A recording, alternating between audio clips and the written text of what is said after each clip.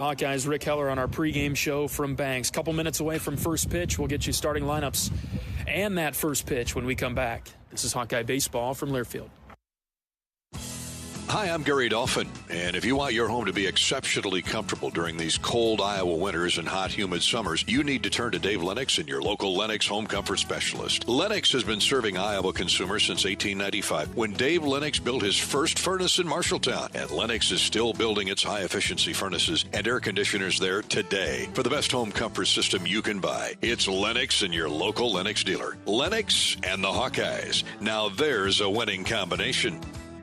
American Equity salutes today's hero of the game. As a proud sponsor of the ongoing recognition of our military during Hawkeye games this season, please join American Equity in thanking all who have served our country. American Equity is more than just retirement savings and income products. They are committed to providing you best-in-class service and high-quality retirement income that helps deliver the independence to dream and reach your goals. To learn more about American Equity, please visit their website at american-equity.com.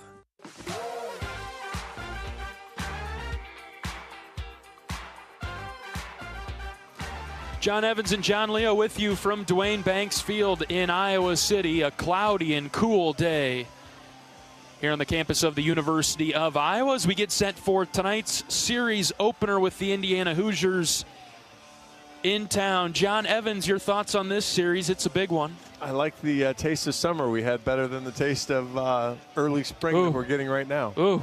But it's mid-50s, low 50s, and breezy. Yeah, I think 58 if you believe my Apple Watch, and it's at 14-mile-an-hour north wind. That's unpleasant, and so. But regardless, we've got 3 baseball games to play against a really good Indiana team, and we've seen a lot of good games with them over the years. What do you make of the Hoosiers this year, John? They're 23-18. They're 12-9 in the Big Ten. A little bit up and down on the road at 5-7. I think that's what you get when you're young. I mean, as you look at the starting lineup, there's 1, 2, 3, 4, 5 freshmen, and so sometimes you get the greatness out of the talented freshmen, and sometimes you get the growing pains out of the talented freshmen. And so, I think it's important for Iowa to stick to their process and do their thing, and put pressure on right away and see what happens. Interestingly enough, Indiana has arguably the best offense in the conference. I mean, Iowa leads in a lot of categories, but Indiana's got the second best batting average, on-base percentage, second most doubles in the conference. They've hit the second most home runs in the Big Ten, and they lead the league in slugging. So they're a very offensive team. Now, their home park is very hitter-friendly, but I'm sure some of that carries on the road. Well, yeah, you don't just go on the road and forget how to hit, but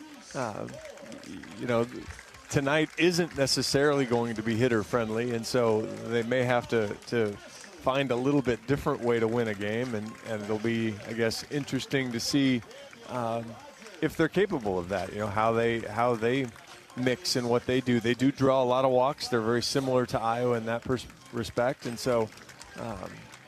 If they can be patient, and if Cade doesn't command the zone, if he's more like last week than he was the month before, then he may struggle a little bit to get in the zone. But you also, as you mentioned, they lead the conference in slugging, so you can't just throw a bunch of cookies up there and hope that it works out, because they'll hit you hard.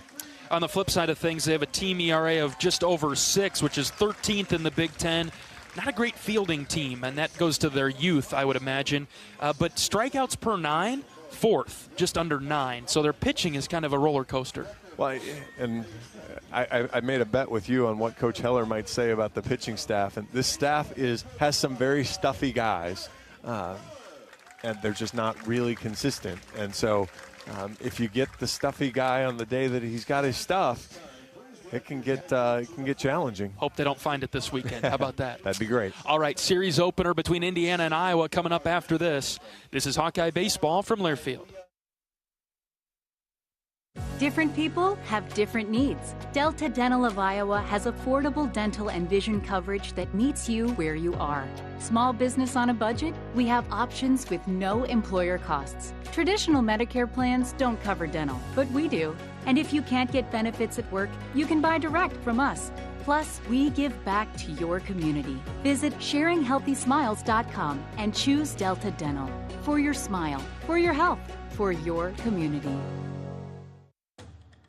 Iowa Hawkeyes women's basketball forward Hannah Stolke teamed up with 22 and Vine at Riverside Casino and Golf Resort to bring you an exclusive creation, the Hamburger. This mouthwatering masterpiece features 2 delicious sausage and beef patties with crispy bacon jam, melted American cheese, and a perfectly fried egg, all nestled on a French toast caramelized brioche bun. Experience the Hamburger today, available only at 22 and Vine. It's a game changer.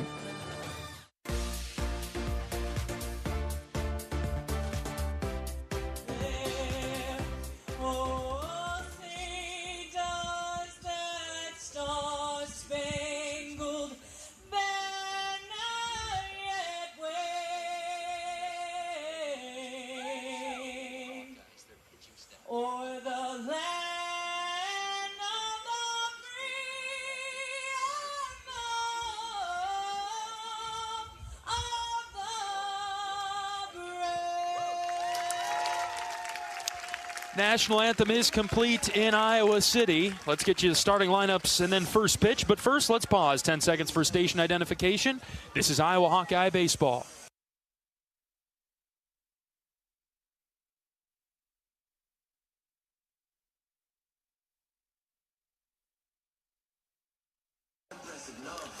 All right, time for today's starting lineups. We'll go first with the visiting Indiana Hoosiers, 23-18. They are 12-9 in the Big Ten.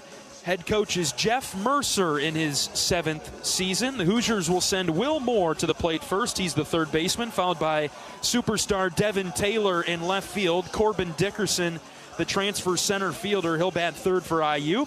Middle of the order, 4, 5, 6, Jake Hanley at first base, Tyler Cerny at second, Cooper Malamazian at shortstop, and then 7, 8, 9, Hogan Denny, the DH, Caleb Koski, the right fielder, and TJ Schuyler, the catcher.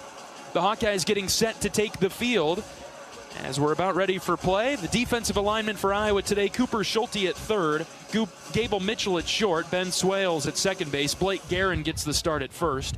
Outfield left to right, Ben Wilmus, Miles Risley, and Andy Nelson.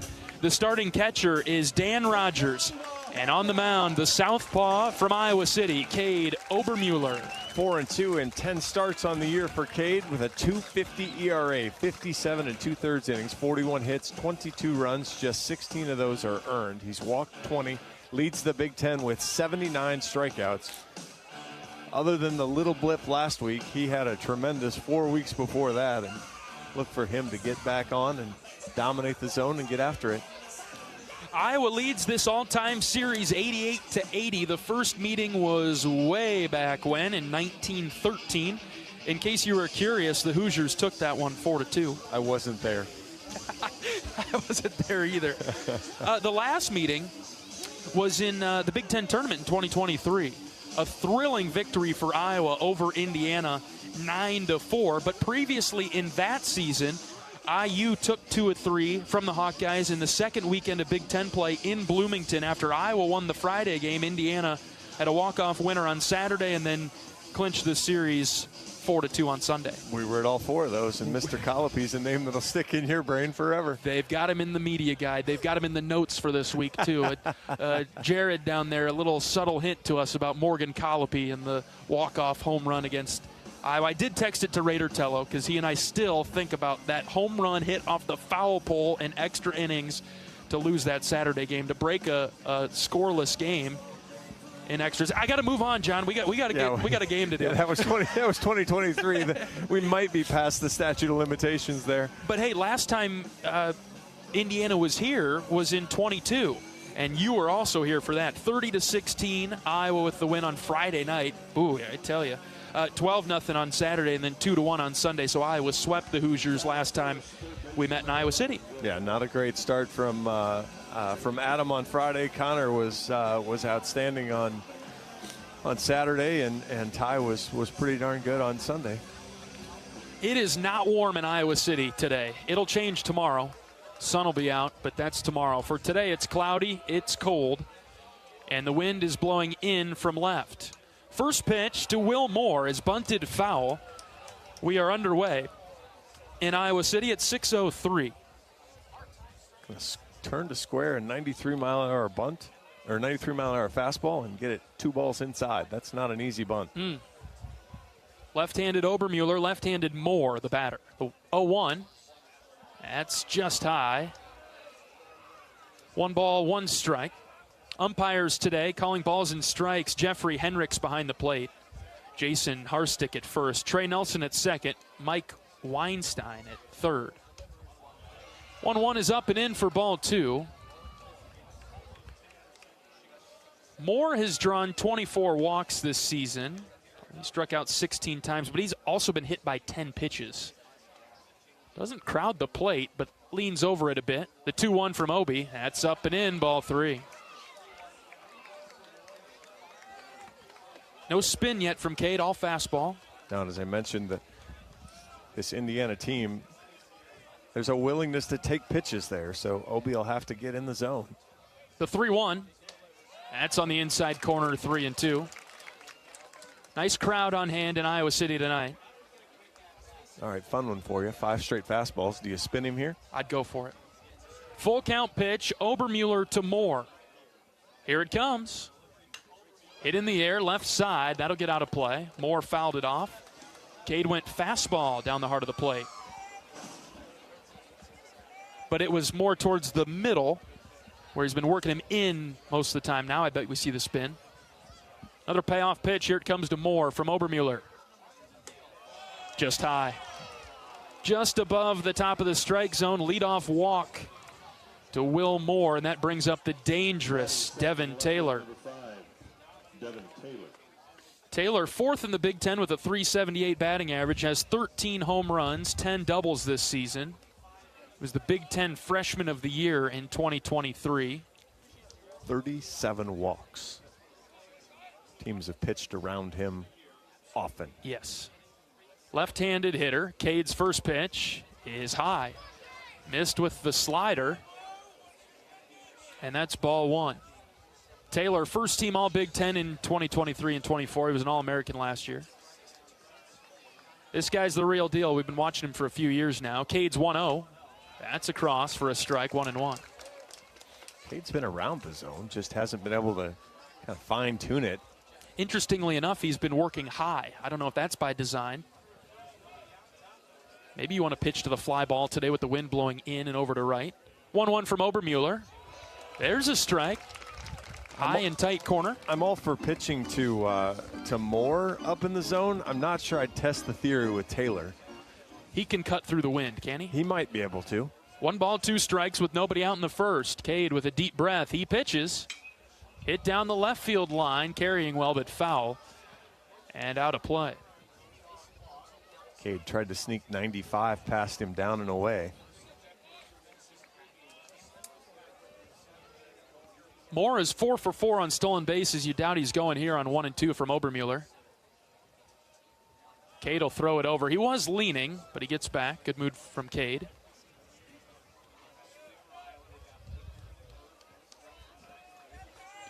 One ball, 2 strikes on Devin Taylor.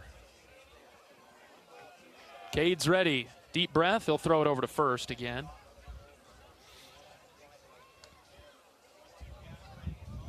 Taylor with 37 walks. He does have 22 strikeouts. Major speed threat as well. He is full 5 tool. Yep. He's got it all. Here's the 1-2 upstairs. You throw the slider lower, you got a better chance at getting the guys to offer at it. Thrown it a few times. They've all been high. 2 balls, 2 strikes on Taylor. Cade ready. Deep breath. He pitches. This is hit well to right field. Nelson moving back. It's caught up in the wind, and Andy will make the catch for the first out of the inning. Nelson with a good throw to the infield to keep Moore at first base. And I know as a left-hander, you're going to need to try to pull it today, but that one's a good pitch from Cade, outside part of the plate. Good barrel from Taylor, but again, it's just not really going to go anywhere. It's blowing in from in between the scoreboard and the batter's eye, pretty much the scoreboard. Here's Corbin Dickerson, right-handed hitter. First one of the day for IU, and Cade starts him off with a slider that comes in the back door. It's a dangerous day if the wind is blowing to right against this Indiana offense, but it's blowing in as well, so not really towards the foul pole. There's a fastball for a strike on the outer edge. It's kind of coming right towards the grandstand to our right. Yeah, we heard Coach Kenny talk about, hey, guys, sorry, hitters, you guys with 5 home runs, not impressed? Well, 13, 17, and 10 here, the 2, 3, 4 hitters. 0-2. Cade threw it inside, got away from Rogers. And Moore will get to second base. Popped right out of D. Rogers' mitt. Yeah, Cade missed his spot there. And Rogers is so good with those pitches, but that one just kind of rattles in and out of his glove and takes the double play off. 1-2 on Dickerson, batting .363. Team leader in home runs was 17. Obermuller's 1-2 pitch. Hit him. Slider that broke all the way in and caught him in the leg. Boy, that was pure taking a pitch there as he leaned into that one. I mean, it was inside. It wasn't like he leaned over the plate, but he was bending the knees, following it all the way in, and took it right there. First hit by pitch for the year, so not something he tries to do very often. Does not get much easier here. Jake Hanley comes up. He's a freshman, .348, stands in from the left side. Started every game for IU this year. First pitch up and in with the fastball.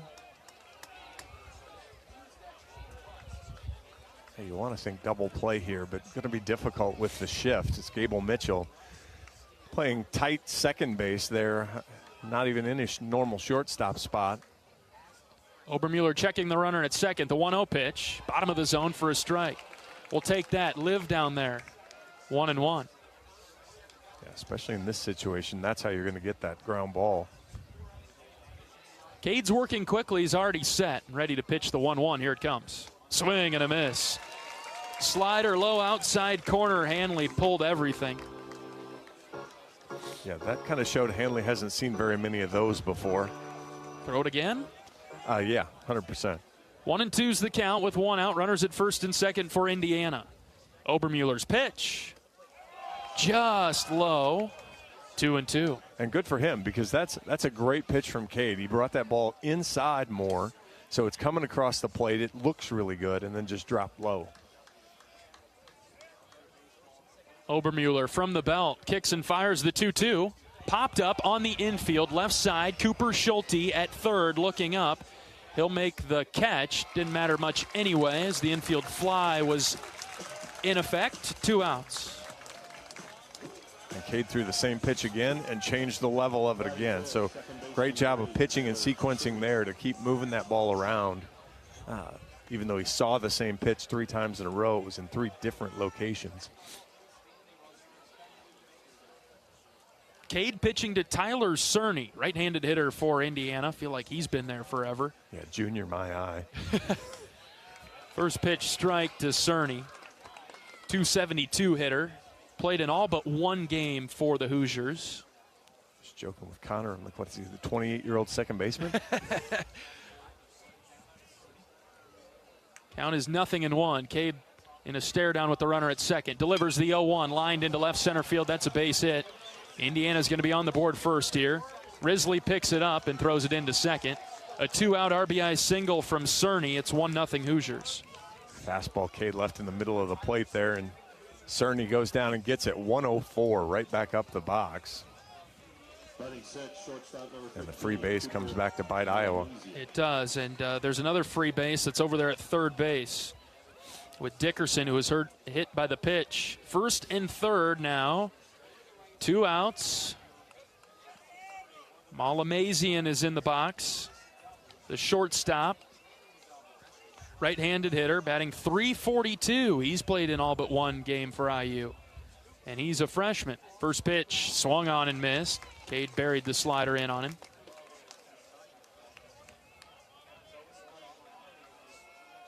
Pitch number 25 for Obi in the first inning. Trying to get out of it here in the first. Iowa trails 1-0. Cade's ready. He'll throw it over to first. As Cerny was dancing around, he got back.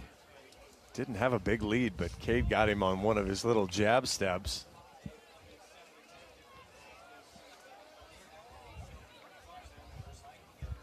Now Obermueller set, ready to pitch to Malamazian. Here's the 0-1. Lined, foul to third.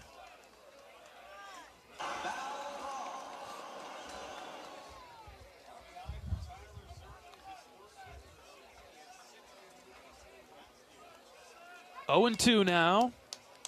Cade in control. He's used the slider twice. We'll see what he cooks up here. The 0-2 pitch. Swing and a miss. The high heater got him. And the Hoosiers leave a couple, but they do strike first on a 2-out RBI single. It's 1-0 IU. We'll see how the Hawkeyes respond in the bottom half of this inning when we come back. This is Hawkeye Baseball from Learfield.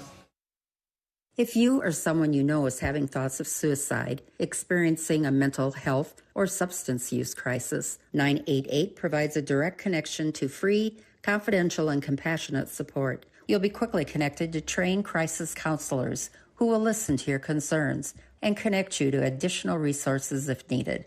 There is hope. For 24/7 support, call or text 988 or chat 988lifeline.org. A message from Iowa HHS. Brown Deer Golf Club offers a pure golf experience. Manicured bentgrass fairways with tees and greens carved into gracefully rolling landscape. Challenging, yet extremely playable. Improve your game with PGA instruction and our full-service pro shop. Treat yourself to Bunker's Bar and Grill for lunch or dinner. And our scenic Greenview Banquet Room is perfect for weddings or any special event. Brown Deer Golf Club, a stunning country club setting at affordable public rates.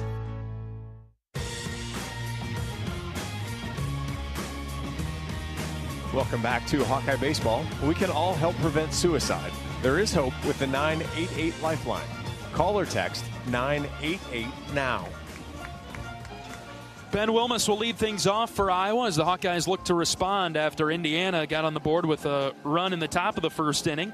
After Ben, we'll see Gable Mitchell, the shortstop, Reese Moore, the DH. Middle of the order, Miles Risley in center, Dan Rogers, the catcher, and Blake Guerin at first base.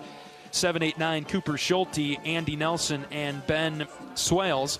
The starting pitcher for Indiana is Pete Haas, a right-handed redshirt junior from Hancock, New Hampshire. 1-2 with a save on the season. 26 2/3 innings. 4.39 ERA. He's given up 28 hits, 21 runs. Just 13 of those are earned, though. 13 walks, 30 strikeouts. He's given up 10 extra base hits, including 4 home runs. Fastball is going to come in around 90 plus or minus. He'll throw a slider and a changeup as well. His changeup's actually a good chase pitch, so Iowa saw that quite a bit at Michigan. The Iowa hitters, though, if they can kind of go up there hunting fastball, might get one to hit. You know, he's not going to be, if he's in the game in the 4th inning, it's really good for Indiana. Yeah, and we've heard that from several sources. Yeah, he's an opener. He's not the kind of the traditional starter idea. Ben Wilmus in the box. Haas on the rubber. The right-hander will go out of the stretch only. First pitch to Ben. Inside. Ball 1. I just get a kick out of watching how different teams play. I mean, outfield here, we've talked about the stripes a lot. Left field, Taylor, clear over in the 2-stripe, yeah. Almost, halfway, a third of the way to 3. 1-0 pitch to Wilmus, low and out. That's ball 2. The feathers of the Tiger Hawk, so the left side of the Tiger Hawk wide open. Ben can hit that gap. Iowa, very good team in the first inning, outscoring opponents 41-17, but have given up 1 in the top, and now looking to respond. Haas can't hear. His pitch comm is failing him. Say, home plate umpire's got to go over, make sure there's no secret notes passed here. Doesn't count as a mound visit.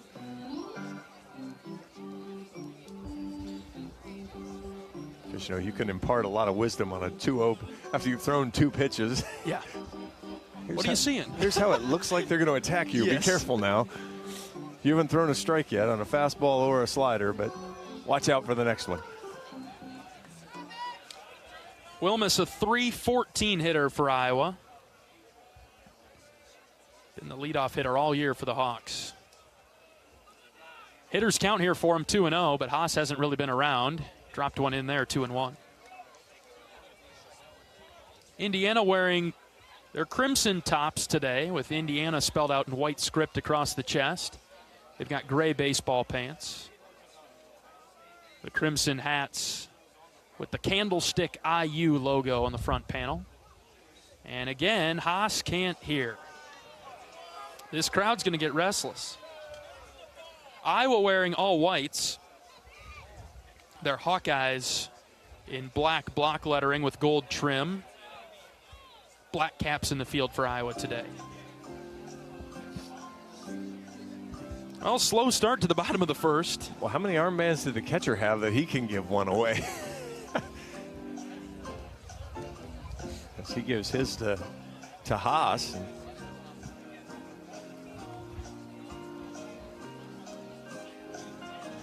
Next thing you know, he'll have a communication issue. Yeah, exactly. They're freezing out Benny Wilmus. They're freezing out their fielders. We haven't had to talk about that in a while. Yeah. Cade left his defenders out there a little longer than you want, but Indiana trying it without even throwing a pitch. Count is 2-1 on Wilmus. Indiana leads 1-0. Next pitch, Wilmus grounds foul to third, out in front of, there's that changeup, John. Yeah, drop down below the zone. We saw Indiana show some patience in the top half of the inning. See if Iowa can match that. Infield really over to the pull side for Wilmus. Count even at 2. Haas is ready. The right-hander from the stretch pitches.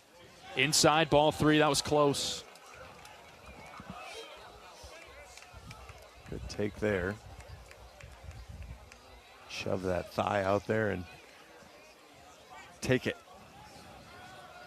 Full count on Wilmus. Haas from the belt pitches. Ben tapped foul. He stays alive. Haas didn't give in to him either. Went back to the changeup. Left it right at the bottom of the zone.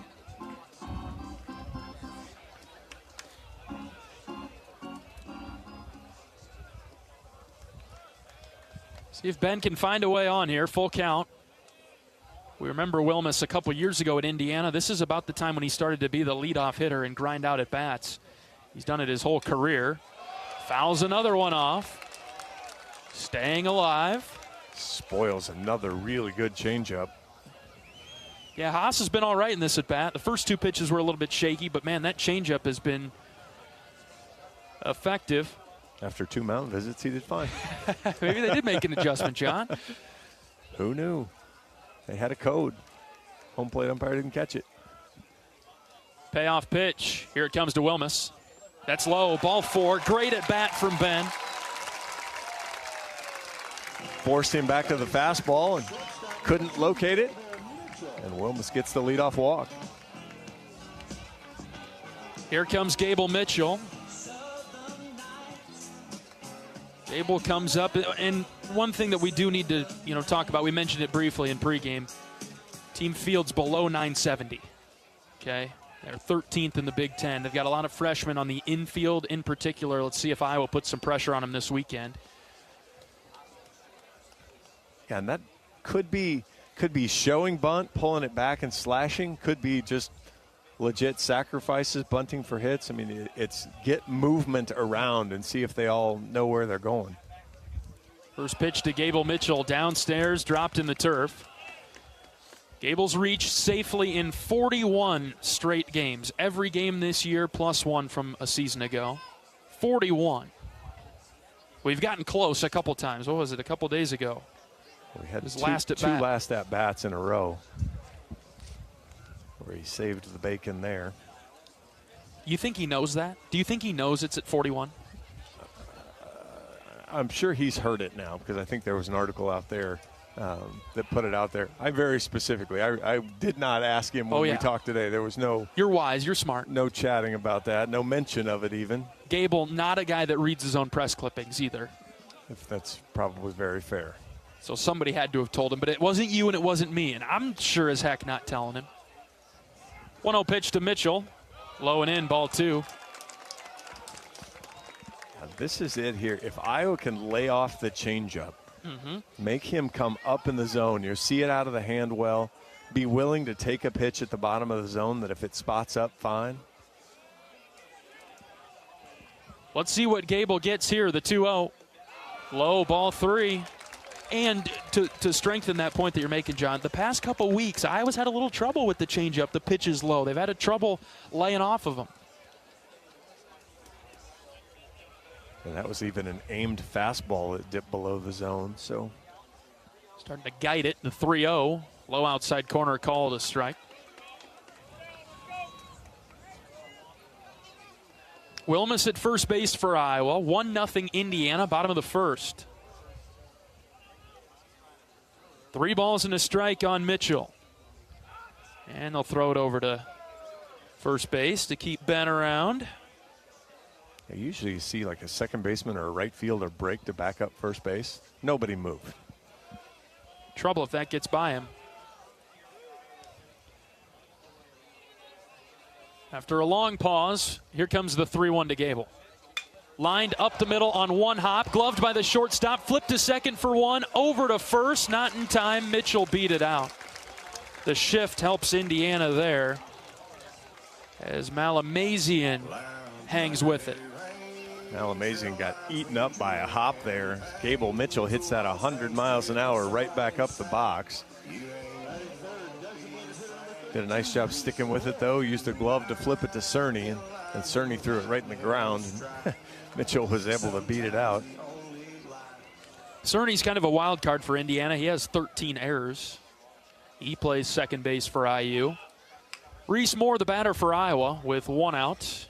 First pitch to Reese is in the dirt. So in the top of the first, Cade missed high most of the time. Haas is flipping everything in the turf. Well, he's throwing, he's trying to locate that changeup, and Iowa so far showing good patience, staying off of it. Overcast skies in Iowa City, wind blowing in from left, right into the Iowa dugout. Indiana concerned about Iowa's running threat, at least keeping the base runners near the bag. Gable is 8 for 10. Not a ton of stolen bases, but certainly a threat to move.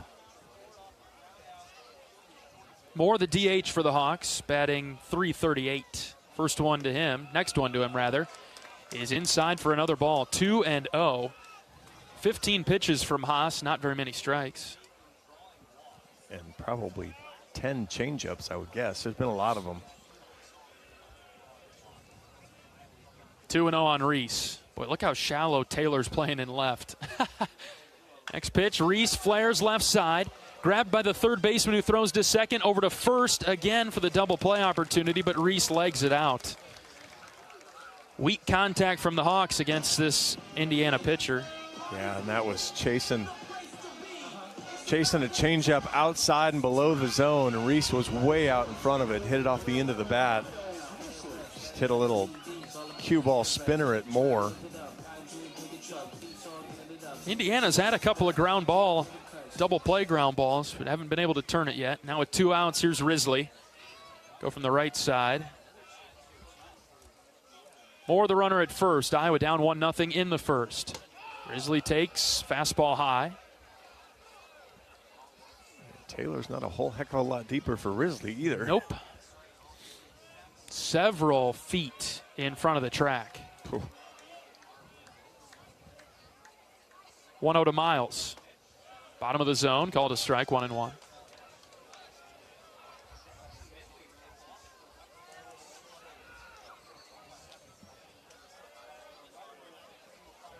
Risley has started every game for Iowa out in center field. Looking for an important 2-out hit in the early going. The 1-1 pitch to Risley. Miles rips down the left field line. It'll hook foul. Hit off the top of the half wall in left. 1-2 now on Risley. Yeah, that was a better fastball there for Haas.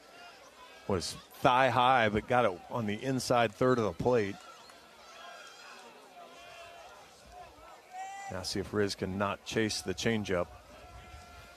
Pretty safe bet that it's coming. Huge hole on the right side of the infield for Risley. Yeah, huge hole down the right or left field line. If he can hook it over Moore's head at third. Line it into Cade's corner. 1 ball, 2 strikes with 2 outs. Throw it back over to first again. How many years of us being together will that be Cade's corner? I think it'll be forever. Until somebody tries to lay a claim to it, at the very least. Be Cade Moss's corner down that left field line. Completely agree. Haas ready with the 1-2. Here it comes to Risley. Miles hits in the air to center. Dickerson moving over towards right center now. He's under it, and he caught it for the third out. Leadoff walk of Ben Wilmus, but that's all for Iowa. 1-0 Indiana. We're through 1 in Iowa City. Back after this. This is Hawkeye Baseball from Learfield. American Equity salutes today's hero of the game. As a proud sponsor of the ongoing recognition of our military during Hawkeye games this season, please join American Equity in thanking all who have served our country. American Equity is more than just retirement savings and income products. They are committed to providing you best-in-class service and high-quality retirement income that helps deliver the independence to dream and reach your goals. To learn more about American Equity, please visit their website at american-equity.com. Leaders know there's no guide to greatness. When everyone else says something can't be done, they know it only hasn't been done yet. True leaders weather the fiercest storms and look deep within themselves to rise above and help others find their way forward. At Great Southern Bank, we're proud to partner with visionaries that help raise the tide for all of us. And when you're ready to bring your vision to life, we'll be right behind you with award-winning support.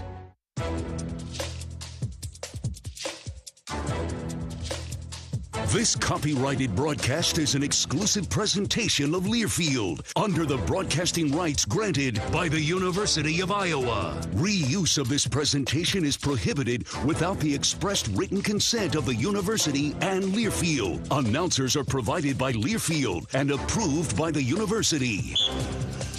Hawkeye Baseball is brought to you by Riverside Casino and Golf Resort. Stop by today for a relaxing massage at the spa, fine dining at Ruthie's Steak and Seafood, and so much more. Visit Riverside Casino and Golf Resort today, located minutes south of Iowa City. Indiana 1, Iowa 0 as we enter the second inning. 7, 8, 9 due up for the Hoosiers. Hogan Denny will be up first. He's the DH. Right-handed hitter. Cade pitches. Low and out. Ball 1. Cade threw 27 pitches in the first inning. That won't be sustainable, so let's have a better inning here in the second. 1-0. Low and in. Ball 2. Ooh. Very close. Both of those are nice pitches. They're just slightly below the zone. Cade looking to get in the strike zone now. The 2-0 missed high and out.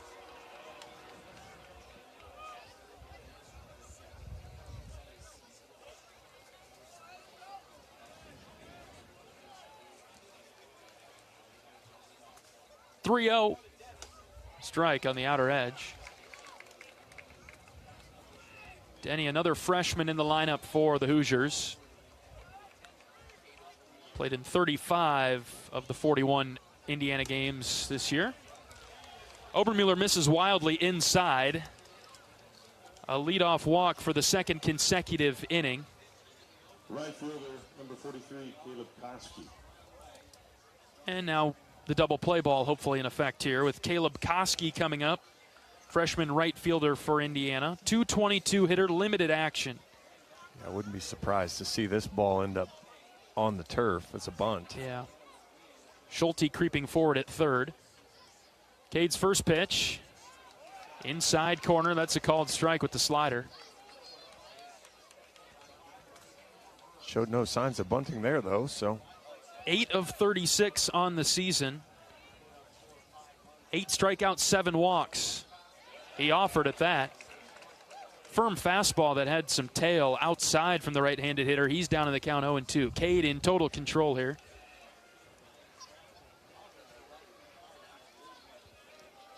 Obermueller quickly set. Here's the 0-2. Popped foul straight back.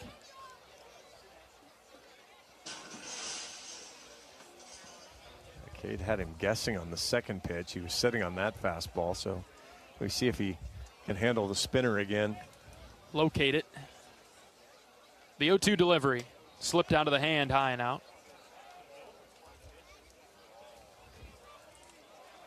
It's already a productive at-bat, though, because this is going to be pitch 5 to get him out. Yep. Obermueller's 1-2. That's up and in, just about hit him. He was leaning into it. He was trying to take it.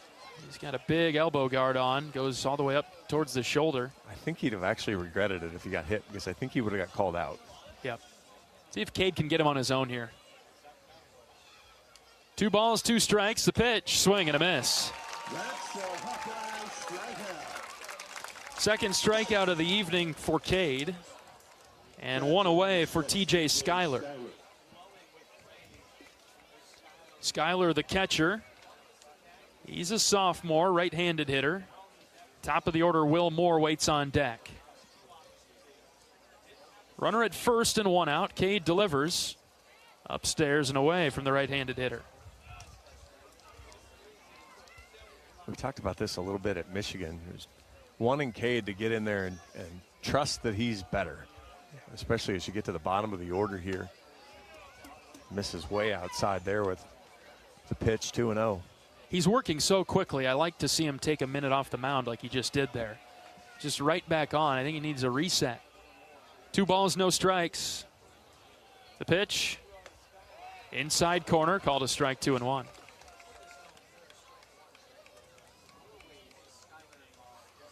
He's had a couple of friendly inside corners that have helped take advantage of them. Back in the count now. Obermueller ready with the 2-1 from the belt. Pitches high and out. A lot of pitches have missed upstairs from Cade so far tonight. And he's up over 40 pitches already. We're in the second inning. 3-1 on the 9-hitter. Schuyler, the pitch. Lined foul over to the right. Indiana's had a similar approach to Michigan, kind of waiting Cade out. And Cade has put up a similar performance so far. He hasn't been close enough to get many swings and misses. Full count pitch, here it comes. Hit in the air, right side. Nelson moves back. Now Andy comes forward a couple steps. He makes the catch for out number 2. I don't want to oversell it, but that was important. 3-0 on the 9-hitter, and you've got Moore, and then worse, Devin Taylor coming up after that. I mean, that was a big comeback there to get an out. Now you still have to finish what's going on here, but build off it. Yep. Yeah, with 2 on and 1 out, and the top of the order coming up it's a different situation. And Indiana with the lead already, 1-0. We're in the second. Cade facing Will Moore. Back to the top of the order. Cade walked him in the first. He would come around to score. Behind 1-0 already. Obermueller's pitch. High strike call, 1-1. 1 hit allowed, but 3 free bases. That's a couple of strikeouts. Count even at 1. Lefty on lefty matchup here. The pitch from Cade. Slapped opposite field, foul into the netting. And it's 1-2. It's gone up, up, up, John. Throw that slider down and away if he can make that adjustment. Yeah, I wish I thought it was intentional to have them all be up. I'm in the same boat with you. I'd feel better about it if I thought that were the case. 1-2. Long pause from Cade. Pickoff move to first, safe. Denny flopped back. Boy, the funny part was he has no real lead, but he took off when Cade went and had him going the wrong, not running, just he was taking his secondary lead. Cade had him going the wrong way. 1-2 from Obermueller. Strike 3 called right on the outer edge. He painted the corner.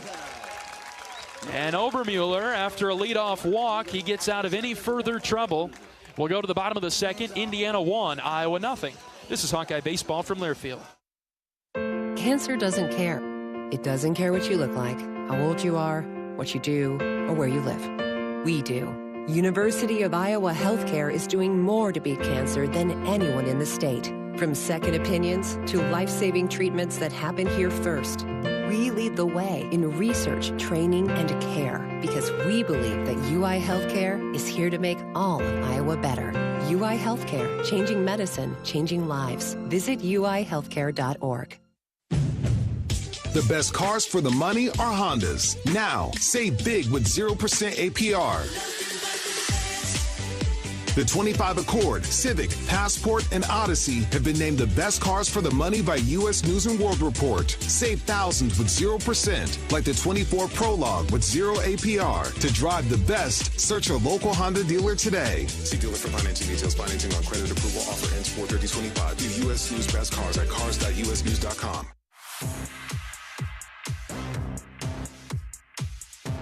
Hawk fans, experience your home away from home at Coralville's finest all-suite hotels. Homewood Suites and Home to Suites by Hilton each offer guests spacious suites, complimentary breakfast, 24-hour fitness center, pool, hot tub, guest laundry, and convenient locations. Let their warm and friendly staff take care of you and your family when you visit Hawkeye Country. John Evans and John Leo with you from Dwayne Banks Field in Iowa City. The Hoosiers on top early. It's 1-0. Bottom 2, here comes Dan Rogers to lead things off. Blake Guerin and Cooper Schulte will follow. Pete Haas continues to pitch for Indiana. He threw 20 pitches in the first inning. A leadoff walk to Ben Wilmus, but then a couple of ground balls and a flyout got him out of trouble. First pitch to Rogers, here it comes. Right at the knees for a called strike. Off speed, Dan took it. I like that approach. Yeah, he's been hammering first pitch fastballs. Team's now making the adjustment after he took those a lot early in the season. Haas kicks and delivers the 0-1. Rogers hits in the air to right.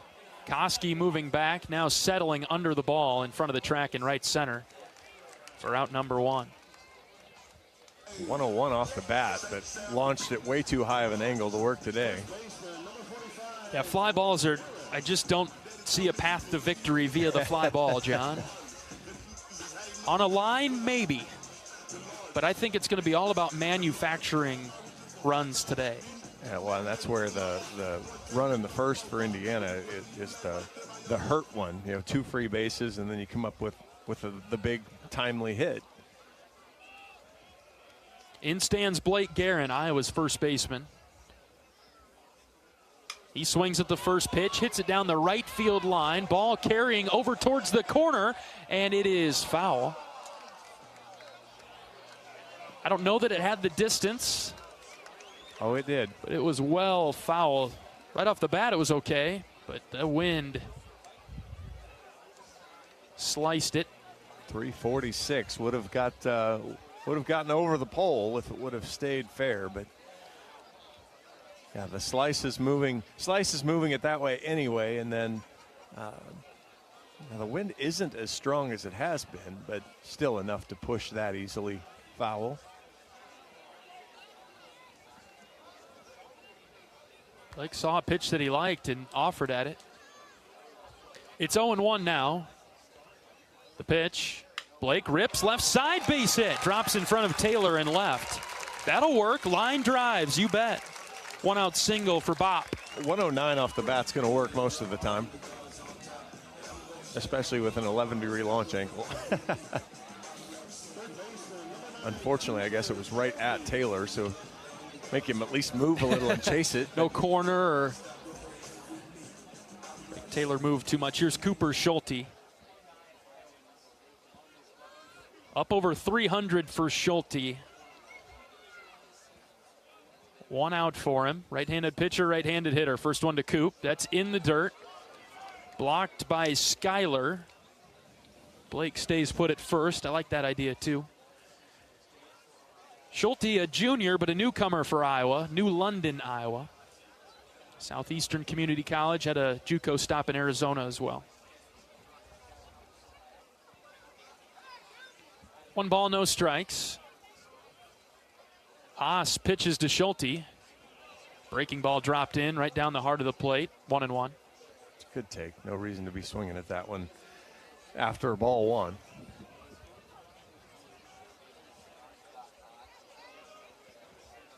Guerin at first base for Iowa. The Hawks down 1-0. 1-1 pitch. Schulte lifts into center field. Dickerson drifting over towards right. He makes the catch. 2 down.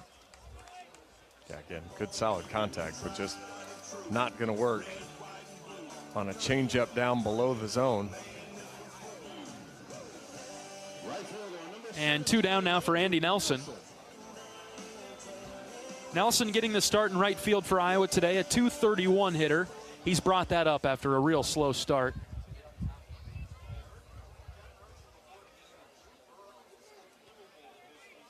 Haas operating from the first base side of the rubber, deals to Nelson. Spinner in the dirt, ball 1. Really love to see patience from Andy here.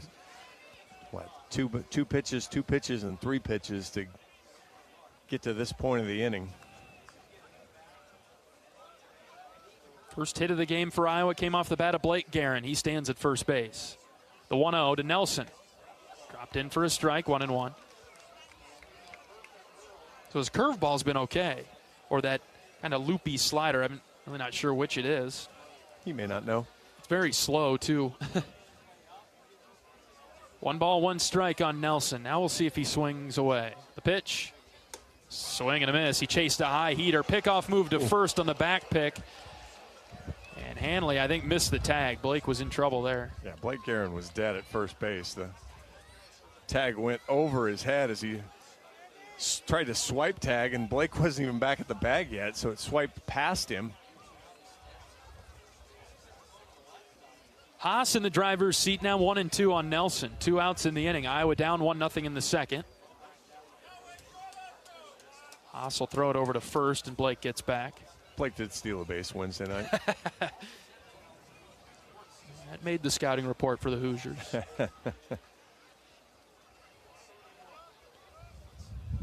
Ben Swales is on deck. We'll see if Iowa can get to him in this inning. The 1-2 upstairs. Andy laid off. 2 balls, 2 strikes.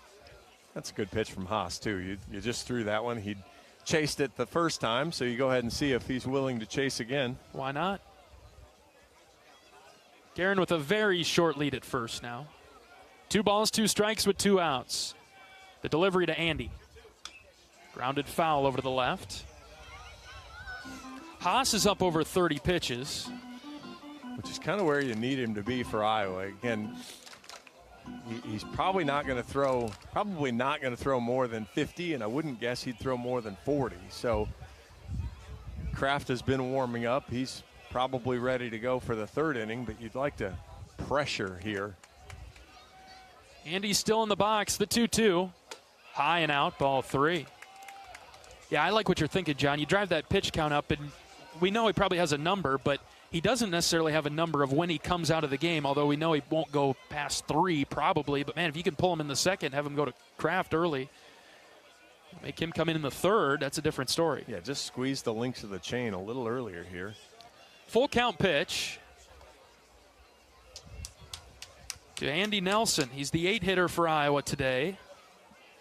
He's a vet, one of the captains. Looking to find a way on. Full count pitch from Haas. Here it comes. Grounded foul past 3rd. Too good to resist that changeup that was below the zone.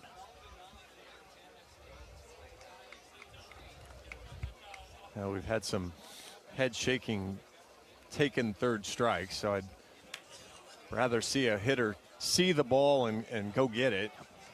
Draw some contact, and good to see another day. Just like Nelson is doing here. Full count. Payoff pitch from Haas. Here it is. Andy lifted foul to the right side. Just scooped under the fastball.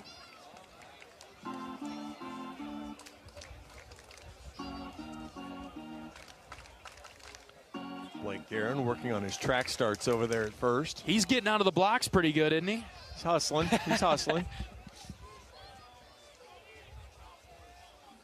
Who will break here, Haas or Nelson? Another payoff pitch on its way home to Andy. And it's low, ball 4. Nelson wins the battle, and the inning continues. And again, the best part of that is we'll get a mound visit. We'll get a pitching change. Pitching change in the second inning. You think ahead of schedule for the Hawks here, John? Absolutely. All right, 2 outs. We'll see a new IU pitcher. After this pitching change break, the Hawks have a couple runners on. We'll be back with the details on the new Hoosier pitcher after this pitching change break. This is Hawkeye Baseball from Learfield. Something big is happening at Hy-Vee. We've just lowered thousands and thousands of prices on thousands and thousands of items in every aisle and in every department. Online, too. And on many of your favorite products. We've even matched prices with some of the biggest discount stores in the country. Because we get it, times are still tough. So we'll continue to work hard to bring you new lower prices on thousands of items. Things are looking different at Hy-Vee. Come see for yourself. You might think Iowa grows corn, but the truth is, corn grows Iowa. Corn can even fuel your drive to watch the Hawkeyes play when you choose Unleaded 88. It's a fuel that's cheaper, cleaner, and greener. Plus, it's homegrown, making Unleaded 88 the clear choice at the pump and totally worth the hype. So as you head to cheer on the Hawkeyes this season, don't just fuel up. Pump it up with Unleaded 88. Find Unleaded 88 at a station near you. Go to iowacorn.org/88. University of Iowa Healthcare is here for you no matter where you are in the state. Changing medicine and changing lives for all of Iowa and beyond. Visit uihealthcare.org. Indiana 1, Iowa nothing. In the bottom of the second, Pete Haas is out of the game, and the Hoosiers go to one of their bullpen aces right away here. Ryan Kraft, left-handed senior from Mokena, Illinois. Yeah, he's outstanding. 1-1 on the year with a save. And a 4.08 ERA, 35 and a third innings, 37 hits, 17 runs, just 16 of those earned, 13 walks, 35 strikeouts. He has given up 15 extra base hits, including 6 home runs. Fastball will get up there around 90, but he throws a little bit of everything. Curveball, slider, changeup. He'll lean on the fastball if he needs a pitch, but he's going to really try to bump the edges. And so I'll have to kind of watch that fastball cutters. That's kind of the mix he likes to use to get ahead and get outs. Another Indiana player that I remember from a couple years ago, John, as we played against the Hoosiers in a series in Bloomington and also an exciting game in Omaha in 23. So I remember Kraft. He's been on the scouting report. He's been a target for as long as we've been doing this together. And so very familiar with him. Yeah, he had in his 2023 season, he had a streak of 33 and a third innings without giving up an earned run. That seems good. And it was. And then that was without giving up even a run for 24 and a third of those innings. Ben Swales will get the first look at him. First and second with 2 outs. He kicks and fires, wildly missing high and out with a breaking ball.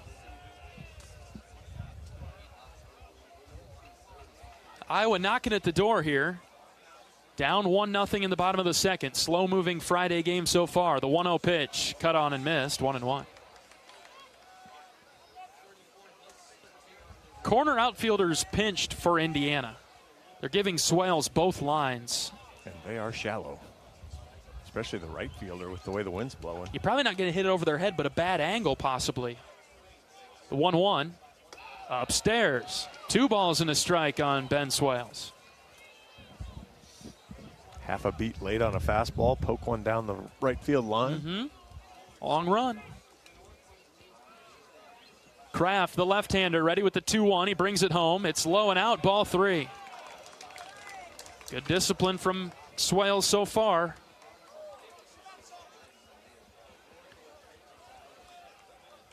Guerin at second. Nelson at first base. 3 balls and a strike on Swales with 2 outs. Here's the pitch. Swing and a miss, 3-2.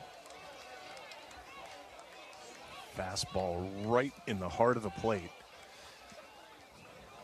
Maybe just a little cutter. Had something just a little bit off of it. Missed Ben's barrel. Full count. Swales choked up on the bat. The 3-2. Hit in the air to center field. Dickerson turning and running back, but he's got plenty of room. And he makes the catch for the third out. Iowa strands 2 runners. We'll go to the third. 1-0 Indiana. This is Hawkeye baseball from Learfield. FS Envision Seed Corn and FS High Soy Soybeans provide best-in-class traits and genetics that perform. In farming, bushels matter to your bottom line. Our field-proven products deliver high yields year after year. Get the seed you need from the people you trust. Contact your local FS Envision and High Soy retailer or visit fsseed.com to learn more. Hey there, sports fans. Hungry for a legendary experience? Look no further than Bump's Restaurants, proudly named after the legendary Bump Elliott. Nestled right at the Finkbine Golf Course on Melrose Avenue, Bump's is your go-to spot for mouth-watering meals. Present your ticket from today's game at Bump's and get a buy one appetizer, get the second appetizer free deal. Offer good through the next home game. See you soon off Melrose Avenue at the Finkbine Golf Course. Bump's Restaurant, a legendary place with legendary food.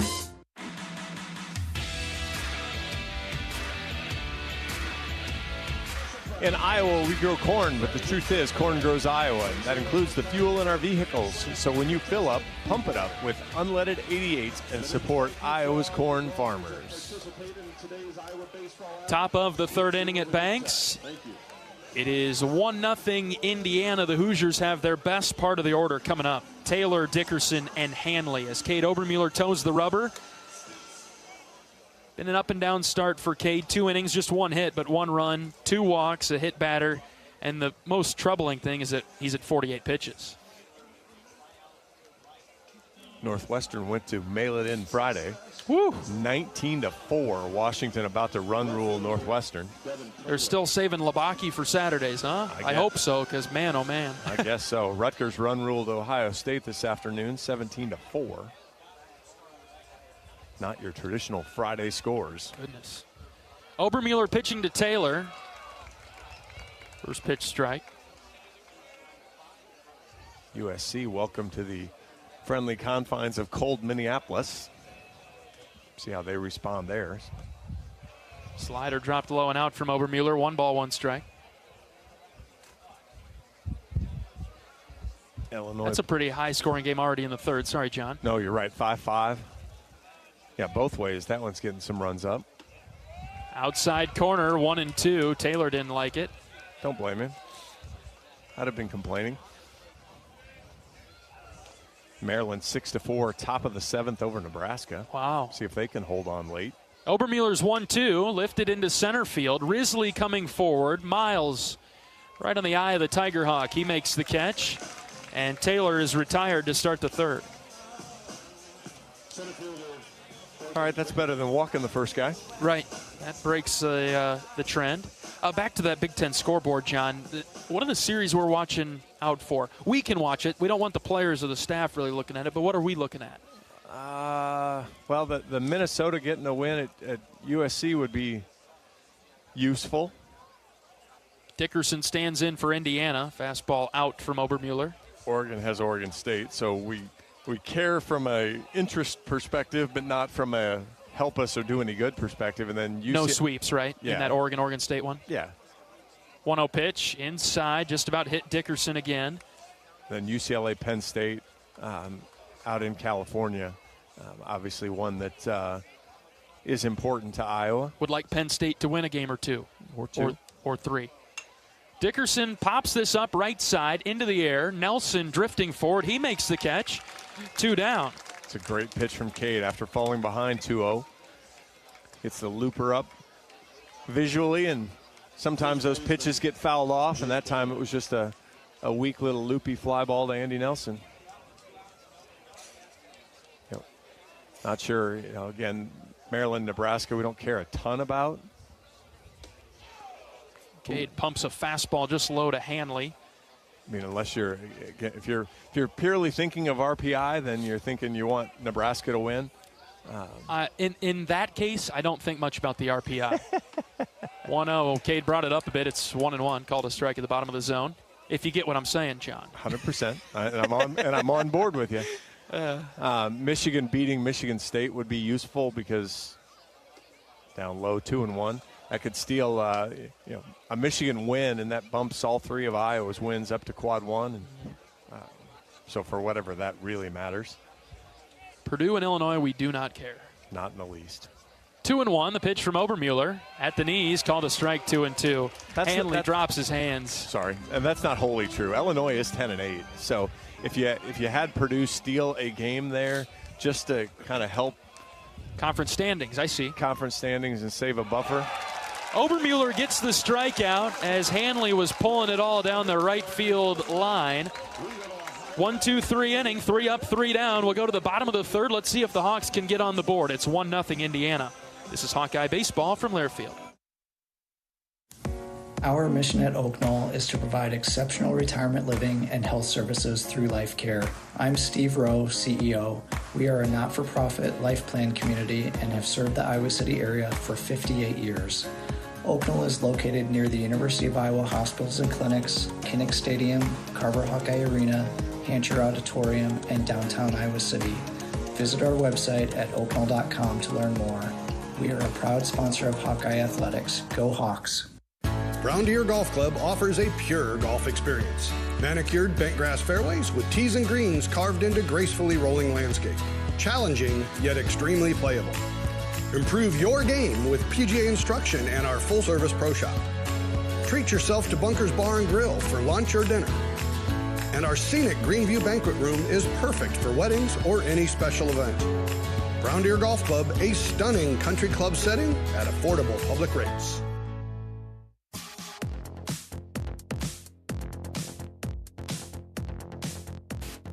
At the game or at home, Wimmer's premium quality hot dogs and sausages will score with family and friends. Take the highest quality beef and pork, and you get the best tasting hot dog. Wimmer's, the official hot dog of the Hawkeyes. Before we start the bottom of the third inning, let's pause 10 seconds for station identification. This is Iowa Hawkeye Baseball from Learfield.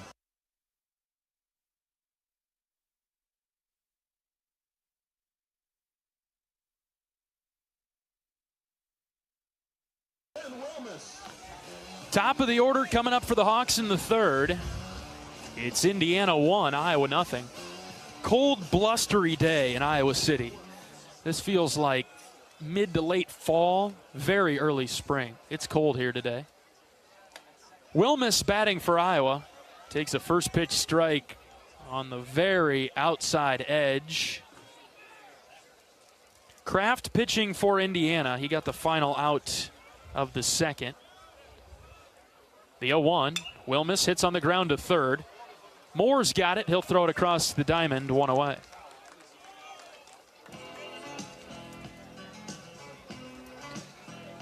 Iowa time through the order, just 1 hit. Came from Blake Guerin. Couple walks, but those came off of Indiana's starter, Pete Haas, who's out of the game. They didn't expect him to go very far anyway today. Gable Mitchell batting for Iowa. He takes ball 1 outside. Indiana, pretty unique pitching style. Got a couple of really good bullpen arms that they try to get to basically as soon as possible if they feel like they're in the game. 1-0, Gable takes for a strike.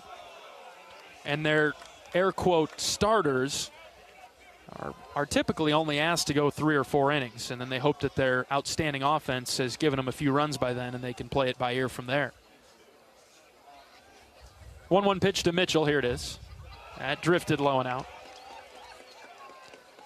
2 balls and a strike on Gable, who reached on a fielder's choice earlier today.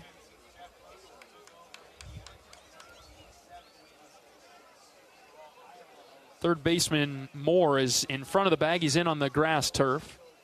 The 2-1. A lot of break on the curveball, and it dropped in right down the heart of the plate for a strike. And it's 2-2.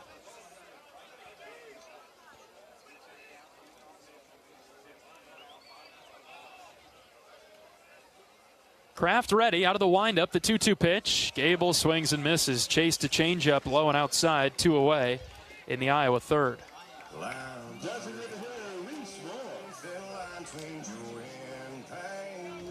So after Gable had gone quite a long time without a strikeout, he struck out in 3 of his last 4 games. And the base is empty for Reese Moore with 2 outs. Kraft delivers outside, ball 1. There's a cheese commercial in there somewhere. Kraft singles? Yeah. Took me a second. You got me, though. It wasn't a movie reference. I thought you had a chance. Moore goes the opposite way on a line drive. 1 hopper in front of Taylor. A 2-out single for Iowa. Off the bat of Reese Moore. He's on for the 2nd time today, reached on a fielder's choice earlier. And in a very similar spot to the first inning, Risley will come up with 2 outs. Kind of an important just to extend the inning a little bit. Kraft threw 6 pitches to get out of the bottom of the 2nd. Only thrown 9 here so far, so you want to try to make Indiana put as many guys out on the rubber as you can. You need to extend these at-bats a bit. And I will say, if they're going to use Kraft today, let's make sure they burn him. I don't think that's going to be an issue. First pitch to Risley. Miles a little bit late, hit it foul in the air over the right. I think they will make sure they use him to his fullest today. 1-0 Indiana, bottom of the 3rd.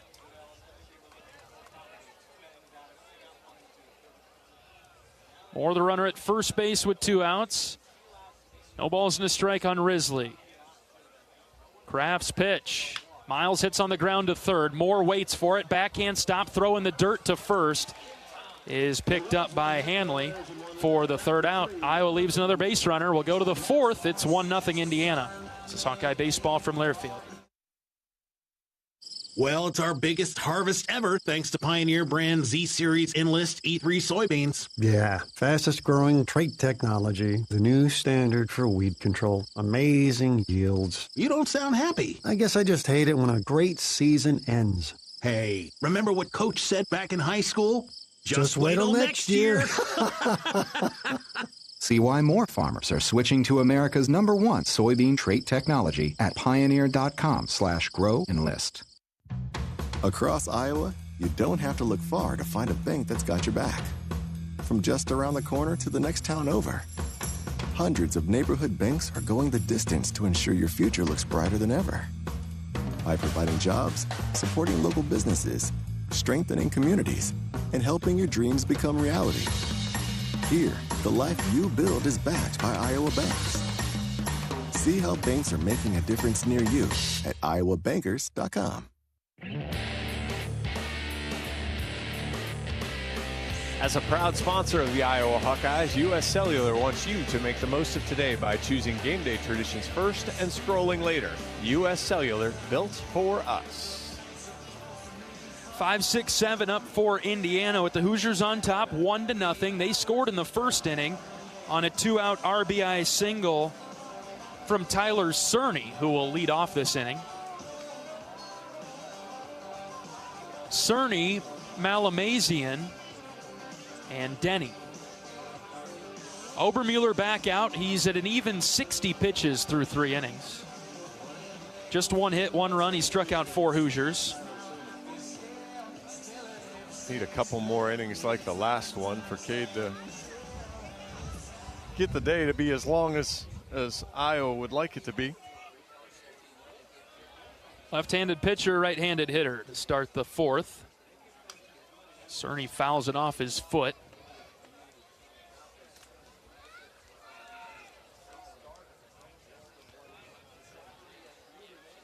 One run, 1 hit, 3 left on for the Hoosiers. No runs, 2 hits, 4 left on for the Hawks. Minimal opportunities so far. Here comes the 0-1 from Obi. Outside, 1 ball, 1 strike.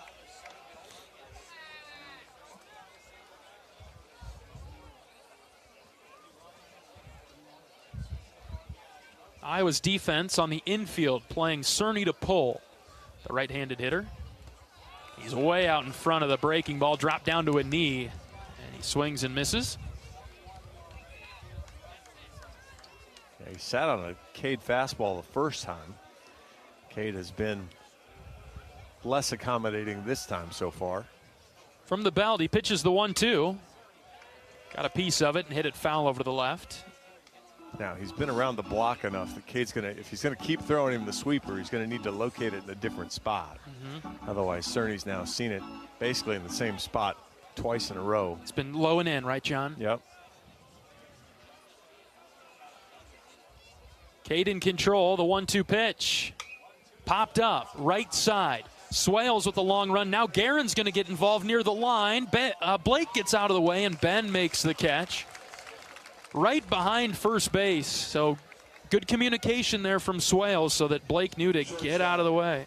Good pitch there from Cade. Came back inside with the fastball, so got 95 in and jammed him. That was a long run for Swales, especially with the wind pushing it away from him. You think the ball's hard to see up in the air tonight? Clouds? I would think so. Gray sky. A little bit of a scuffed up baseball. Malamazian is up. First pitch strike from Obermueller. The high slider. Guys are all far younger than I am, though, with better eyesight. Well, so I'm sure they're doing okay. I think I'd have a hard time with it too, John. Fastball up and away. 1 ball, 1 strike on Malamazian, the shortstop. I had to confront Sam, though, up in Michigan.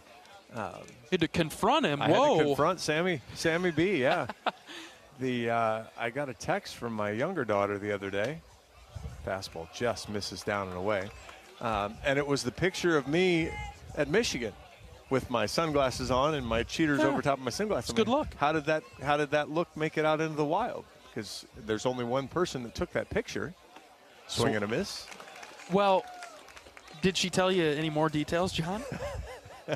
Because Sam took it, but I posted it. Okay, perfect. So it was an Instagram. the darn one social media I don't have. I just ratted myself out there. Swing and a miss by Malamazian. Obermueller strikes him out, 2 down. I just shouldn't have admitted that to you. That makes a lot more sense now. I'd have gotten there eventually, but. Yes.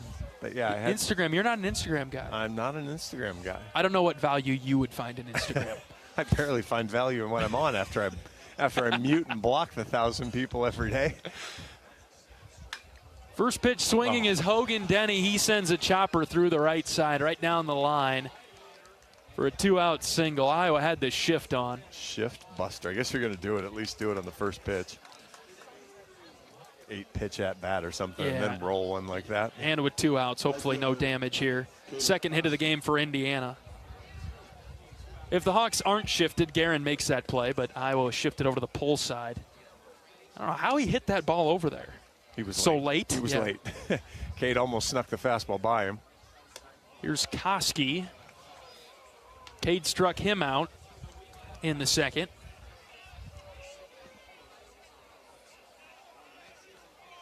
And funny enough, Cade almost picked Denny off earlier. He doesn't have much of a lead anymore, does he? 1-0. That rolled off the bottom of the table, low and in, ball 2. He didn't have much of a lead when Cade almost picked him off, though. He's just this kind of, he has a short lead, and then he takes the lead on movement. Yeah. He read it wrong. 2 balls, no strikes. Cade's pitch, low outside corner. That's a beauty. 2-1. Maryland adding on now in the bottom of the 7th inning. They lead Nebraska 9-5. Obi's 2-1 pitch. That's in and low, ball 3. Michigan also added 1 in the bottom of the 7th. They lead Michigan State 7-1.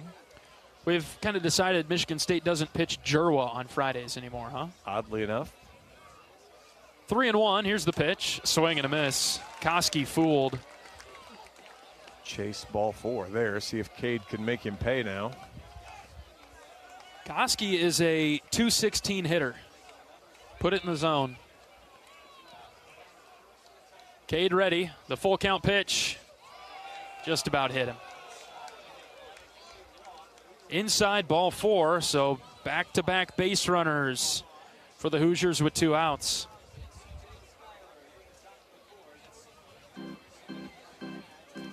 Boy, you had a chance to really clean this up and extend your outing if you're Cade, and now all of a sudden you've thrown 16 pitches this inning and you're still searching for the 3rd out.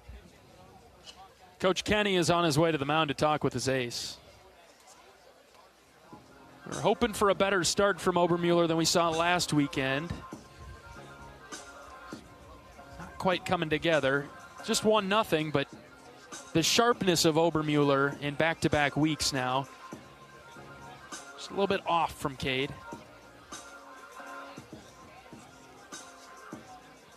Because this is kind of getting to the area. He was fighting it last week, and this is kind of the area where he got a little sideways too. Only lasted 4 innings against Michigan in the Iowa 6-5 win on Friday night. But before that, he had been on a string where he made it at least 6, 4 in a row. Back-to-back 7-inning outings. Just need to get out of the 4th for now. First and second, 2 outs. Here's TJ Schuyler, the 9-hitter, who flied out to right his first time up. Cade's first pitch, way outside, not close.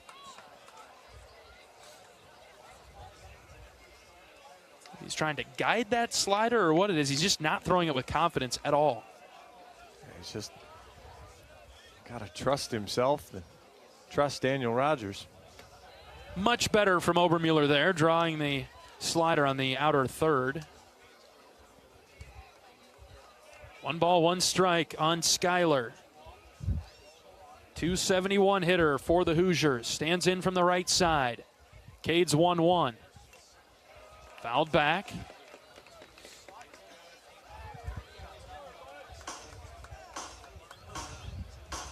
"13 strikeouts in 70 at bats. Not too big of a number. Cade in control here. Let's go right at him.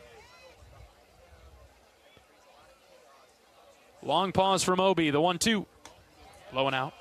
Tried to come in the back door, but it didn't open up. 2 balls, 2 strikes.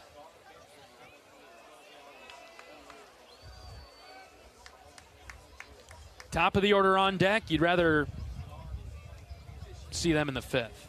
That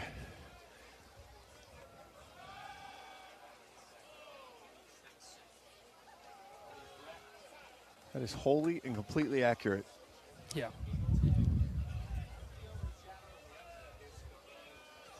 Moore is great at getting on base. There might not be a place to put him if Cade doesn't get this out here. The 2-2.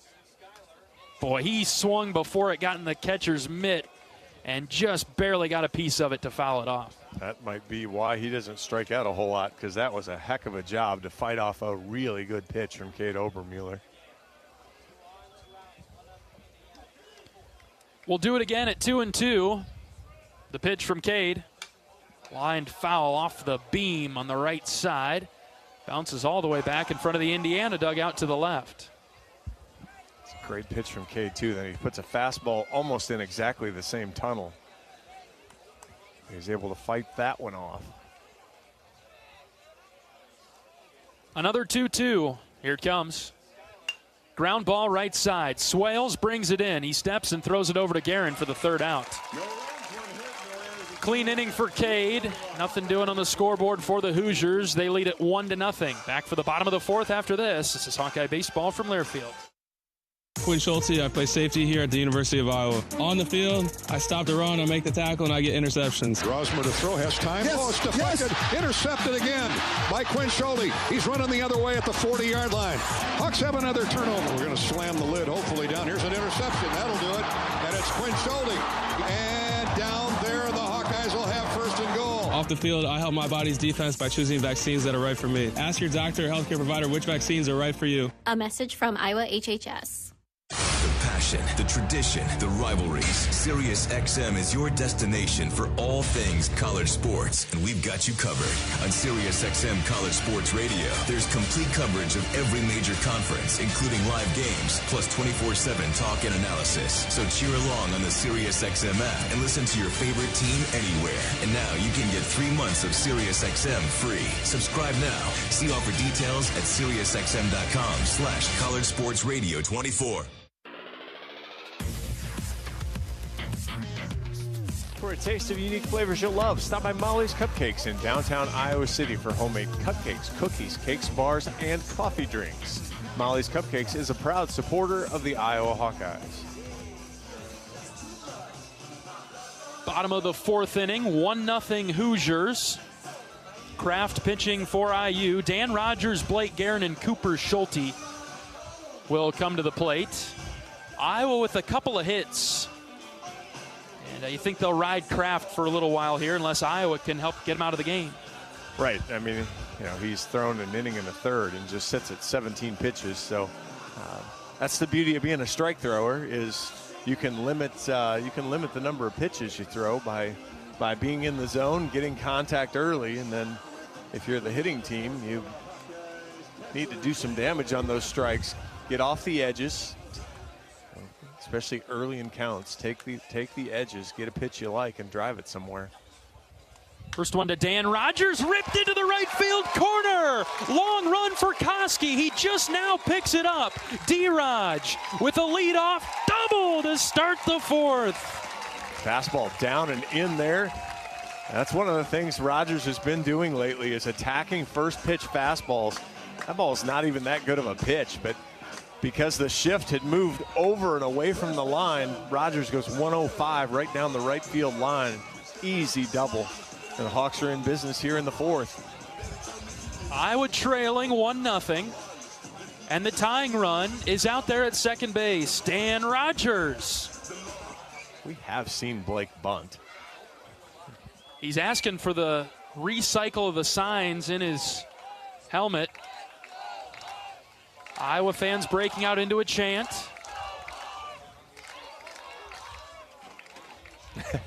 Blake can't hear. Having a problem with his communication device. So he holds it up to his ear. You think the catcher got that too? Yeah, maybe back up, Blake. Get out of there. A little white noise on the catch or something. All right. Guerin singled his last time up. First pitch from Kraft. Breaking ball outside, ball one. 72-mile-an-hour floater. Another thing that makes Kraft difficult to hit. 16 miles an hour in variance in those two pitches. Kraft will spin and throw to second as Rogers gets back without a dive. First extra base hit of the game for Iowa. Maybe that'll make Indiana second guess their outfield positions. Iowa can hit the corners. 1-0. Guerin takes up and in. Called a strike, 1-1. On to the next pitch, Blake. He did his complaining, looked up, gave the deep breath, and now he's back in and locked in. Kraft comes set. 1 ball, 1 strike, nobody out in the Iowa fourth. Here's the pitch. Blake popped it up. Shallow center field. It's the second baseman, Cerny, who calls everybody off. He catches it, 1 away. Fastball down and in there. Great location from Kraft. And that's, again, with less than 2 strikes, Iowa hitters are going to have to stay off the edges because they're going to get a bunch of weak contact like that. Need another base hit in this inning. Got to bring Rogers in. You've got a chance to tie it up. 1 out for Cooper Schulte. Rogers out there at second base. Kraft pitches. Slipped out of the hand. Heck of a stop by Schuyler behind the plate. Wow. Full extension reached across his body, and he kept it from going to the backstop. That was 17 miles an hour, or 71, sorry, that doesn't show up anywhere on the pitch zone there because it was so far out of the zone. 1-0. Schulte hit foul into the netting above the Iowa on-deck circle. Coop flied out to center, back in the second. Ground ball through the right side would do the trick here, Coop. Stay on top. I almost want the kind of the chop swing. 1-1. Schulte hit sharply over to the Iowa dugout. Now he's down in the count, 1-2. Maybe chop swing slightly earlier than that. Between the white lines, they're playing Cooper to pull. Third baseman hugging the line, shortstop deep in the 5.5 hole. Ball and 2 strikes, pitch to Schulte. He laid off, a good pitch, low and out. Yeah, Kraft hit his spot. Catcher was set up outside. Umpire wasn't biting that just because you hit your spot, you should set up in the strike zone. 2 balls and 2 strikes now on the Hawkeye third baseman. Spin move and throw to second. I'd have Coop be late into the right field corner. Yeah, well, and that's what, we saw that from, was it Denny that poked that ball over there? It was. Swung late, got one past Guerin. Kraft's 2-2 is hit in the air, shallow right. Koski underneath it, he caught it, and it's not deep enough to tag anything. And Iowa in jeopardy of wasting a leadoff double from Dan Rogers. There's 2 outs for Andy Nelson now. I mean, that is a floating breaking ball right in the middle of the plate. And got to hammer it. He just got under it. And again, there's going to be something to the approach here of it's got to be coming at it level, even with that ball breaking in the way it's coming. Here's Andy Nelson. 2 outs, tying run at second base. Kraft pitches. Low inside corner, called a strike. Great pitch, and Andy's you've got to take that one, and then you just tip your cap and move on. Nelson walked after a lengthy at bat in the second. Here's the 0-1. Swing and a miss, 0-2. And that's a fastball right at the bottom. And so Andy's seen them both. In a big hole here. No balls, 2 strikes with 2 outs. Kraft, the left-hander, pitches. It's outside. Skyler set up out there. He was set up in the left-handed batter's box. He wasn't even really set up on the plate. He popped out of his stance, too. He's going to throw it down to second behind Rogers. 1-2 now on Andy. See if he can come through. Hit foul past Coach Bo at third. Drew contact on the breaking ball inside.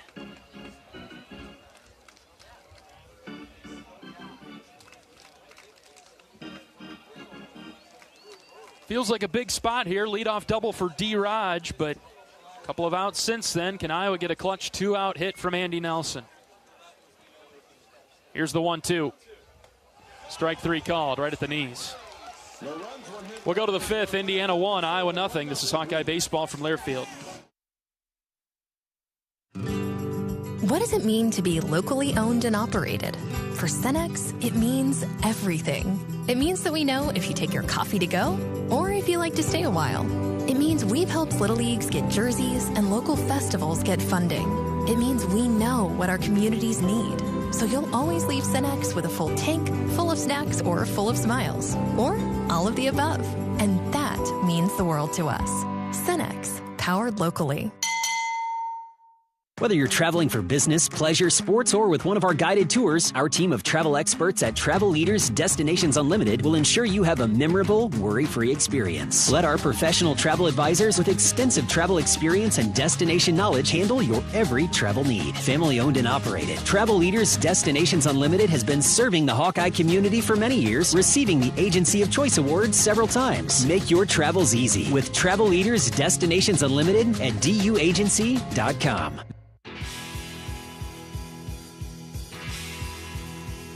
Join the Swarm and team up with Iowa athletes to support local charities. Make a difference today. Visit iowaswarm.com to learn more.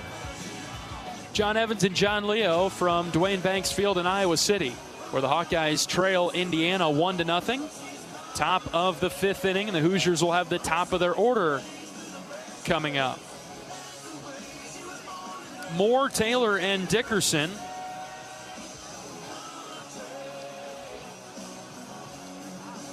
Iowa out hitting Indiana, but it's by the slimmest of margins, 3-2. Both teams have left 5 runners on base. A small village.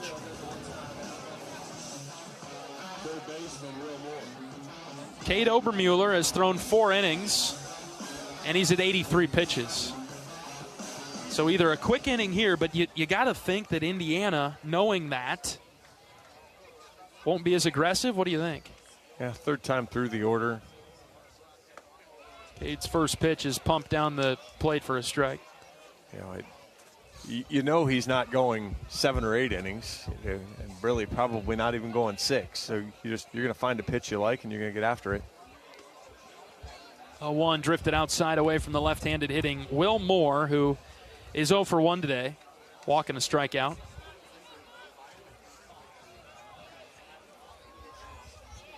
Schulte in at third as the 1-1 caught the outside corner, 1-2. It's been a pretty good zone from Jeffrey Henricks tonight.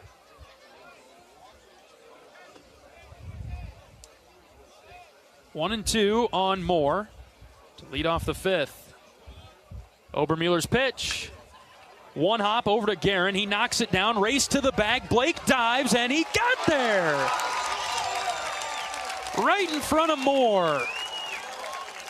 It's not a hard hit ball, but it didn't fly all the way to him, and it short hopped, 6-8 inches short of him, and so then he had to kind of smother it. Quickly got to his feet. Won the race to the bag against the speedy Moore. Big first out as here comes Devin Taylor. 0 for 2 with a couple of flyouts tonight. Cade delivers. Ground ball. Guerin, backhand stop. He's hustling to the bag again. Blake takes it himself. He wins that race to the bag, too. Blake's a vacuum at first base. Waves Cade off. Nice job there. 2 down for Dickerson. And now you might see Dickerson show just a little bit of patience here.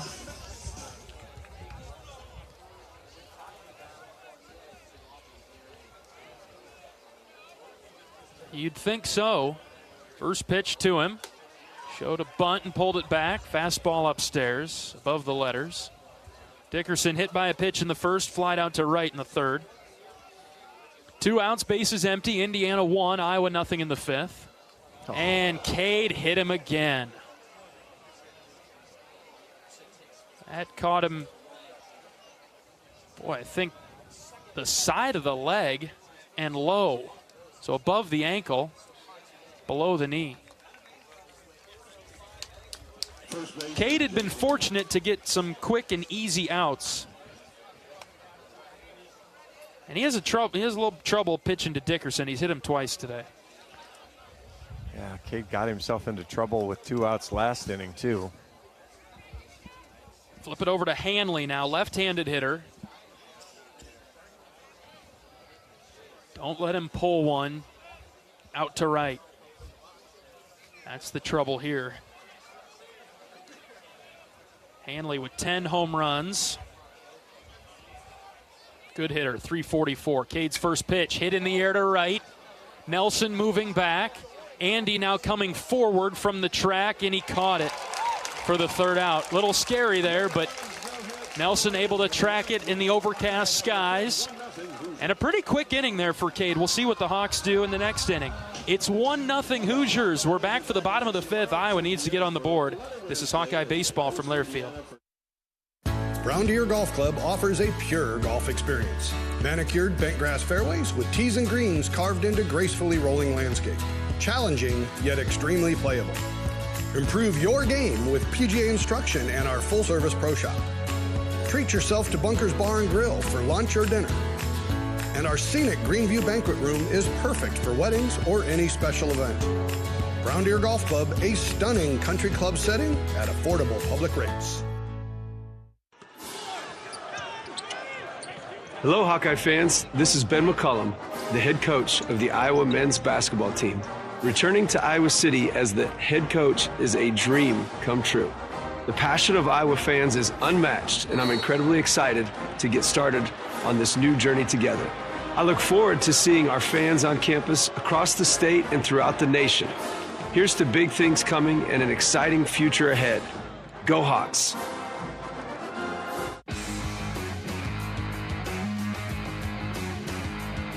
Hey, Hawkeye fans, today we're talking about a little different black and gold than what you might think. Get your all-new Pac-Man scratch ticket today from the Iowa Lottery. It's available at your favorite Iowa Lottery retailer, and that's not all.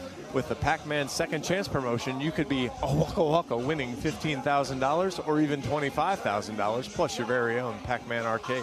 Enter today and find details at ialottery.com. Ben Swales will lead things off in the Iowa 5th inning. Hawkeyes trailing 1-0. Kraft still in there for Indiana. See if Iowa can get to him. Out of the windup, the left-hander. Pitches to Swales. Outside, ball 1. Kraft will act like a starter. And by that, I mean he's going to throw 70, 80, 90 pitches. So sitting at 32 now.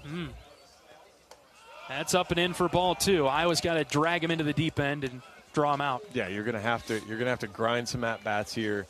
Be selective early in counts. Trust your instincts to get in deeper into counts.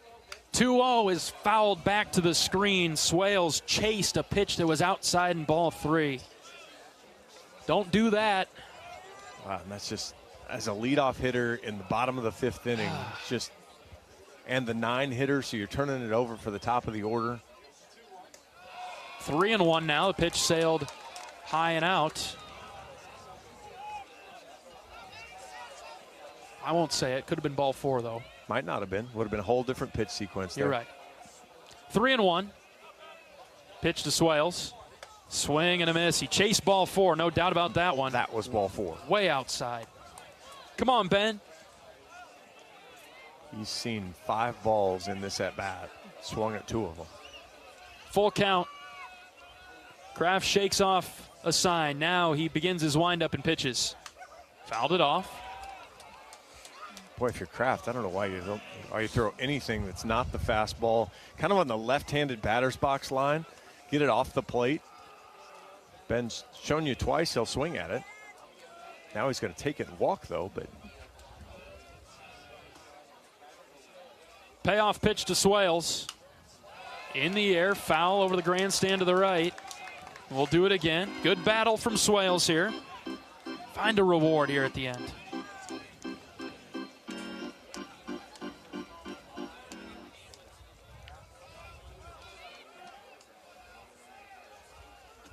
Three-two. Breaking ball high. He missed upstairs. Ben wins the war. Took a while. We got there. Leadoff hitter on again for the Hawks. Back-to-back innings on Kraft. Well, now see if Iowa plays short game a little bit more. At least try something. Ben handles the bat well. If you can get Cerny in the middle infield running around a little bit. I think it's a good idea, John. We've been talking. We have to manufacture runs tonight where it's going to be a bunt and then a single, and you hope that you beat the throw at the plate. Wilmus batting. First one to Ben. We'll wait a minute. Pickoff move to first. Swales was frozen for a second. He's able to get back. He had a one-way lead. He just didn't get going back the one way. And still, Ben has a pretty good lead over there. And he throws it over to first again. Swales must not have a very good read on Kraft. Twice looked a little sluggish. Clearly doesn't. Kraft is not fast to the plate, so you've got some opportunity there, and doesn't throw hard, so you've got some benefit there. Still waiting on the first pitch to Wilmus. Here it comes. Ben was showing the bunt, and the pitch was high and out. So he pulled it back for ball 1.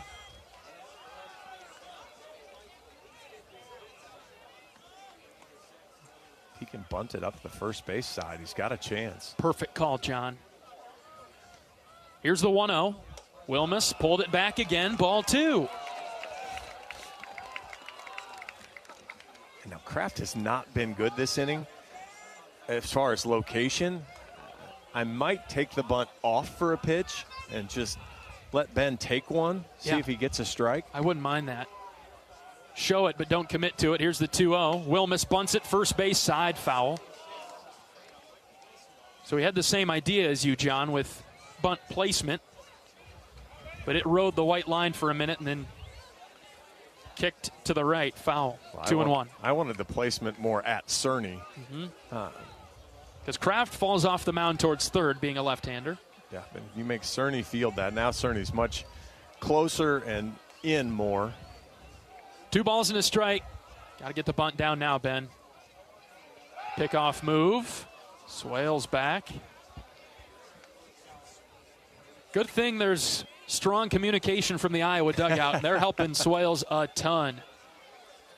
Here I wouldn't. Again, I'd almost pull back to the hit and run here. Send Swales and go. Wilmus bunts it foul again. 2-2. Now I don't care where you place it. You just got to get it down. Well, now he's not going to bunt, I don't think. Kraft did a good job there. That was a slide step, so didn't give Swales a long time or an easy read. Over the years under Coach Heller, this is the kind of stuff that makes his team so strong. Small ball, but it's 2-2 now on Wilmus. Well, especially a night like tonight. I mean, we're talking about 55 degrees now. Generous. Still the 14-mile-an-hour wind blowing mostly in. You're going to have to find one somewhere. Count even at 2. The pitch to Wilmus. Hit in the air to left. Taylor's camped underneath it. He didn't have to move at all. 1 away. Wow, that's brutal. Because fly balls to left aren't going to get it done. Here comes Gable Mitchell.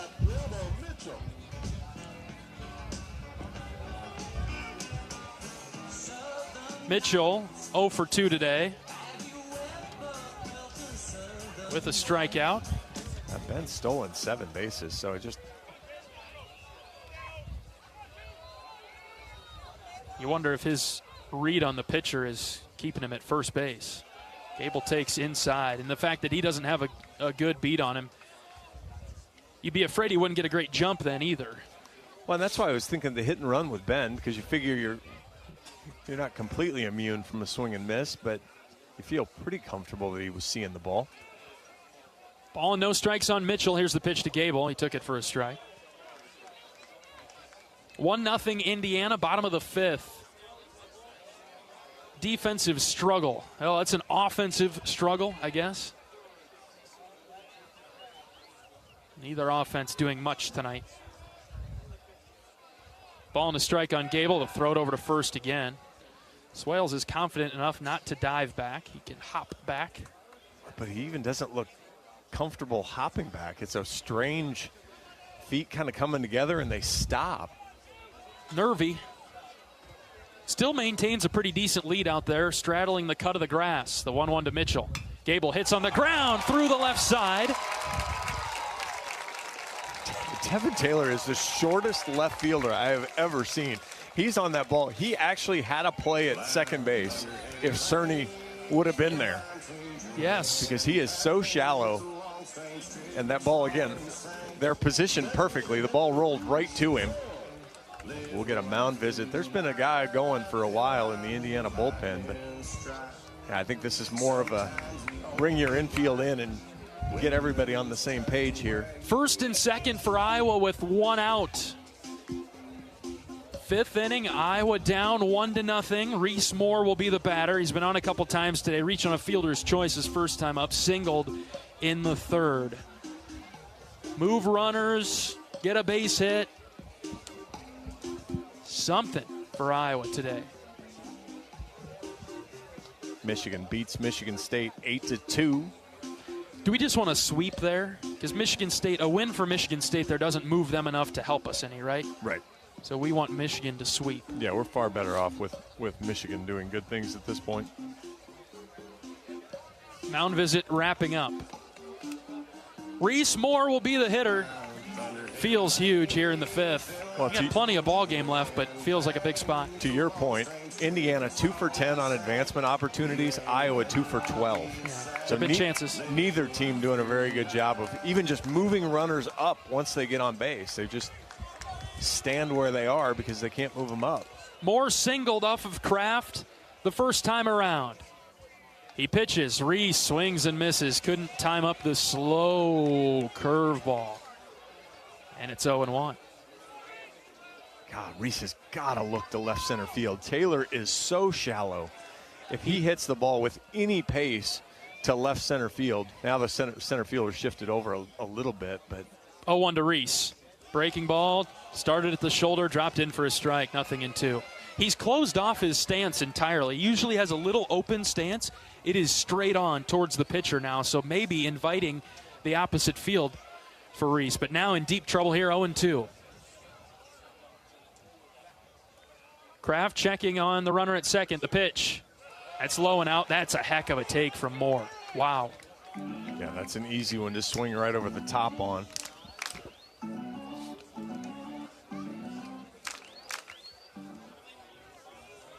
Looking for some green grass in the outfield. Iowa down by 1 in the bottom of the 5th. A ball and 2 strikes. With 1 out, the pitch to Moore. Down the line and left, but that'll spin foul. And out of play. We'll do it again. If he hits the ball to the outfield, though, it's going to have to be to somebody other than Taylor. He hits the ball to Taylor, that'll just load the bases because, I mean. Oh, you're right. On a base hit, you mean? Yeah, he's playing rover. Yeah, he's so shallow and left. I mean, I guess, again, if you don't hit it right at him. Another 1-2, spin move, throw to second. But you know what? I don't really care how he gets on. Let's get him on. And, of course, now with center fielder shifting over to the oppo side, there's a big gap in right center for Reese. And Reese knows how to hit it there. We're certain of that. They're just going to pitch him low and out, though. Another pickoff move.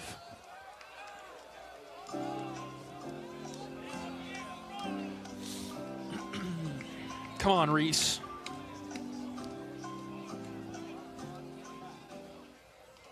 First and second for Iowa with 1 out, bottom 5. Hawks have yet to get on the scoreboard. It's 1-0. The 1-2 to Reese. Strike 3 call. Breaking ball, dropped it right in there. I think he gave up on it too early. 2 down. That was just a fantastic pitch. But it's actually a pitch that Reese can drive. Breaking ball up and in. And he just, I think he saw it, just didn't believe it was going to keep moving. And Miles Risley's been in this spot a couple times in the game already, too. Base runners on for Risley. 0 for 2 tonight. Worried about Swales. Throw it to second base. Risley with a fly out and a ground out. Swales has a lot of speed at second. A base hit should score him. Taylor's moved back in left. He's not as shallow. First one to Risley. Strike 1. Fastball right down the pipe.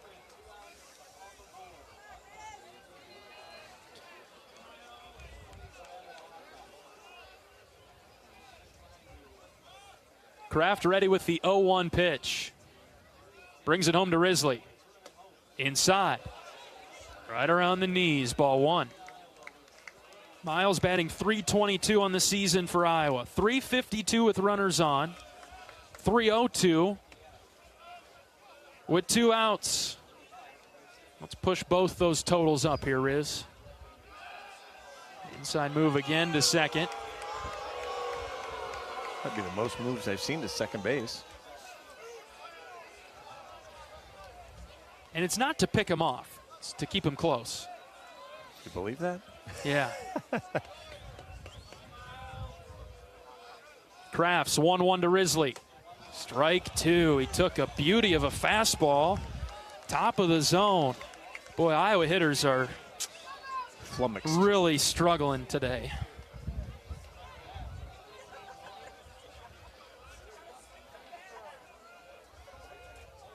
Big pitch here. 1-2 on Risley.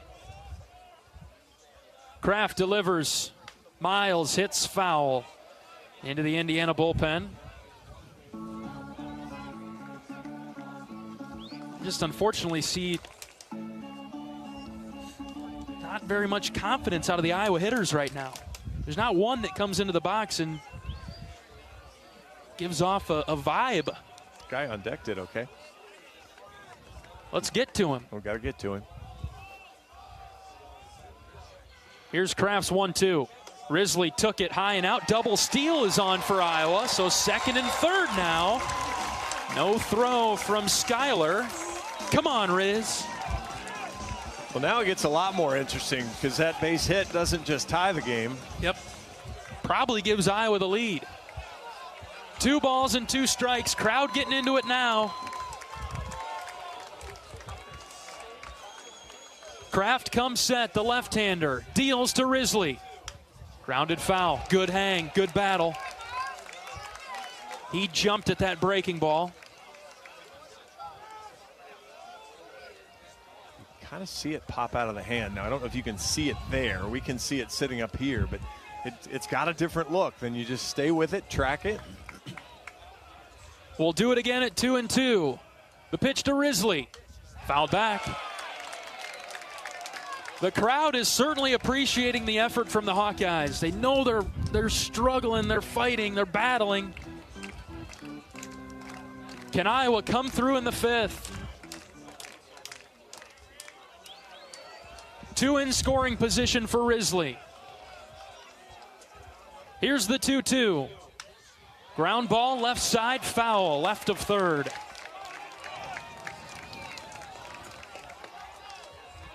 Kraft has popped breaking ball, tried to jam a fastball, tried to jam a cutter. Has been willing and able to fight them all off so far.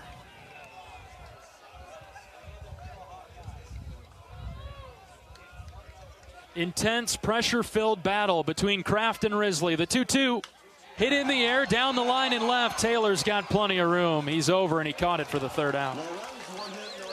We'll go to the 6th. Indiana 1, Iowa nothing. This is Hawkeye baseball from Learfield. Express Midwest is Iowa's locally owned and operated ground transportation specialists who have served Iowa City for more than 37 years. With a selection of chauffeured black cars, limos, sprinters, and buses, they have solutions for all your transport needs. Check out their website to find a full list of services, rates, and more at expressmidwest.com. That's expressmidwest.com.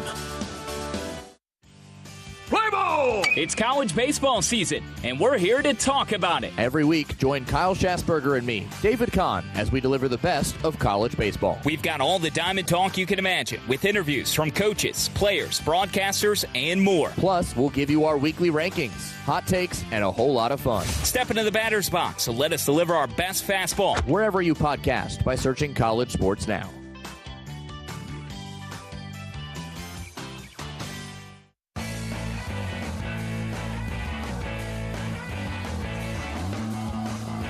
Oak Knoll's mission is to provide exceptional retirement living and health services through Life Care, a not-for-profit life planning community serving the Iowa City area for 58 years. Oak Knoll is conveniently located near the University of Iowa Healthcare Campus, Kinnick Stadium, Carver Hawkeye Arena, and downtown Iowa City. A proud sponsor of Hawkeye Athletics, visit oakknoll.com to learn more. Top of the 6th at Banks, Indiana 1, Iowa nothing. Cade Obermuller out for this inning. He'll face 5, 6, and 7. Just like he did in the 4th, it'll be Cerny, Malamazian, and then Denny. Cade at 91 pitches through 5 innings. 5 strikeouts, 3 walks. Barring something really weird, this would be Cade's last inning of work, so... You feel good about turning it over to Hogan Watts. Get us through the 6th here, Cade. Pitching to Cerny. A fastball that just missed low and in.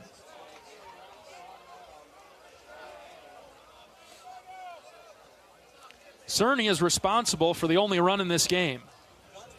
An RBI single back in the 1st.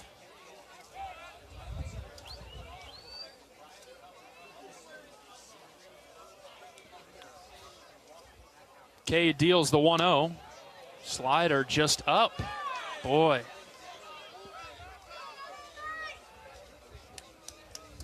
Two 2-0 on Cerny. 2 pitches from Cade that were right around. Didn't get him to offer it either one. Next one from Obermuller. Did he check his swing? They send it down. He did. Ball 3.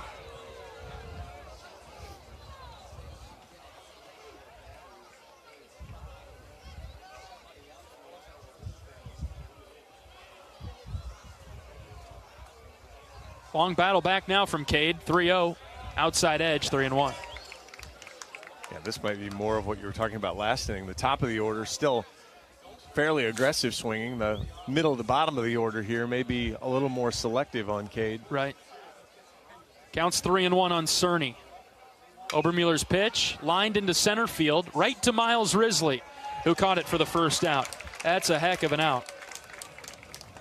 Yeah, Good battle back from Obi. Yeah, that's a complexion changer of the inning there to not put the leadoff runner on and give yourself an opportunity.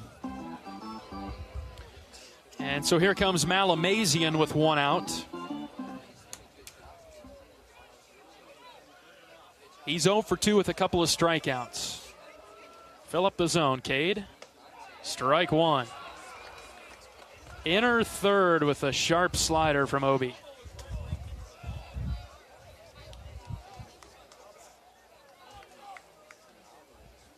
Cade from the stretch deals the 0-1.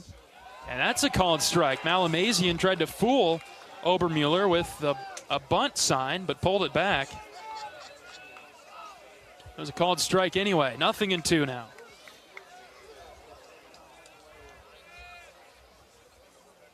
Obi's pitch. Boy, he got a piece of it. Just barely tipped it foul.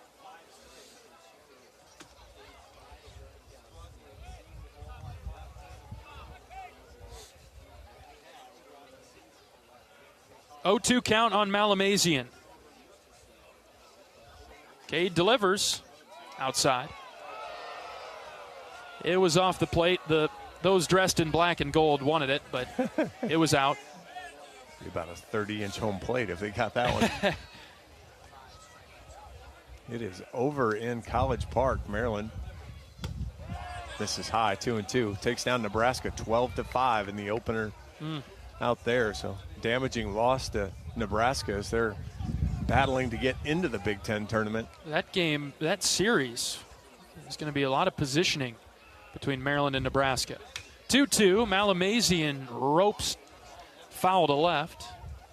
Maryland's now 6-13, Nebraska 7-12.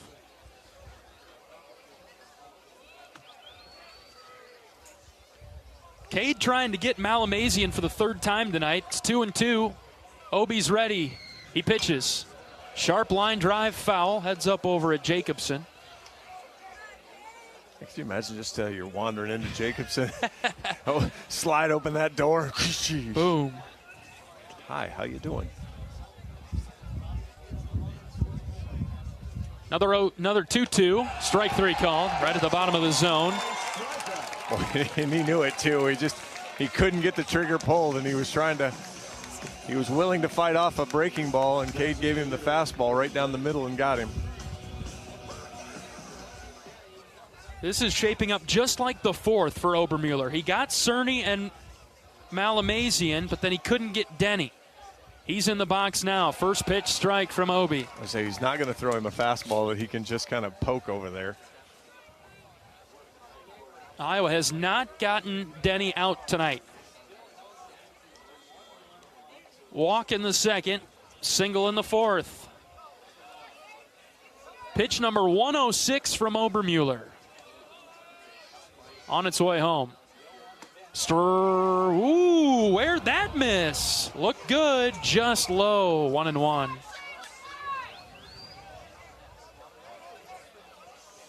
How didn't he swing at that, first of all? Yeah, maybe most importantly. 1-1, he snapped high now, ball two. Yeah, I don't want Cade to abandon the fastball against him just because he poked one foul or poked one past Guerin last time. Still challenge. The 2-1. Way outside, ball three. Really don't want to have to go to the bullpen in this inning. And you might see that. Just we've kind of seen that track record from Iowa. Cade's 3-1 pitch. Inside, ball four. Can't get Denny out for whatever reason.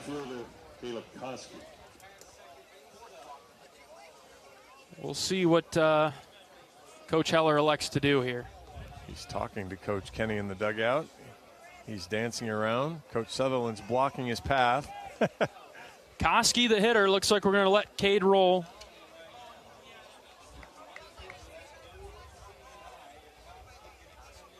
Runner at first and 2 outs. Obermueller's pitch off the edge. Ball 1. If you're going to boo, boo.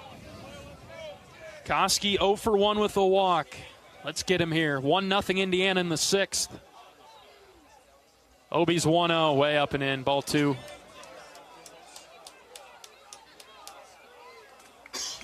Mid at bat. Yep. Here we go. Yeah, Coach Heller was communicating to the bullpen of if he was ready or not. Coach Heller is making a pitching change. 2 balls, no strikes with 2 outs. Top of the 6th. We'll introduce the new Iowa pitcher after this pitching change break. This is Hawkeye Baseball from Learfield. Which schools will take home the prestigious Learfield Directors Cup as the top college athletic programs for the 2024-25 college athletics season? You can follow the standings of your favorite team or alma mater at L Directors Cup on Twitter and online at thedirectorscup.com. Trophies will be awarded in June 2025 to the winning institutions in all college sports divisions. Learfield Directors Cup, the crowning achievement in college athletics.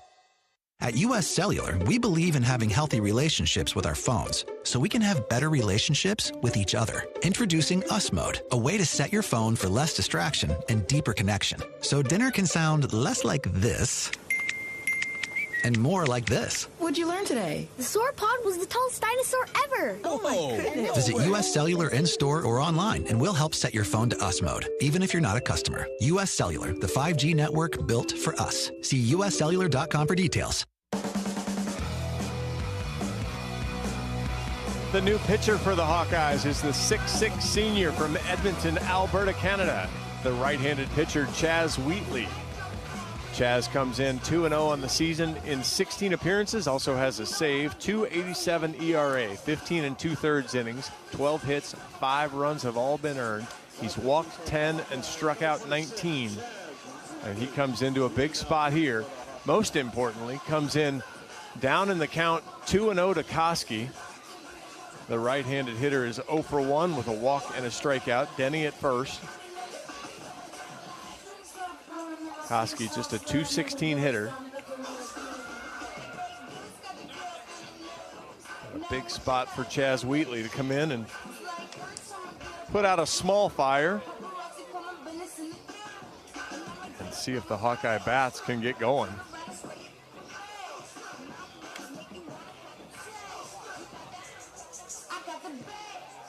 Wheatley is complete with the warm-ups.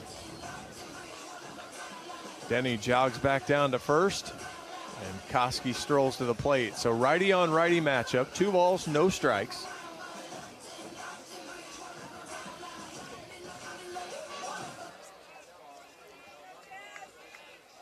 Wheatley holding his glove to his ear, getting this signal from PitchCom.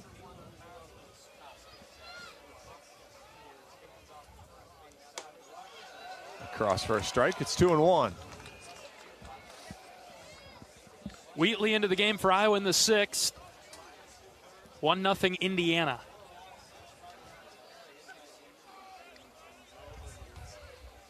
Chaz set for the 2-1. Here it comes. Outside corner, strike 2. Koski poses a question to the home plate umpire. Really? It was on the edge. Ooh, says you. 2 balls, 2 strikes, 2 outs, says the home plate umpire, John. Most importantly. There we go. Pitch from Wheatley. It's outside. Rogers reached over to get it. Yeah, the only vote that really mattered. That's right. Full count. Right-handed pitcher, right-handed hitter. Wheatley set from the belt. Chaz kicks and fires. Line drive into right, bounces in front of Nelson for a base hit. The runner was on the move, and so Denny gets to third.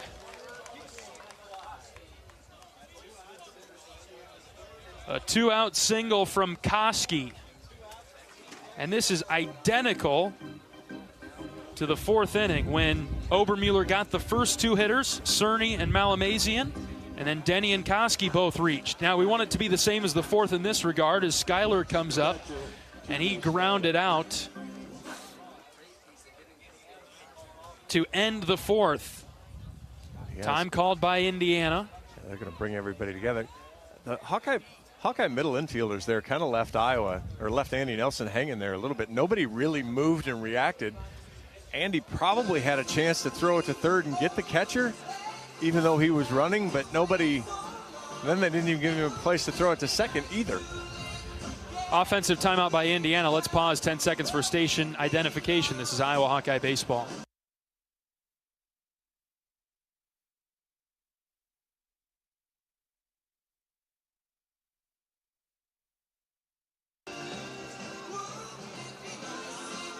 Here's TJ Schuyler, right-handed hitter. Tense moments at Banks. We're in the top of the sixth. It's 1-0 Hoosiers. They have runners at first and third with 2 outs. Wheatley's first pitch. Swing and a miss. Pure dirt from Chaz. Schuyler is just 268 on the season, but far better with runners on, 2 outs, all the metrics right now. So bit of a clutch factor for Indiana. Wheatley focusing, the 0-1. That's low and out. Backhand stop by Rogers.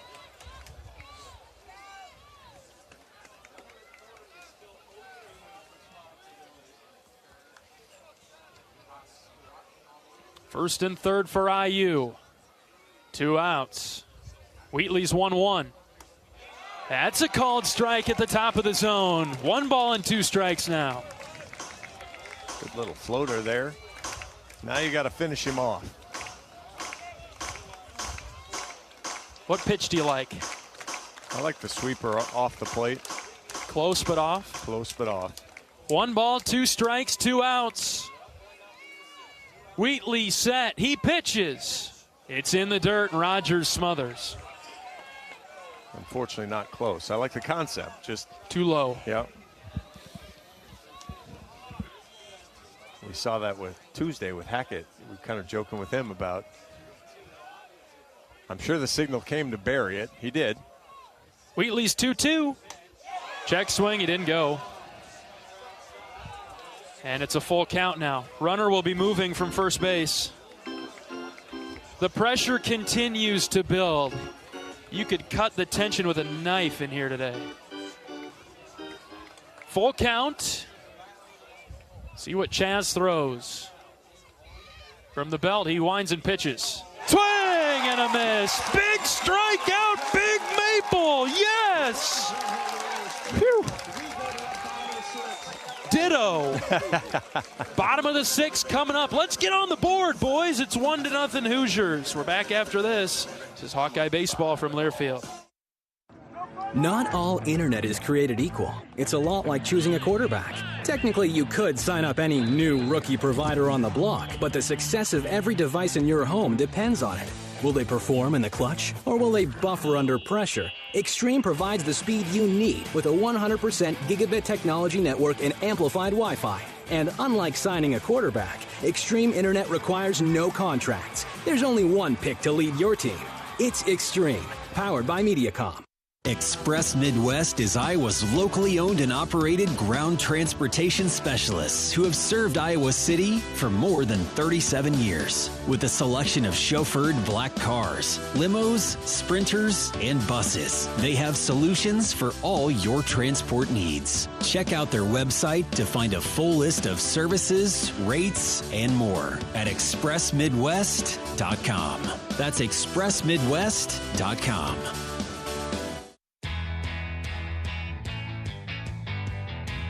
Hawkeye Baseball is brought to you by Brown Deer Golf Club in Coralville, featuring Bunkers Bar and Grill. Enjoy a great Bunkers menu with burger, chicken, salads, and wraps, and Gimmy's Pizza and Wings, a new pop-up menu at Bunkers that's all about savory pizzas and mouth-watering wings. To-go orders are welcome, as are you and your family at Brown Deer Golf in Coralville. Indiana makes a pitching change now in the bottom of the 6th. The Hoosiers have the lead 1-0. They'll go back to the right side with redshirt senior right-handed reliever Gavin Seabold. He is 3-4 on the year with a save, but an 8.71 ERA, 41 in the third innings. He's thrown 52 innings, given up 42 runs, 40 of which are earned, 22 walks, 29 strikeouts. Probably not worried about the home runs today, but he has given up 15 extra base hits. Fastball is going to get up there in the low 90s, and then he'll throw a mix off of that. He'll throw the slider, the curveball, and the changeup as well. So he's pitched long enough, John, where maybe we see him through the end of the game if things are going well for Indiana. He's got a few 5 innings, got a few 4 innings in there. Yeah, some of them look like he's been a guy that just he was an inning eater. When the game was out of hand in the wrong direction, I see. I mean, he gave up 8 runs last week, 2 weeks ago against Illinois in a 15-1 game, so you just kind of put him out there and say, hey, go as long as you can. Okay. He did get the win in their come-from-behind win against Maryland, actually in their run rule game against Maryland. Gave up 3 runs, though. So that would have been the Sunday game. So kind of a mixed bag. Okay. Dan Rogers will lead off Iowa's 6th. The Hawks are down 1-0. Seabold, the right-hander, kicks and fires. Downstairs, ball 1. I mean, here's the if you want the stat that gives you hope as an Iowa fan, he's only had 2 outings when he didn't give up an earned run, and only had 1 outing that he didn't give up any runs. Okay. Teams have scored on him. Teams have scored on him. Ball and no strikes. Pitch to Rogers inside. Ball 2.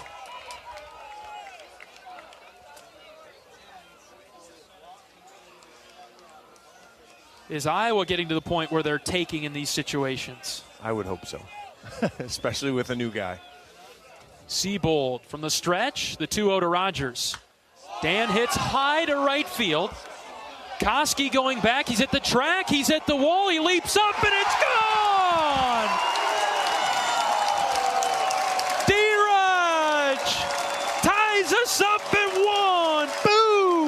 106 off the bat. That ball only gets 350, but round the bases, we are tied. Did I mention he's given up a run in every outing but 1? Update that. Oh, no, it's still true. All right. Banks erupts. We're tied at 1. Iowa finally on the board with a solo home run from Dan Rogers. And for Rogers, home run number 6. Well, you wondered if it had enough. Going that direction as high as he launched it, and the right fielder was tracking it. I was heavily concerned. Here's Blake Guerin. He swings at the first pitch. This is hit more shallow down the right field line. Long run for everybody over there. And a diving effort by the second baseman, Cerny. He cannot catch it in foul ground. And Cerny, he'll be all right. Oh, good. I missed that sound effect. I started to laugh, John, because that's why I thought you paused. I was trying to block it out, and then it came to me. It's going to take a minute for everybody to get back. Boy, the right fielder had a long run.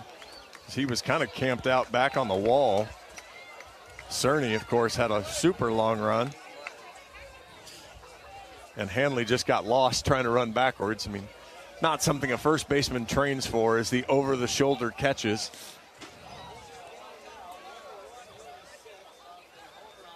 Long foul ball from Guerin. And as John mentioned, we've taken a minute here to get set back up. 0-1 on Blake, who's 1 for 2 today.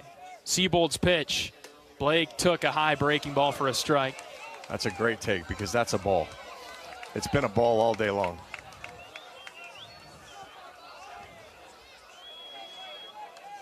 Even at the top of Blake's zone.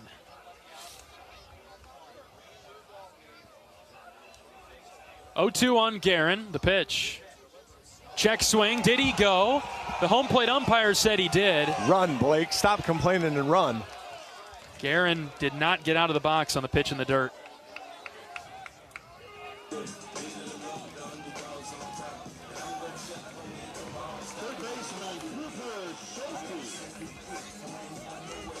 I may agree. Guerin strikes out.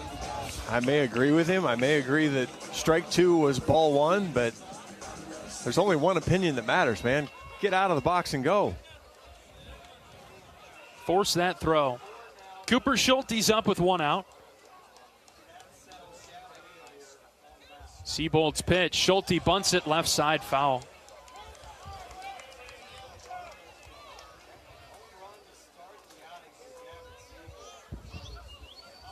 Schulte 0 for 2 today with a couple of flyouts.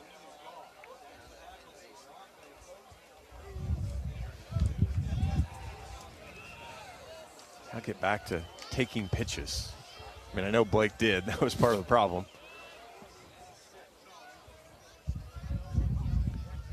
The 0-1, Schulte swings and misses. Chased. High fastball. 94-mile-an-hour fastball. Chin level.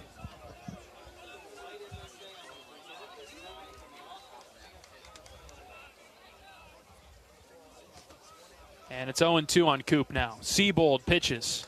Swing and a miss. Same pitch, got him on it back-to-back. Seabold has settled in after allowing the leadoff home run to Rogers. No, he really hasn't, though. Hasn't thrown a strike. Iowa's chased outside of the zone. Iowa shows that discipline again. You mentioned it coming in, down a run. Do you take some pitches? Yeah, you absolutely do. And then now all of a sudden it's tied up, and both hitters have completely expanded the zone and went down swinging on 3 pitches. And only saw 2 strikes between the 6. Right. Here's Andy Nelson. Sharp slider that zipped away from Andy for ball 1.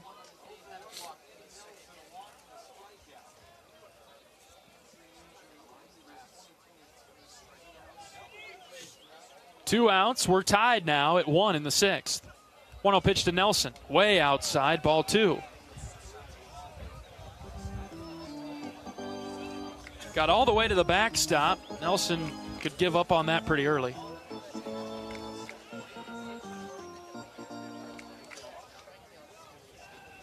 Hitters count for Nelson, who's 0 for 1 today. 2-0 pitch. Called strike on the edge. Indiana has the top of its order due up in the 7th. For now, we're tied at 1. 2-1 count. Pitch to Nelson. Ground ball right side. Past a diving Hanley at first and into right field. 2-out single for Nelson. Good piece of hitting there. Took the fastball down and away. Didn't try to do too much with it, but got barrel on it. 101 through the hole. Let's see if Iowa can come up with a 2-out hit. Can Andy run? What do you think about that possibility, John? Not a bad plan. Swales 0 for 1 today with a flyout. We know he can. Is this a spot for it? He's got a huge lead at first. Pickoff move immediately over there. Seabold fairly quick to the plate. Of course, when you're throwing 93 to 95, if you pick fastball, well, you pick one of those breaking balls that are bouncing around. Huge lead by Andy. First pitch to Swales, called strike. Outside corner. Ben did walk the last time up after a lengthy at bat. Huge hole on the right side for Swales if he can go opposite field on the ground. Here's the 0-1. Ben took another outside this time. 1 ball, 1 strike.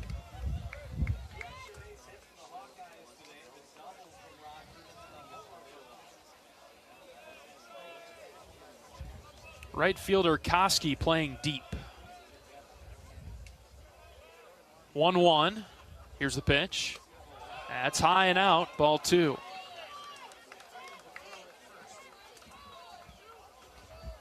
Might be a good time to run, John. What do you think? I like it. I liked it last pitch, though, too. They've been pitching high and away on Swales. The 2-1. That's a strike call right on the edge of the plate. 2-2. Boy, that is great location for a 2-1 pitch. 2 balls, 2 strikes, 2 outs. Tough with 2 here, Ben. Andy has to dive back into first base. Siebold with a couple of strikeouts in this inning. He did give up the tying home run to Dan Rogers. Andy with a huge lead at first. And Siebold throws it over there again. Andy's back.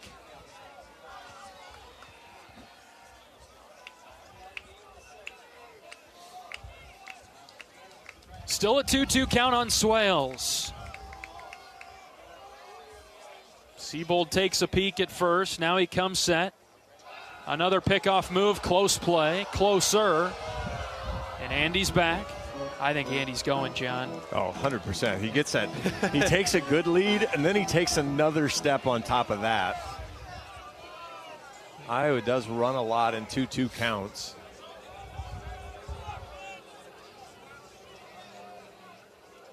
The 2-2. Swales stays alive and fouled it over to the right. And, of course, Andy didn't move. That was actually, though, a much shorter hold there. As Siebold was quicker to the plate, kind of just almost went on go.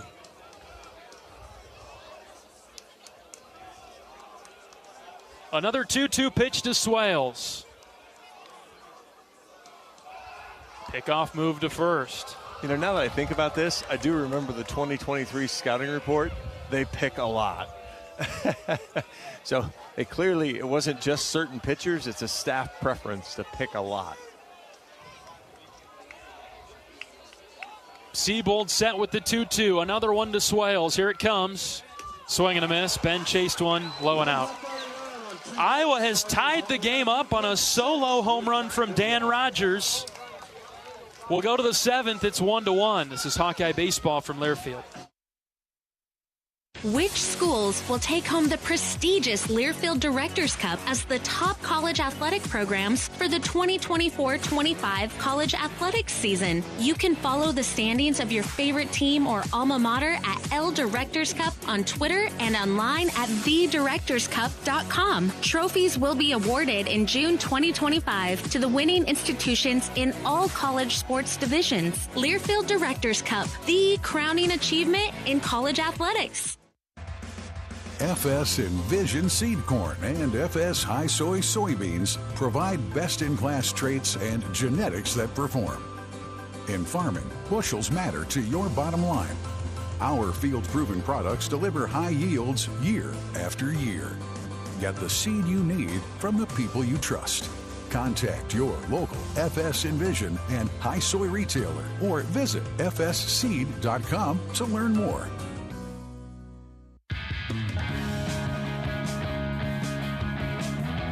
For comprehensive coverage of college baseball, tune to SiriusXM Big Ten Radio Channel 372 in the car and on the all-new SiriusXM app. SiriusXM is the home of your favorite team and conference, including live games plus interviews and analysis. So cheer along with the SiriusXM app and listen to your favorite team anywhere. Get a free trial at SiriusXM.com/Big Ten Radio 2025. Top of the order coming up for Indiana. As we are tied in the 7th, it's 1-1. Here comes Chaz Wheatley. So Wheatley will face a couple of left-handers and a right-hander. You moving out over there? What's that? So you moving out over there? No, I'm just organizing. I might need to shuffle some papers around.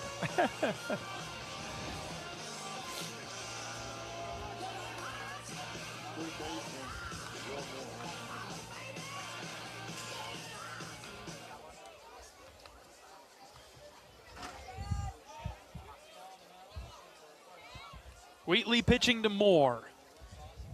First one from Chaz, just off the plate outside, away from the left-handed hitter.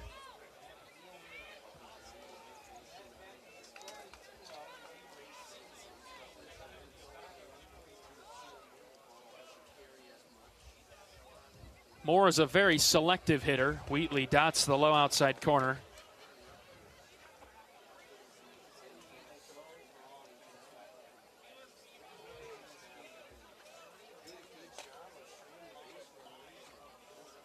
1-1 pitch from Chaz.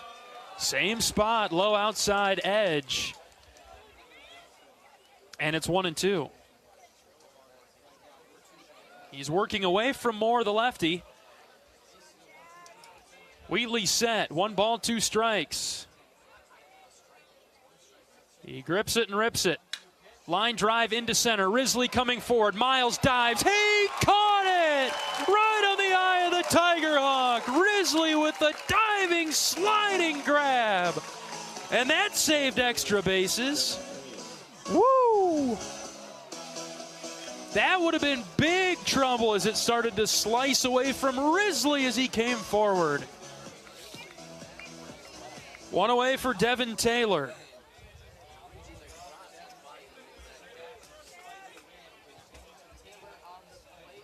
Wheatley's first pitch is a called strike.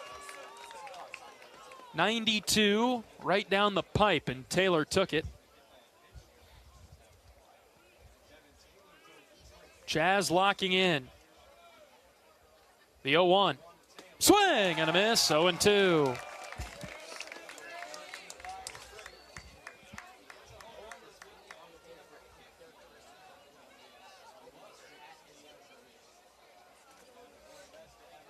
Chaz in the driver's seat, but still dangerous. Devin Taylor, the 0-2. Just high and out. Looked good from up here, but just a bit high, 1-2. Don't mind that pitch placement from Wheatley. Chaz comes set, and now he delivers the 1-2. Got a piece of it and fouled it over to the right.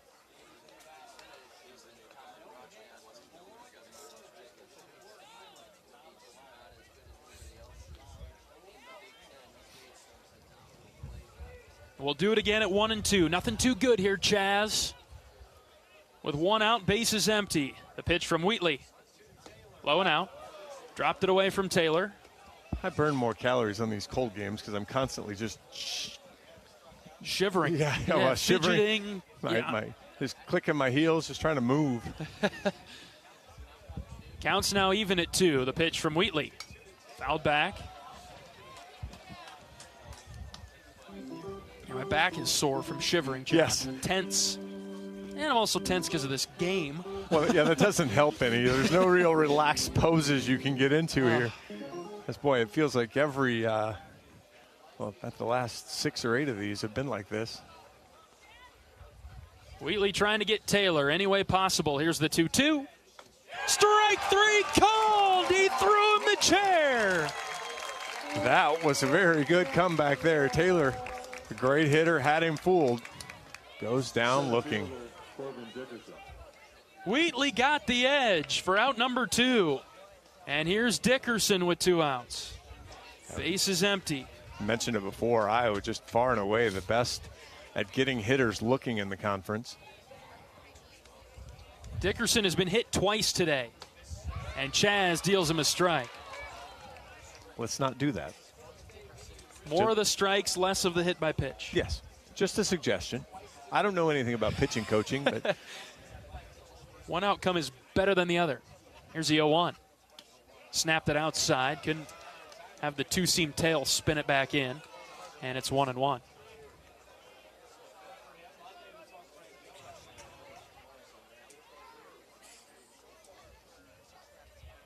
Dickerson, a very good, powerful hitter. The 1-1 hit down the line and right and foul. Iowa has the top of the order due up after we stretch things out in the 7th. Let's keep it tied here, boys. 1-1 in the top of the 7th. Iowa fans getting behind Chaz Wheatley. The 1-2 pitch. Just inside, 2-2. Holy smokes. Went with that changeup again, and boy, was it a good one. It missed, but it was good. See if he can throw something similar. Count even at 2. Chaz pitches. Chopper right side. Guerin picks it up. Easily takes it to the bag for the 3rd out. 3 up, 3 down as the Hawkeye fans rise to their feet. Time to stretch things out at Banks. It's 1-1. We're back after this. This is Hawkeye Baseball from Learfield. Express Midwest is Iowa's locally owned and operated ground transportation specialists who have served Iowa City for more than 37 years. With a selection of chauffeured black cars, limos, sprinters, and buses, they have solutions for all your transport needs. Check out their website to find a full list of services, rates, and more at expressmidwest.com. That's expressmidwest.com.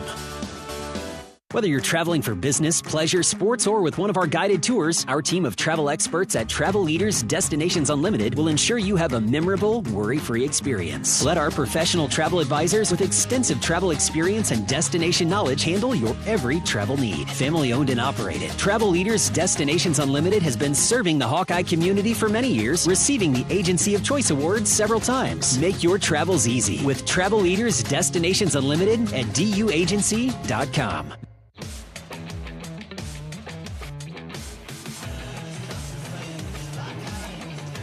Bottom of the 7th inning in Iowa City.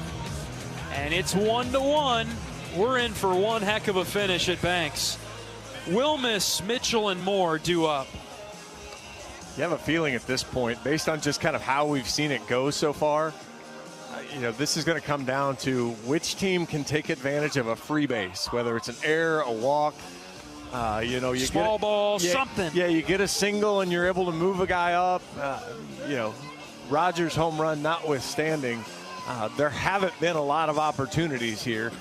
Iowa 0 for 6 with runners in scoring position. Indiana 1 for 5. So you haven't had a ton of chances, but both teams left 8 runners on base. So you've had chances that way. Siebold pitching for Indiana. First one to Ben Wilmus is up and away for ball 1. Siebold's been a bit of a mixed bag. He's given up 2 hits. He gave up the solo home run to Rogers to tie it, but he struck out 3 Hawkeyes. You got to make him throw strikes here. Take till we see one. 1 ball, no strikes on Wilmus. Bottom 7 tied at 1. Here's the pitch. Ben took it. Ooh, called a strike. Low outside, very much corner of the zone. That's a great take, though. You're not doing anything with that one. Big gap in left center for Wilmus, just to the left of the Tiger Hawks. See if he can pull one that way, the 1-1. Swing and a miss. Good cut from Ben. He missed 93 right down the pipe. Boy, that's the one you got to get. When he comes back in at 93, he's going to miss over the plate. He missed over the plate there. Siebold set with the 1-2. Catcher setting up outside. Here's the pitch to Wilmus. He laid off, ball 2.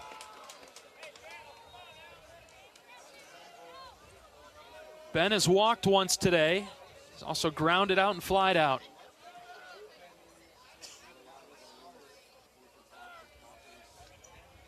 Siebold looking in for the sign. Now he comes set, ready to pitch the 2-2 to Wilmus. Here it comes. Swing and a miss. Just challenged him with 95 on the outer half. Ben was thinking spin, and 95 is hard to be defensive and fight off. You're just going to have to stay on fastball timing if you're a Hawkeye hitter and fight off the other stuff. Siebold has recorded 4 outs. They're all strikeouts. Gable Mitchell comes up now for Iowa. He comes in not as a, even though he's got good stuff, not as a strikeout pitcher. Gable takes a breaking ball for a strike on the outer third. Well, if you think about the strikeouts, he's gotten 3 chases. Guerin, Schulte, and Swales all chased. Wilmus, a true strikeout. He had some undisciplined at-bats from Iowa. 0-1 count, the pitch to Mitchell, line to left. Taylor moving back. Taylor still on the run, but he's able to speed up and track it down. Near the corner, 2 down. Such a good athlete running. I mean, again, it's not real difficult to see that he's going to be an early draft pick. And the crowd got a little antsy for that, but the tracking speed of Taylor made that no problem for him. Yeah, and I will be really happy for him when he gets drafted by some major league team in the first 5 rounds. Yes. And we don't have to see him again. I knew that was coming. Reese Moore up with 2 outs. Base is empty. First pitch to Reese. Swing and a miss. Stop chasing, please. It's been a bit of a trend here for Iowa over a couple weeks. Very aggressive and not paying off because chasing pitches that are not in the zone. Reese down in the count instead, 0-1. Siebold delivers. Called strike, low and in. Probably not the time to get an expanded strike zone that all of a sudden we're getting here from umpire Henricks. Yeah, that came out of nowhere. Just because the catcher hits the spot does not mean it's a strike. 2 strikes on Reese. Pitch from Siebold. That's low and out. Bounced in the opposite batter's box. Catcher caught it clean, though. Yeah, not going to be able to get much by Skyler. It's been a good frame job. Oh, yeah. Scoop and spin. Did we miss any part of that? Can Siebold make a mistake? 1-2 count. Pitch to Reese. Fouled off opposite field. Look where Taylor is playing. So shallow and left. I mean, a line drive over there, and the third baseman is way off the line. Something right down the line is trouble. Does he just not like to run very far from his dugout? Because he is just not deep at all. Yeah. Moore trying to hang in there. Another 1-2 delivery to Reese. Hit well to right field. It's carrying deep to right, and it is off the wall. Moore around first. This will be a close play at second. He's safe. A double off the wall from Reese Moore. Wow. Just like a degree more of elevation, as that's 107 off the bat. It goes 364. I thought that was gone. No, didn't even think twice about it. And then I thought he was going to get thrown out at second and didn't even think twice about that. He got it out there so quickly. I think he might have been admiring it a bit, but that's fine. He wound up at second base anyway. He did. He's full trot coming out of the box. Somehow that stayed in the park. And Risley comes up again with a chance to give Iowa the lead this time. 2 outs. And Moore at second base. It's 1-1. Bottom 7. Miles has been in this spot with runners on 3 times today. He is 0 for 3. What better time than right now, Miles? When he stays level, he's so good. You even see the home run when he stays level. Siebold's first pitch. Risley watched it go by outside. 2 flyouts and a ground out for Riz today. Just bounce one through the second base hole there with Cerny holding on more. Reese has a huge lead at second. 1-0 to Risley. Fouled back. Just under it. Tried to drive it. Again, I don't know enough about the mechanics of hitting, but really love to see him go top down and kind of push it down instead of that when that back foot slides and tilts up. Yep. Count even at 1. Siebold checks on Reese. Spin move, throw to second. Moore's back. Moore sticks his knee in Cerny's chest because he wasn't going sliding in. It's like they were set up outside to Risley. Yep. So I would invite him to hit it over there to right. Yeah, that breaking ball, stay on the outside and poke it that way. Ball and a strike on Risley. The pitch. Strike 2. He takes the fastball. And that's not even outside. He missed. That's just outer third. Didn't have a good read on it. And now it's 1-2. The pitch to Miles. Upstairs, he laid off. Ball 2. Well, Reese came through with 2 strikes.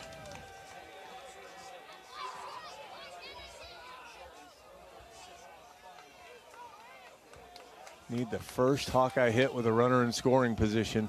Right here would be nice. 2-2 on Risley with 2 outs, runner at second. The pitch. Miles got a piece of it and fouled it back.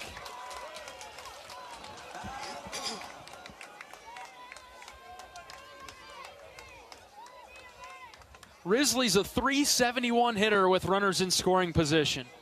Calmly gets back in the box. Even at 2, Siebold comes set. Spin throw to second, just about got by Cerny. Last second stab at it before it went into center field. Well, Reese doesn't have a big lead, and so he's able to go in standing up. It really limits Cerny's ability to catch it. Watch where this catcher sets up. He is in the left-handed batter's box. Risley can't chase here. Another move to second.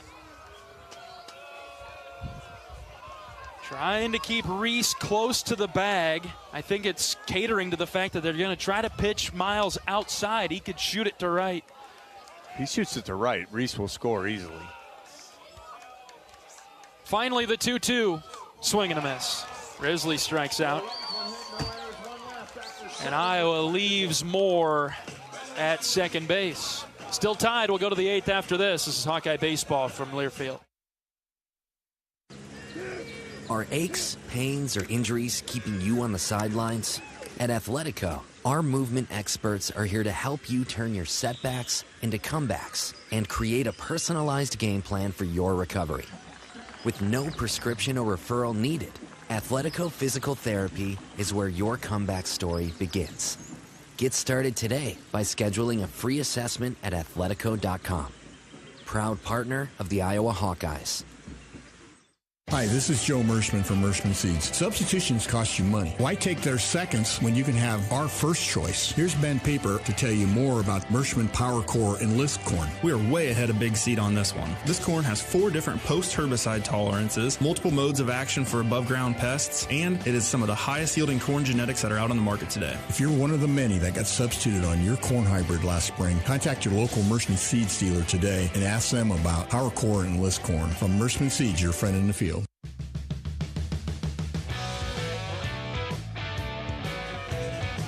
To the 8th we go, still tied at 1. Indiana and Iowa getting this series started.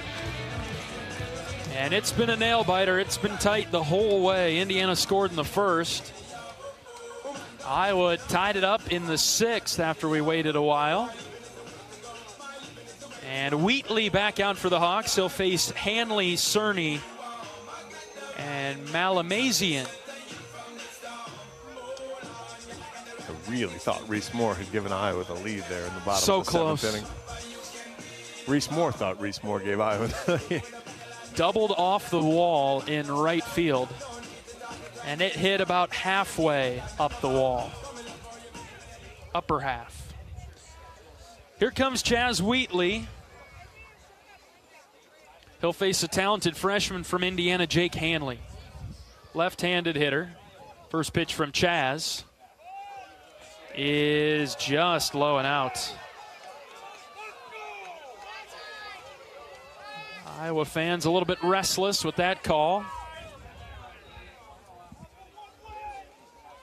Wheatley rocks and fires the 1-0. That's well outside, ball 2.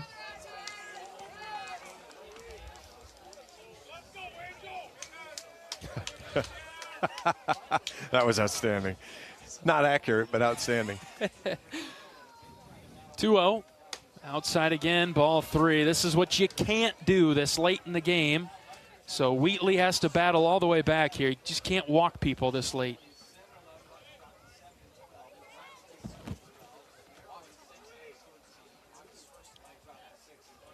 Chaz deals the 3-0. He walked him. Other than the first pitch, not particularly close.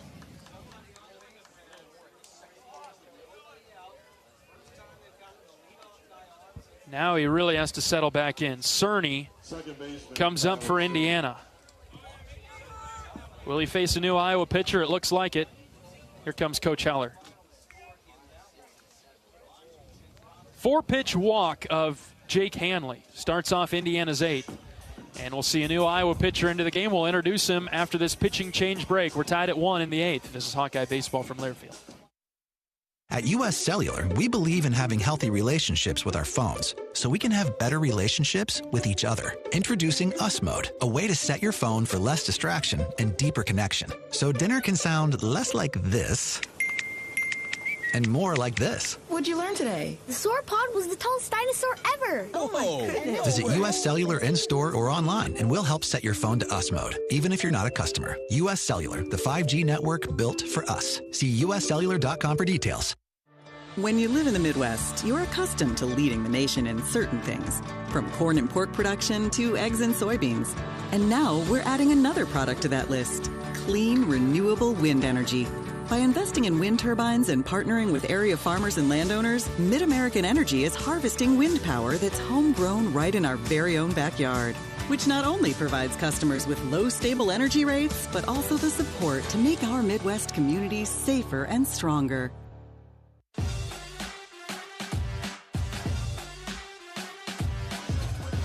New pitcher into the game for Iowa is the left-handed redshirt senior from Sioux City, Brant Hogue. 15 appearances on the season. He's 2-1 with a save and a 3.12 ERA. 17 and a third innings, 11 hits, 9 runs, just 6 of those earned. He's walked 9 but struck out 28 opposing hitters. This guy's actually hit 8 as well, so even though he hasn't walked a lot of guys, he's put some free bases on there. Now you're going to want to see him strikeout would be great. A little ground ball would be fine right at a Hawkeye infielder. Could use that. So Wheatley's day is done. Chaz did a really nice job out of the bullpen. He's responsible for that runner at first base, whom he walked to start the 8th. Hogue faces Cerny first. Chaz goes an inning in the third with a hit, a walk, 2 strikeouts. Cade was 5 2/3. 2 hits, a run. It was earned, 4 walks and 6 strikeouts. And a couple hit batters, so too many free bases from Cade, even though he didn't give up the hits. And you and I were talking about Iowa flying out a lot. Indiana flew out 8 times against Cade. Wow. Not a good recipe today. Nope. It'll be warmer tomorrow. Wind will still be blowing in a bit. We'll go at 2 o'clock against Indiana. First pitch just high from Hogue. Come on now. Cerny's good with the bat, so while the bunt seems fairly obvious, you could also see just some hit and run action. 1-0 dropped in, just a little bit lower from Hogue. It's 1-1. He's responsible for Indiana's lone run today. An RBI single all the way back in the first. We're now in the 8th. Nighttime has fallen on Iowa City. Indiana 1, Iowa 1. Hogue's 1-1 pitch. Foul tip, deflects off of Rogers' mitt, and it's 1-2.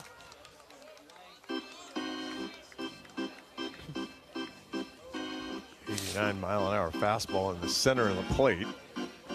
Kind of fooled him a little to get away with it. Be careful with the sweeper in. Cerny will stand in there. 1-2 from Hogue. Upstairs. Didn't get the chase. I like the showy fastball high.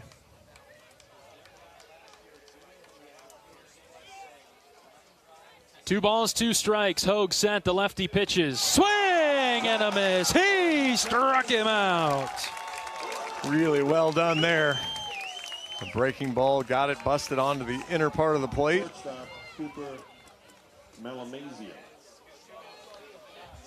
One away for Malamazian. 0 for 3, 3 strikeouts.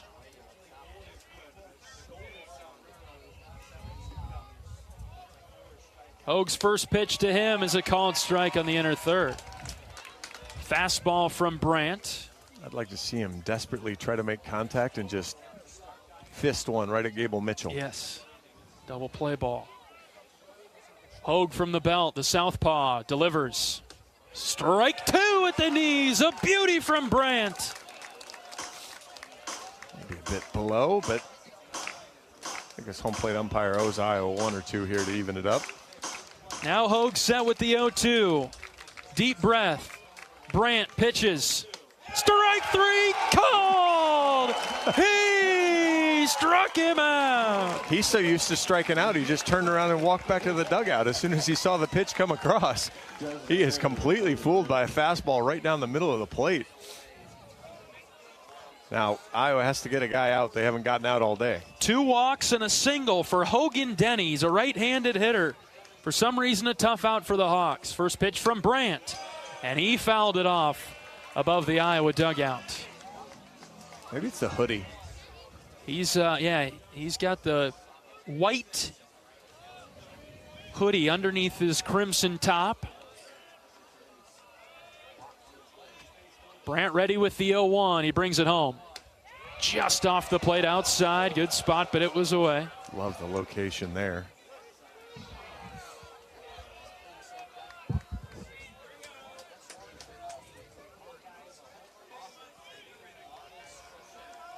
The 1-1, way outside. Good play by Rogers behind the dish. Good reaction there from Daniel. Brandt knew it as soon as he let it go. Daniel fortunately figured it out shortly after. 2-1 pitch, well inside, ball 3. So we really just can't get this guy out. It's incredible. He's a .292 hitter. Ton of strikeouts, 23 and 89 at bats, but Hawks are having a hard time with him today. 3-1 from Hogue. Fouled back into the netting, and the count will be full. Runner will be going from first base. Only had 11 walks coming into the day. See if Blake goes behind the runner at first. He'll stay I think it's a good idea to stay. Just in case he finds a corner, you hold him a step closer. Iowa fans on their feet. The 3-2 from Hogue. High and out. Ball 4. So Denny reaches again. And Koski comes up. Iowa's had a difficult time with him, too. Boy, a lot of just weird scores for a Friday. 12-5, Maryland beats Nebraska. 17-4, Rutgers. USC beats Minnesota 16-6. 2 on and 2 outs here. First pitch from Hogue, dropped it in for a strike on Koski, who's 1 of 2 tonight. Illinois held on to beat Purdue 6-4. UCLA, Penn State are 4-2, bottom of the second inning already. Hogue deals the 0-1 outside, 1-1. UCLA leading that game. Yeah, and that is that is the only other conference game going on. Oregon leads Oregon State 3-2, top of the 6th inning in Eugene. All focus right here. Iowa trying to pull this one out. 1-1 from Hogue. Hit down the right field line, in the air and foul. Out of play, 1-2.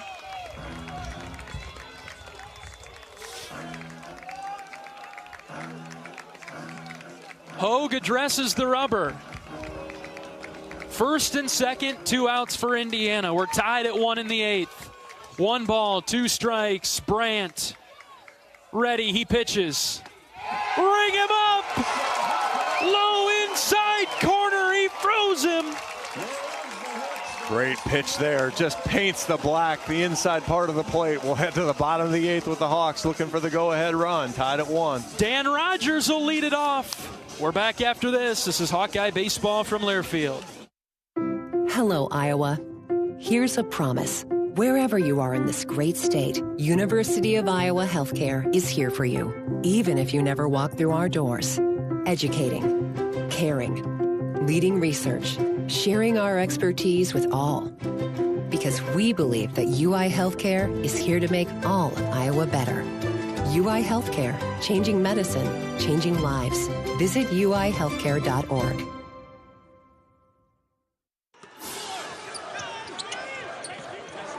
There's a new head Hawk in town. Ben McCullum is entering his first season as the Iowa men's basketball coach. McCullum is striving to continue his winning ways in Iowa City. Join us for the new era of Iowa basketball. Reserve your season tickets for the 2025-26 season today. Give us a call at 1-800-IA-HAWKS to learn more. On Iowa, go Hawks.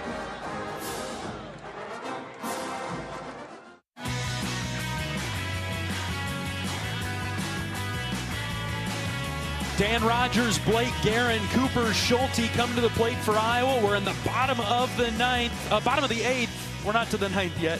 We're in the bottom of the eighth, tied at 1. These fans are being treated to a doozy.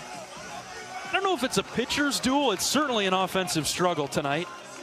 Who's going to be the better offensive team down the stretch? Yeah, I mean, it's obviously a difficult offensive night, but both teams' pitchers have come up and thrown quality pitches when they had to. They may have gotten themselves into a bit of a spot here and there, but when they needed to make a pitch, they've done it. Here's Dan Rogers. He tied this game up in the 6th with a solo home run to right. First pitch to him this time is a fastball on the edge for a strike. There is no way I thought he was going to see a fastball this at-bat. He probably won't see one the rest of the at-bat. And that was well located on the outside black of the plate. Seabold ready with the 0-1. He brings it home to Rogers. And that's off the plate just a bit outside. Skyler tried to bring it in. Yeah, and Skyler, he's you don't see it as much in the game anymore, but he is really a mover to try to give his pitcher a target. His frame, right? Yeah, not just his hand. Yeah, he moves his whole frame well outside again. Ball and a strike on Rogers, the pitch. Dan fouled it back to the screen. Boy, and that was a mistake. Could not barrel it up. Skyler was outside on the in the right-handed batter's box, and that's a 94-mile-an-hour fastball right in the middle of the plate. And now Rogers behind at 1-2. Leading off the bottom of the 8th for Iowa. Tie game 1-1. Seabold's pitch to Rogers. Outside. Dan laid off.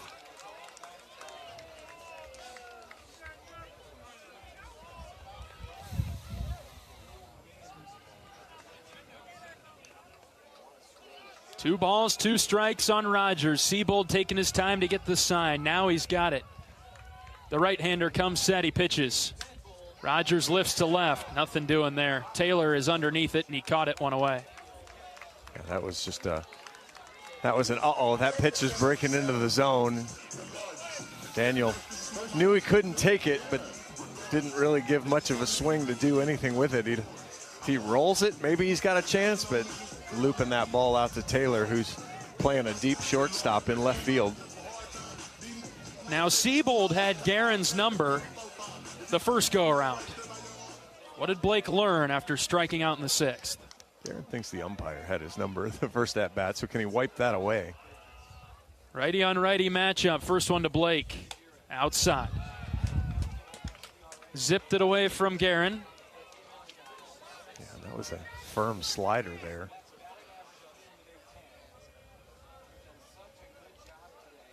Outfield backs up now for Guerin. Here's the 1-0. That's up and in, ball 2. Good take there. Blake didn't expand the zone, trusted his discipline, even though that got called a strike on him the first time. So good take here. Or set on a fastball and drive it to right center. It's not a fastball, take it. 2-0. He took it. It wasn't a fastball, and it's ball 3. And now your full take again. Yep.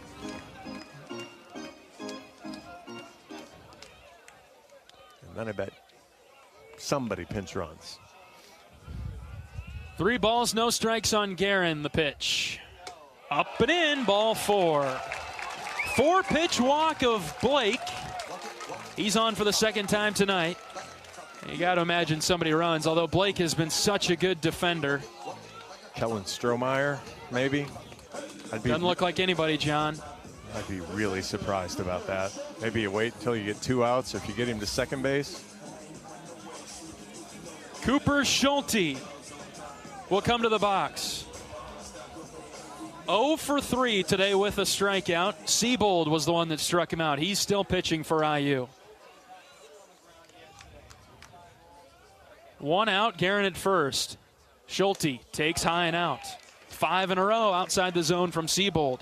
Yeah, I don't know what the signal is for PitchCom, but it better be flashing take in Cooper's ear right now.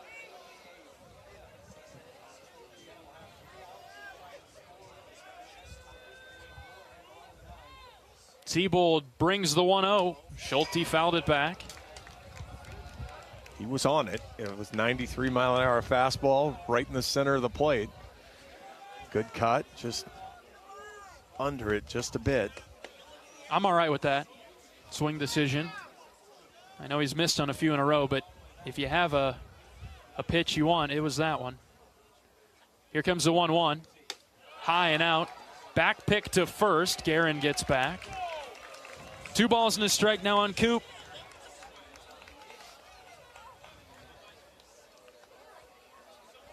Same thing, Coop. If that ball's spinning, man, take it. Leave it, leave it, leave it.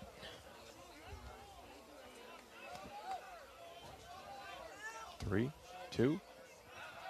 Yeah, and look at that urgency from the catcher. Pitch clock was about to run out there, and he had to throw it over to first. The catcher was pointing furiously. First. Seabold does take a long time for the sign to come in. He's ready to pitch now. The 2-1 to Schulte. Here it is. Cooper lines into center field, but right to the center fielder who caught it. That's Dickerson. 2 down. God, that is 104 off the bat. Coop gets up and hammers a fastball. Unfortunately, gets nothing to show for it. Either angle a little bit more to left center, and he's going to see if he can catch Blake Guerin, but unfortunately didn't have any extra hook on it. Andy Nelson comes up.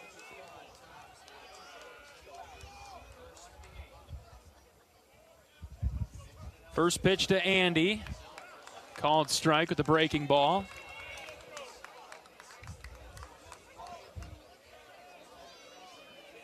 Andy 1 of 2 tonight. Singled his last time up. 0-1 from Seabold. Andy watched it drift low and out. It's 1-1. Got a little mist falling from the sky now. Okay, thanks. I thought I was just getting early onset of something. I got you, John. It's full effect in the lights. You can see it. 1-1 to Andy. He shows a bunt and pushed it foul to the right side. Oh, the worst part of that was it was low. 1-2. 9-1-2 for the Hoosiers in the 9th. 2 means Devin Taylor. Yes, it does. Going to get real dangerous. 1-2 on Nelson. Find a way on, Andy. Catcher setting up in the opposite batter's box, way outside the pitch. Andy hit in the air, right side, out of play, foul.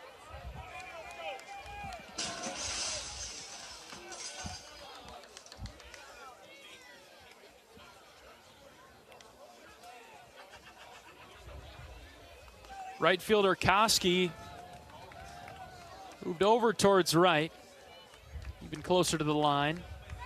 And he comes forward. He's playing pretty shallow, too.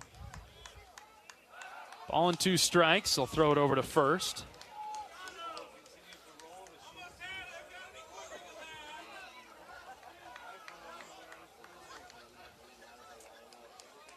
A lot of room down the left field line for Nelson. And in the left center gap, if he can get turned around on one. Here's the 1-2. Swing and a miss. Nelson strikes out. We will go to the 9th, tied at 1. This is Hawkeye baseball from Learfield. Pioneer brand Z-Series soybeans are bred to defy expectations. So it's no surprise they're getting rave reviews. And that has more than farmers talking. In fact, a grain elevator wrote, "Sweet mother of pearl, trailer after trailer of Z-Series. It's never ending. We need a break." Safe to say, everyone is feeling the impact of Z-Series soybeans. Unleash your greatest harvest yet at pioneer.com/greatest yields. Hey Iowa, it's George Kittle, tight end for the San Francisco 49ers and proud former Hawkeye. Life can throw unexpected hits, much like catching a pass over the middle. If you're facing struggles with drug or alcohol use or even mental health challenges, take a time out and call Your Life Iowa. Just like my teammates are there for me, the Your Life Iowa team is there for you. Get 24/7 free resources or find treatment options at yourlifeiowa.org. A message from Iowa HHS.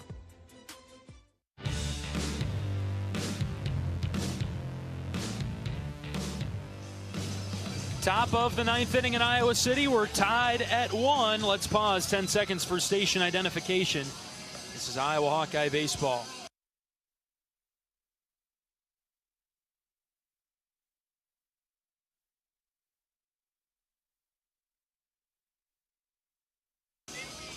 Nine, 1, and 2. Schuyler, Moore, and Taylor come to the plate for the Hoosiers to face off against Brant Hogue. So Strohmeyer, I did see he flashed a number. Andy had gone out there, but Strohmeyer now in the game. He'll play right field.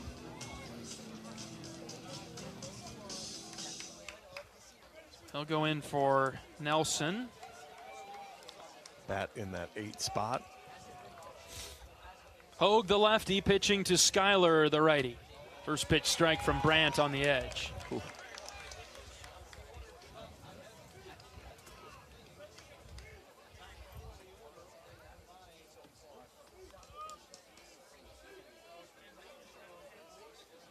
The 0-1, waved at and missed, 0-2. All right, Brant, don't fool around, buddy. Go get him. He's working quickly, isn't he? Set with the 0-2.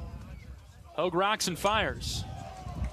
Slapped foul to the opposite field, out of play. Almost got the fastball past him. Gable Mitchell can't hear now. His pitch comm has died after. It's the cold. The cold's killing the pitch comms. So Reese Buter will get out there and give him his. You got till Sunday to charge up Reese's. Yeah, we're good, Reese.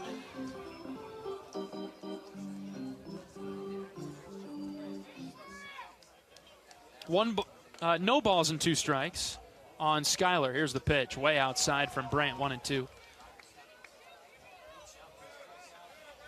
Dislocate Rogers' shoulder. Ooh. Brant climbs back up. 1 ball, 2 strikes.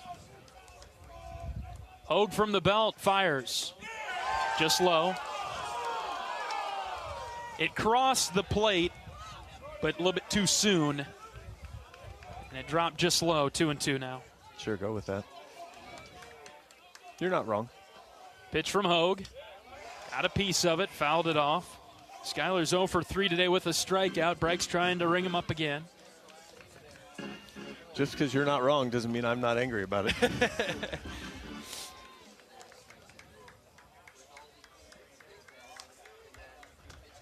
See if Brant can get him here. The 2-2. Oh, he almost got him in the wrong way. Almost hit him. Full count now.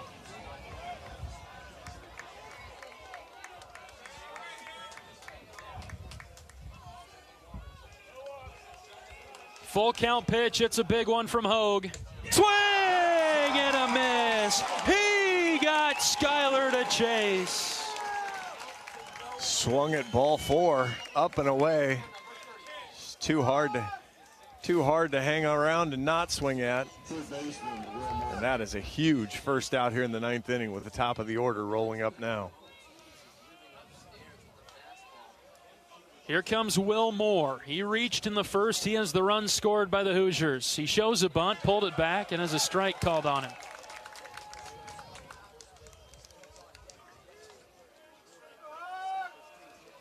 Top of the Indiana order, all hit over 329, the top 4 guys. They do not have a hit yet today. Ooh, John, 0-2. Beautiful fastball there from Brant. Hogue's gotten to 0-2 on these first 2 Indiana hitters. The next one to Moore. Strike 3 called. He got him on the edge. Outstanding fastball paints the black there. Back-to-back strikeouts for Brant. There are 2 down. And here comes Devin Taylor. Preseason Big Ten Player of the Year. Struts to the plate. And he deserves to strut. When I say strut, I mean that in a hugely respectful way for him. Because yeah. There's some guys where I kind of chuckle when they strut. He deserves whatever strut swag he wants to use. No doubt about it. 2 outs, base is empty. First pitch from Brant, just out. Maybe a touch low as well. great location. Just didn't get Taylor to expand at all. 1-0 pitch from Brandt. That's low.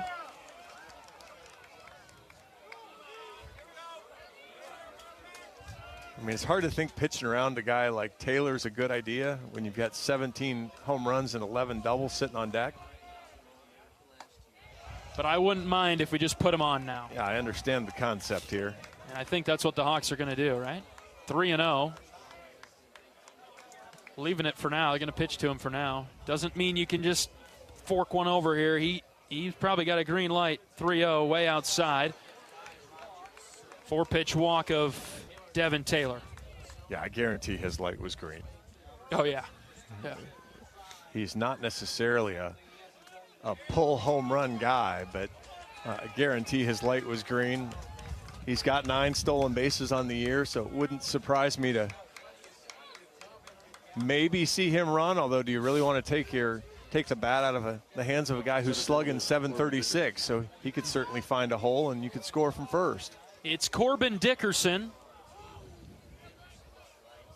Right-handed hitter. Hogue will lob it over to first to keep Taylor around. He nonchalantly gets back.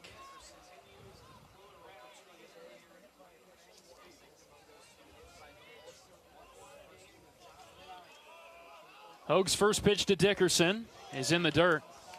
Now we got to start throwing strikes again.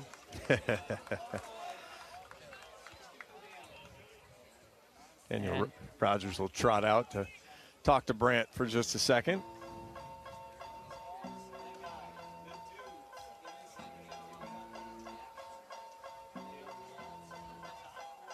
In a perfect world, Brandt retires Dickerson here, and you head to the 9th inning and you'll win it. And this is the last pitcher Iowa uses. Yep. Find a way to get Dickerson here. 1-1, top of the 9th inning. 2 outs, runner at first. Ball and no strikes on Dickerson. Left-handed pitcher, right-handed hitter. There's low and in. 2-0. Come on, Brandt. Coach Heller actually steps away from his podium here, so not on the... There's a strike. Dots the low outside corner, 2-1. That was a big pitch from Hogue. Oh, that's an outstanding location, too. Didn't just cave in. Hit his spot. The mist is getting a little heavier. 2 balls and a strike. Throw it over to first.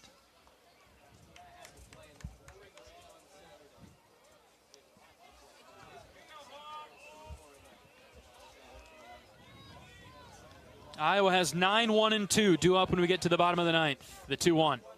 Fouled back to the screen, and it's 2-2. Fastball challenged him there, up middle of the plate. Here come the Hawkeyes. Indiana dugout welcoming the noise. I like it. 2-2 on Dickerson. And we'll wait a minute. With a little lob over to first. Actually a pretty good count to run on, 2-2. We'll see if he's going. 2 balls, 2 strikes with 2 outs. Hogue throws it over again. I think the first time Johnny was leaning a bit, so I'm not surprised. He's got a great read on him, though, so he's able to get back. We'll see if he delivers the 2-2. Here it comes. Swing and a miss. He got him.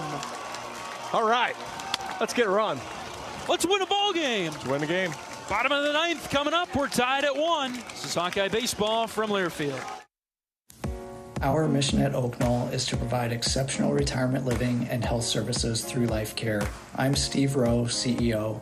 We are a not-for-profit life plan community and have served the Iowa City area for 58 years. Oak Knoll is located near the University of Iowa hospitals and clinics, Kinnick Stadium, Carver Hawkeye Arena, Hancher Auditorium, and downtown Iowa City. Visit our website at oakknoll.com to learn more. We are a proud sponsor of Hawkeye Athletics. Go Hawks! The best cars for the money are Hondas. Now, save big with 0% APR. The 25 Accord, Civic, Passport, and Odyssey have been named the best cars for the money by U.S. News & World Report. Save thousands with 0%, like the 24 Prologue with 0 APR. To drive the best, search a local Honda dealer today. See dealer for financing details. Financing on credit approval. Offer ends 4/30/25. View U.S. News Best Cars at cars.usnews.com.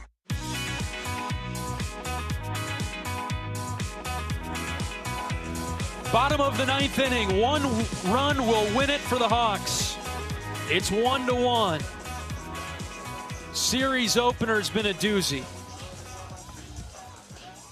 Everything you want in a Friday game.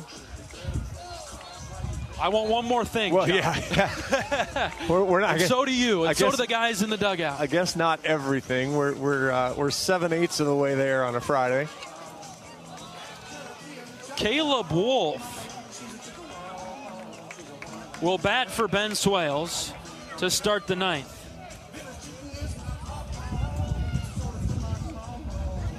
(9-1-2), so it'll be Wolf, Wilmus, and Mitchell. Siebold is still out there for Indiana.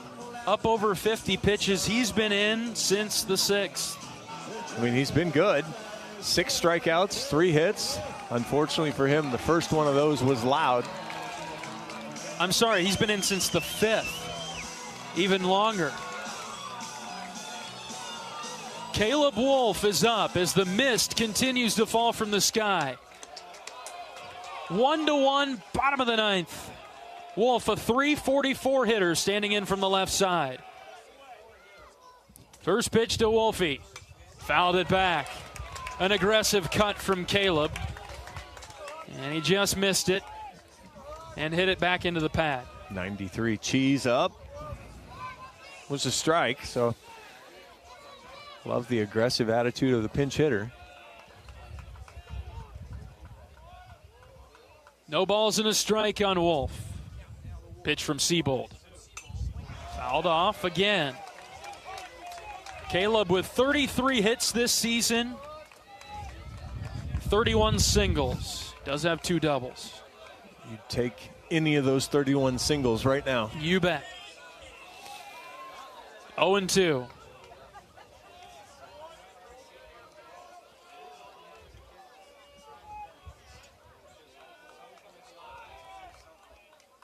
Siebold pitches. Wolf hits in the air, foul to left.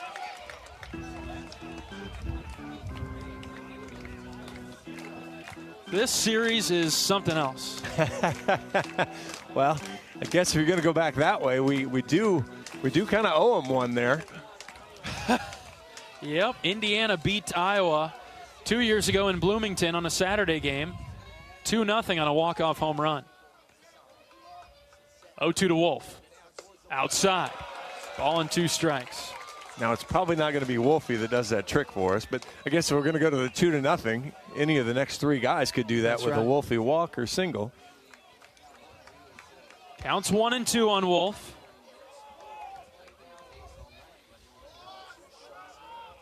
Siebold from the belt. He pitches. High and out, 2-2. Yeah, we've seen Will Walsh pitch. We've seen a couple other guys pitch that basically throw it like when the pitch clock's at 19. Siebold, with nobody on, gets it routinely under 5 seconds. It's close, isn't it? He's at 5 right now, and he just now comes set. He's going to have to hustle. 2-2 to Wolf. Caleb popped it up left side. Third baseman sprinting over in front of the dugout. He caught it in foul ground. I was hoping we were going to get a gust of wind to blow that in the dugout. Good job there from Siebold. Fastball ran in on Wolfie's hands. Tried to fight it off. Unfortunately, got too much forward momentum and not just backward or down. Top of the order, Ben Wilmus. Hitless today, 0 for 3.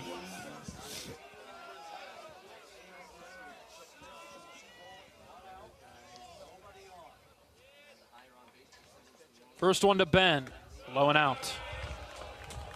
This is the part of the order you want at the plate in this moment for Iowa. 100% accurate. Contact and aggressive. I mean, we could say that's obvious being the top of the order, but especially these first 3 or 4. Then Rogers would be 5th. That's a long way down the road. I hope we don't see Dan because I hope we get it done before then. 1-0 pitch. It's a called strike.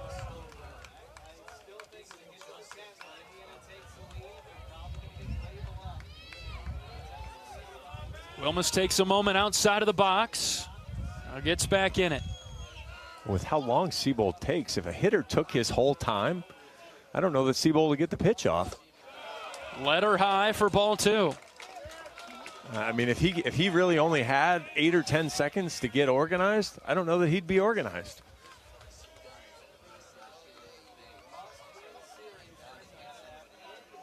Base is empty in the bottom of the 9th. We're tied at 1. 1 run would do it for the Hawks. 2-1 to Wilmus. Here it is. Pop fly over the Iowa clubhouse to the right. That's foul.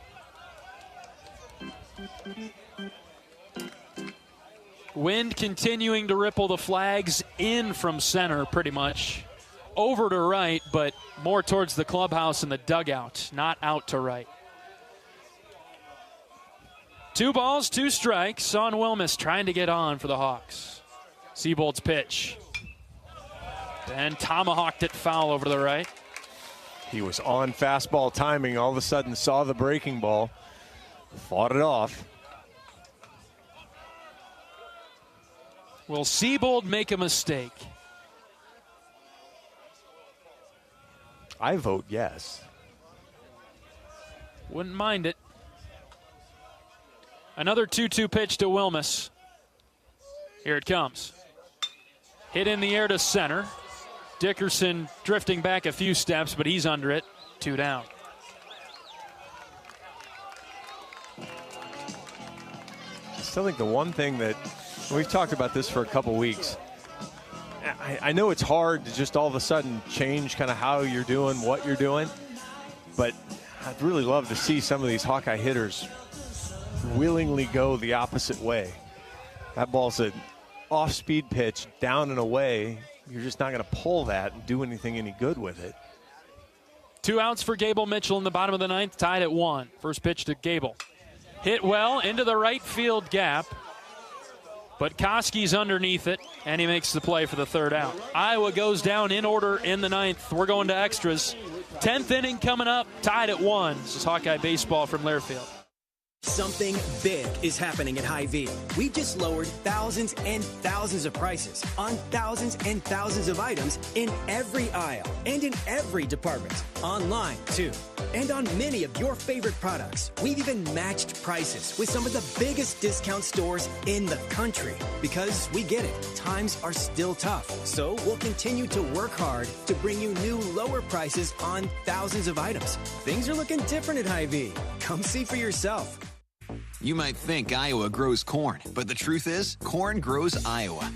Corn can even fuel your drive to watch the Hawkeyes play when you choose Unleaded 88. It's a fuel that's cheaper, cleaner, and greener. Plus, it's homegrown, making Unleaded 88 the clear choice at the pump and totally worth the hype.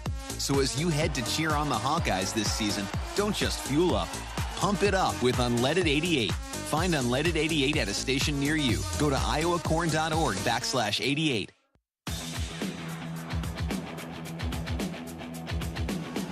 John Evans and John Leo in the broadcast booth at Dwayne Banks Field in Iowa City. We're on to extras.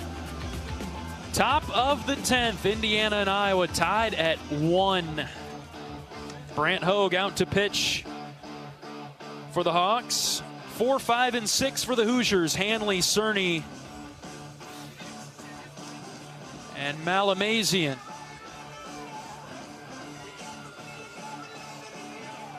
Hanley 0 for 3 tonight with a walk.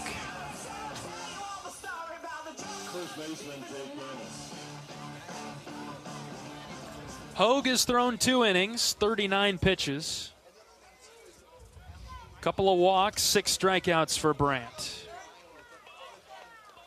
Left-handed pitcher, left-handed hitter to get us started in extras. Hogue deals. Outside for ball 1.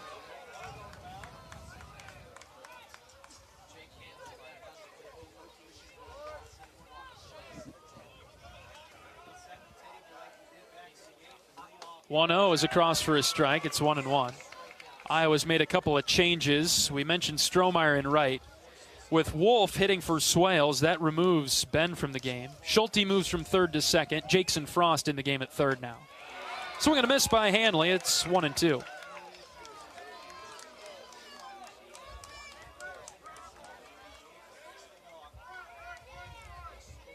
Brandt quickly ready with the 1-2. Here it comes.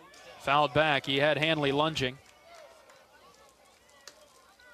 Oregon leads Oregon State 4-2, top of the 8th inning. 2 outs. Tying run at the plate for Oregon State. Second extra innings game of the season, rather third. As the 1-2 from Hogue is bounced right back to Brandt. He comes off the mound, fields it, throws to first. In time, 1 down. Iowa is 0-2 in extra inning games this season. Neutral site loss to Notre Dame.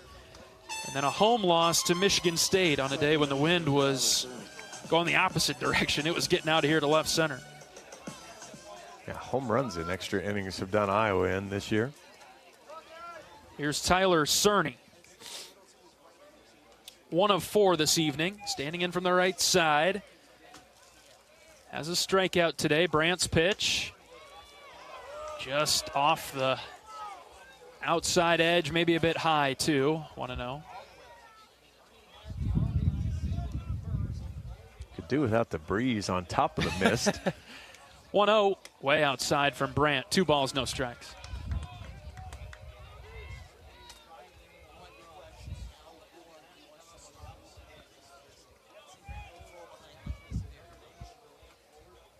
Two-0 pitch. Lifted foul over to the right. Cerny bats .271 for the Hoosiers currently. Ton of at-bats, 155.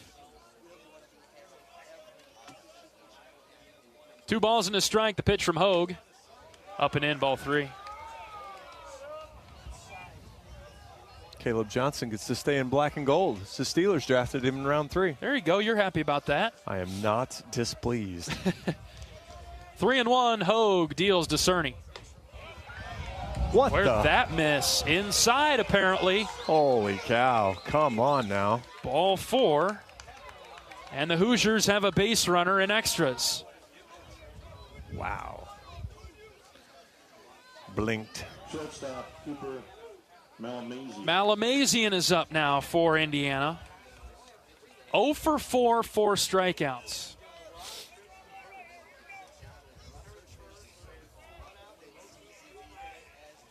Hawkeye pitchers with 14 strikeouts, but 8 walks and a couple hit batters.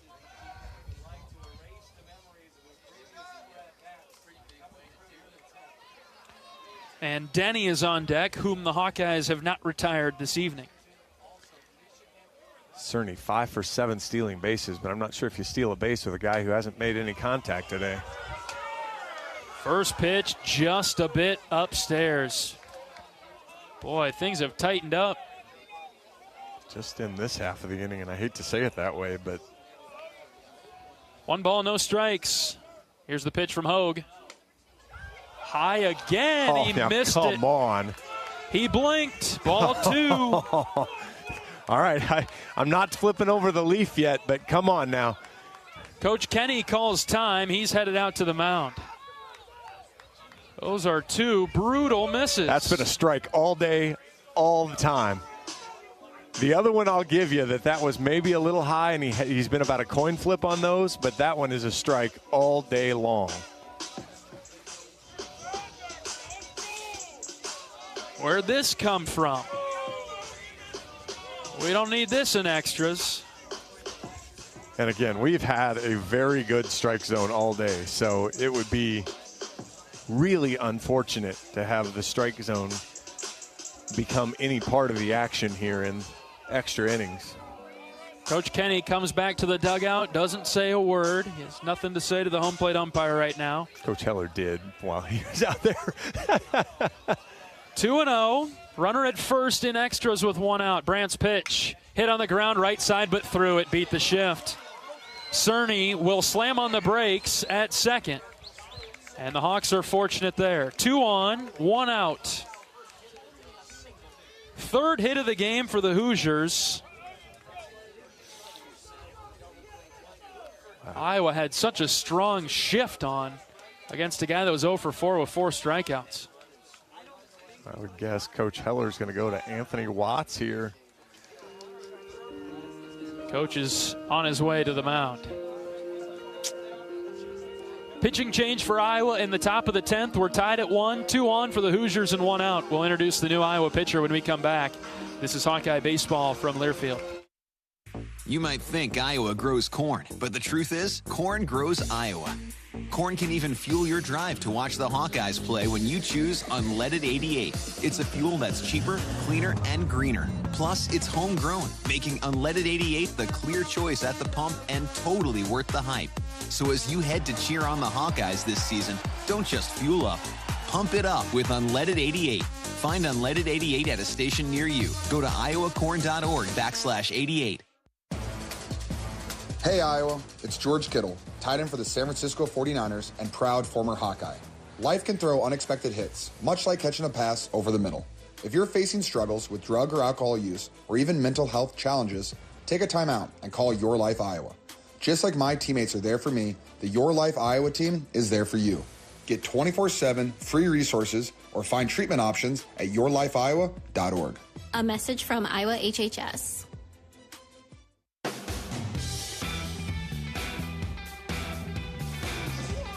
Top of the 10th. We're in extras in Iowa City. 1-1 is our score. The Hoosiers have runners at first and second, and just 1 out. New pitcher in for Iowa is Anthony Watts, right-handed junior from Clive. 3-2 with 2 saves and a .390 ERA in his 16 appearances. He's thrown 30 innings, 23 hits, 13 runs have all been earned. He's walked 8 and struck out 31, and Iowa could use 1 or 2 of those here real quick in this appearance. First batter to see him will be Hogan Denny. 3 walks and a single today. Well, to be fair, the other guy hadn't made any contact, so now if we're going to trade... Seeing eye single from Alamazian. The guy who was 0 for 4 with 4 strikeouts. And he gets a relatively large hit for the Hoosiers in the 10th. I'm glad Cerny stayed at second. I thought he really could have taken off for third. Yeah, really surprised he jammed on the brakes there and went back. Watts finishing his warm-up pitches. Iowa has 3, 4, and 5 due up in the bottom of the 10th inning. That would be Moore, Risley, and Rogers. I was just, we were talking about Malamazian there. He hits .307 in conference, so it wasn't like the batting average is .342, so he's feasted a little on non-conference pitching, but he's held his own against conference pitching as well. Tonight was his outlier. First and second, and 1 out. Hogan Denny, .292 batter. He's 1 for 1 with 3 walks. Watts, the right-hander from the stretch. He deals. Swing and a miss. Denny chased one that bounced on the plate. Trying to do a little too much, and Watts did a great job of, it wasn't just a cookie fastball as he came in through the change.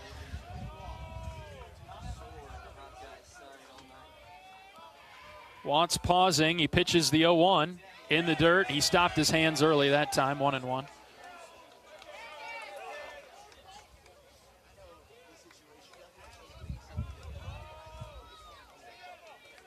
Iowa shifted a little bit to the pull side of Denny, over to the left. Frost is hugging the line, no doubles. Watts ready with the 1-1. He brings it home. Swing and a miss, 1-2. 3 straight pitches of almost exactly the same thing. Watts moved that one up and a little outside. Haven't seen a fastball from Tony yet. We'll see what he throws on the 1-2. Here it comes. Inside. 2 balls and 2 strikes. Cerny is dancing around at second base, coaxing Watts into a flinch. 2-2. Watts ready. Here it comes. In the dirt, Rogers with possibly a game-saving play there to knock that pitch down. And the count's full. I just hate that didn't get after him a little quicker when you had a chance. Now you've got to make a pitch. Full count. Watts will spin and throw to second. 10th inning, tied at 1. We've been tied since the 6th. Pure nail biter. Can Iowa get out of the jam in extras? 3 balls, 2 strikes. Watts focusing. He brings it home. Lined into left field. Wilmus on the run. Ben caught it. He throws to second base. Safe. It pulled Schulte off the bag. They almost had the runner doubled up. Heck of an effort from Wilmus to track that down. I thought that was a double in the gap. That was 110 off the bat. 110. And Iowa will challenge, or the umpires will come together and challenge it. But whew, that's a great pitch from Watts, too. Another changeup down and away. Somehow he hits it. How he turned around on that. We will have a review at the play of the play at second.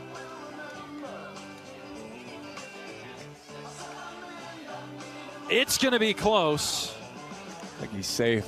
I think Cerny got back. Wilmus just couldn't get his feet righted around. You know, more importantly, you catch the ball that's coming at you 110 first. He had to move to his left towards center field.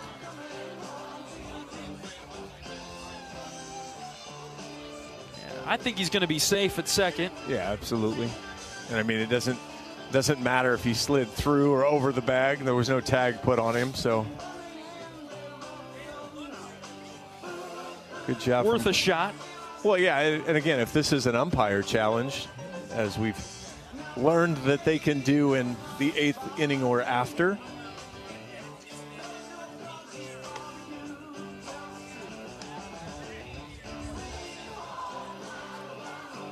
Yeah, it didn't take very long.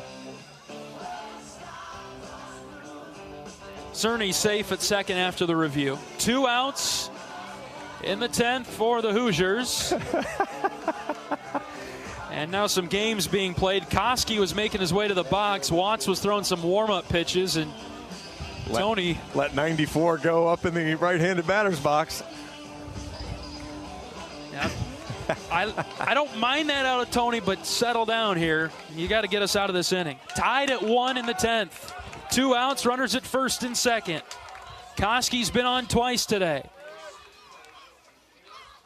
Watts ready, pitches. Pop fly, right field.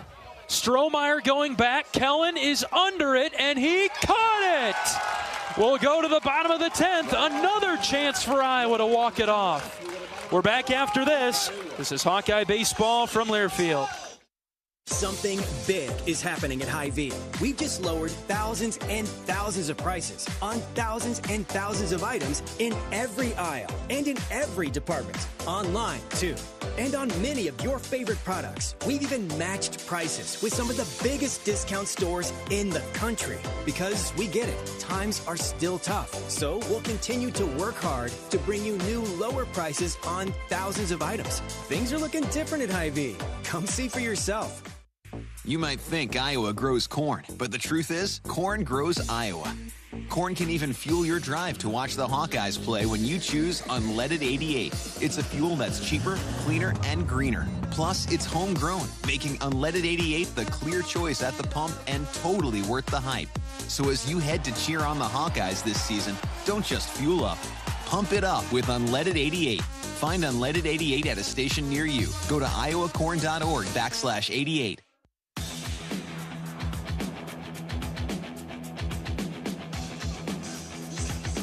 Bottom of the 10th inning. We're still tied at 1. Iowa has a chance to win it again. It'll be Reese Moore, Miles Risley, and Dan Rogers facing Gavin Seabold, who's been a trooper for the Hoosiers. He's been out there since the 5th. He's been better than a trooper. Just 3 hits, 1 run, 1 walk. A couple of those hits were extra base hits, but other than the home run, Iowa hasn't been able to really put a ton of pressure on him. Reese Moore will come to the plate in the bottom of the 10th. He sits at 68 pitches. He had some outings beginning of the month, late March, when he was up in the 80s. So it looks like he started through 70s, 80s early in the year. Reese hit one off the wall his last time up facing Seabold. Pitch to Reese. Outside, ball 1. Something like a walk. Right. Ton of patience here. Make him come to you. Iowa's only drawn 4 walks, so there hasn't been a ton of free bases on the Iowa side. 13 runners left on base for Indiana, 10 for Iowa. 1 ball, no strikes on Reese Moore. Here's the pitch. That's a called strike. Breaking ball. Floated in. That's just a really good pitch. Reese not looking for that one. Able to sneak a cookie over the middle. Seabold set with the 1-1. And he delivers. Reese spiked it foul down the first base line. 1-2.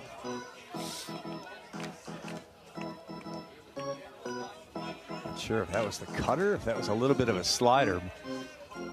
Kept it down, but left it right in the middle of the plate. Moore hits it hard, but foul. Reese with 12 doubles, 9 home runs on the season. A ball and 2 strikes on Moore. Here's the pitch. That's up and away. Woo. Close, 2-2. Up just a bit.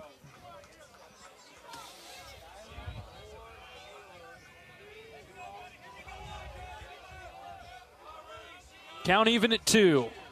Reese looking to get on base to start the bottom of the 10th. Here's the pitch. Swing and a miss. There's pure heat there, 93, up and away. Again, I just really love to see one of these Iowa hitters go the opposite way. That was fight or flight there for Reese. 1 out, Miles Risley.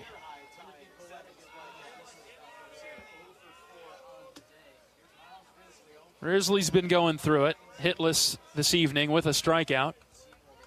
First one to him is low and out.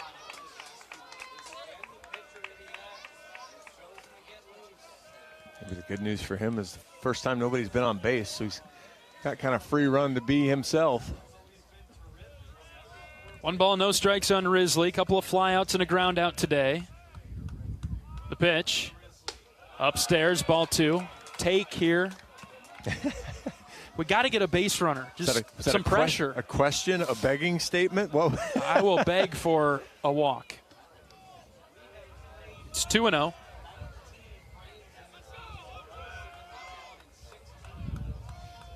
Seabold's delivery to Risley. Miles fouled it back. 2-1. You didn't get the take you wanted, but it would have been a called strike anyway. Mm-hmm.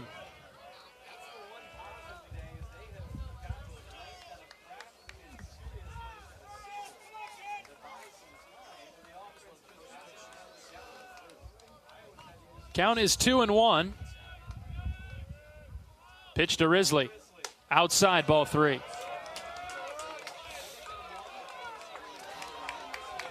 Iowa's last base runner came in the 8th. It was Blake Guerin who walked.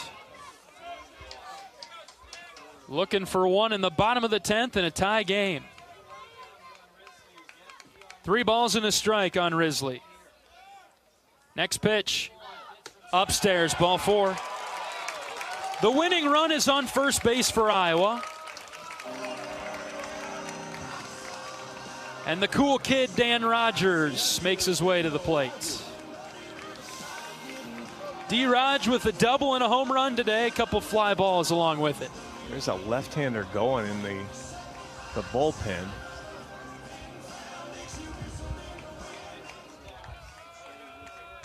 For now, they'll stick with Siebold.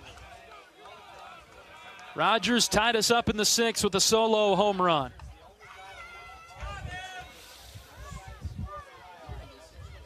A lot of room in the right field corner. They're leaving it wide open. Reading my mind, I was thinking if he could hook one into that corner. We've seen him do that any number of times. His double today did that. First pitch to Rogers. High and out. Ball 1. And Riz will be on full run, full horse.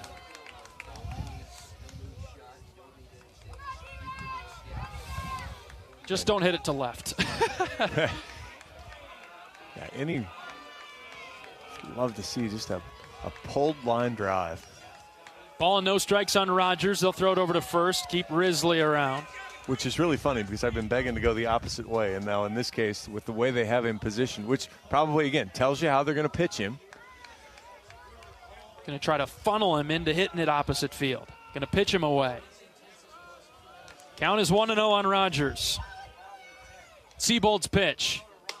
That's outside. Ball 2. Again, every time the catcher slides out there, I just want to yell down to the Hawkeye, hey, he's outside. He's setting up out there. I don't know if it's a curveball or a fastball, but he's out there. I'm not sure how much it helps. 2-0 for Rogers. Another snap throw over to first. I don't think Risley's going anywhere, but they're obviously keeping him close in case Dan hits a double somewhere. They have to lead the country in pickoff moves. Anybody chart that stat? Oof.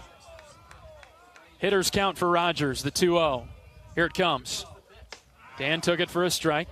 2-1. They're pitching him outside. We're right on. We know what they're trying to do here. I'm sure Dan does as well.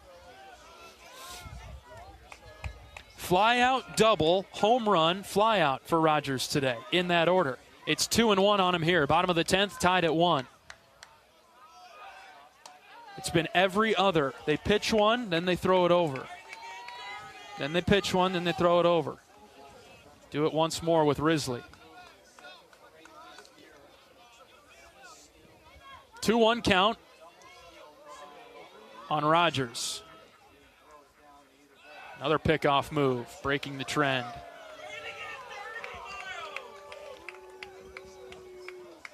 We are approaching 3 hours and 45 minutes. Mm-hmm.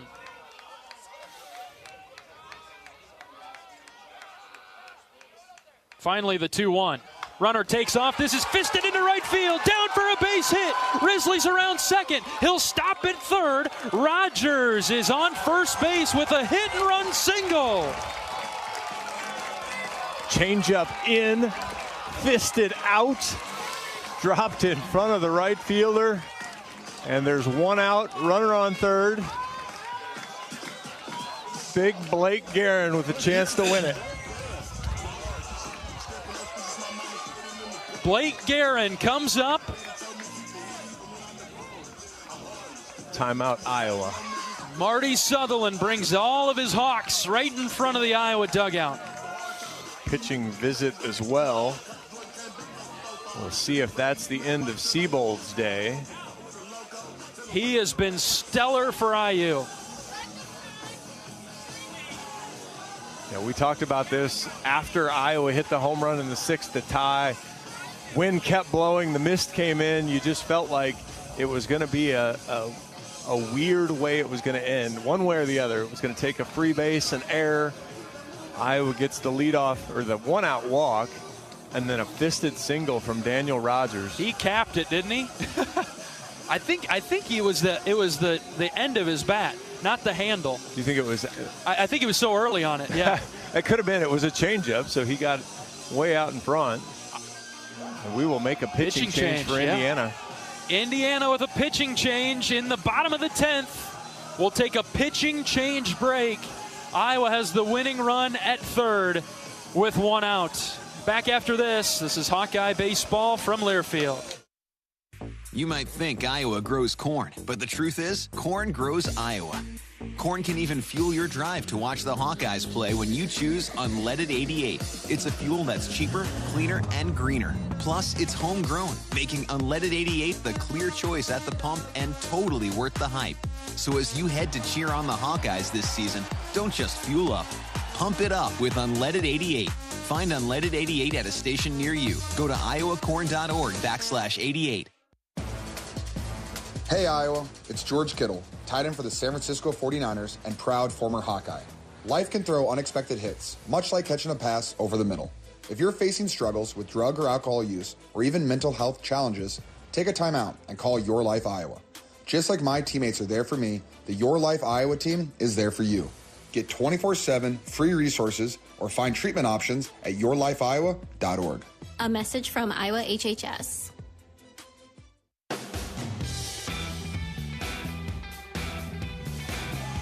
New pitcher into the game for Indiana is Brayton Thomas, left-handed freshman from Fort Wayne, Indiana. Hasn't been involved in any decisions this year. He's got a 6.30 ERA in his 10 innings. He's only given up 3 hits, but he's given up 7 runs. He's walked 4 guys. He's hit 5. He has struck out 12, and he's given up 2 home runs. So, man, what a mixed bag of statistics here. Blake Guerin will stroll to the plate to face the left-hander. And as I told you at the pitching change break, I'm using Blake Guerin to bunt him home. Where are you bunting it, John? I don't care. I want it on the ground. Because I can almost promise you Indiana is going to be, especially in the middle, will be playing deep for a double play. Your corners aren't going to be, maybe not. Corners might have to pull in. I think the corners will be Corners have to pull in with the runner on third. So, yeah, I still like it. I've seen Blake come through in the spot. He did that actually in the first game Iowa lost in extra innings. Blake came through with an outstanding sacrifice bunt. Just didn't get paid off because Iowa lost the game. First and third with 1 out. The winning run is at third. It's Miles Risley. Yeah, you push bunt this to first base with him holding the runner on. That's true. That's where I think you have to go if you want to go the bunt route. A sac fly would do it too. First and third, 1 out. We're tied at 1, bottom 10. Thomas, the lefty, pitches. Guerin shows the bunt, pushed it foul, first base side. It was there. Oh. Holy smokes, it was there. Just foul. I mean, it was hot off the bat. Yeah, but he got it on the ground. He did everything he needed to do with it except for keep it fair. 0-1 on Guerin. Here's the pitch. Blake late on it, swings and misses. It's 0-2.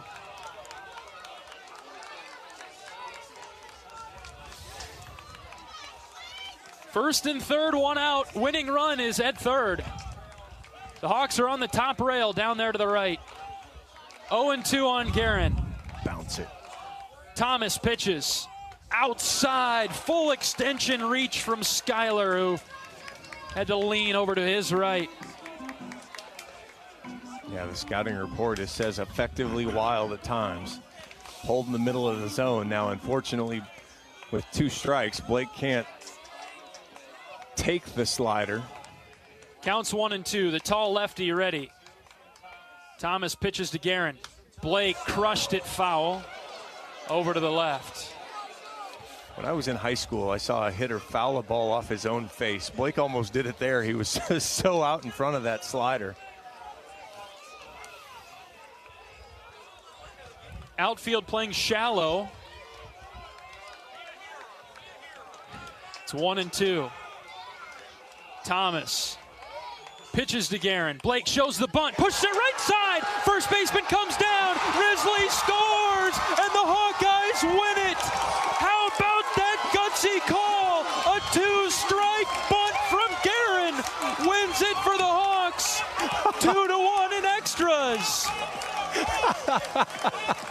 I don't even have words for that one. What a bunt. What? If you've ever watched the movie Major League 2 and the Japanese guy when he's running down the baseline, I know you haven't, John Leo, but everybody else that has, marbles to get that bunt down in that spot. Hawks walk off on a Friday. Holy cow. 2-1 in 10 innings.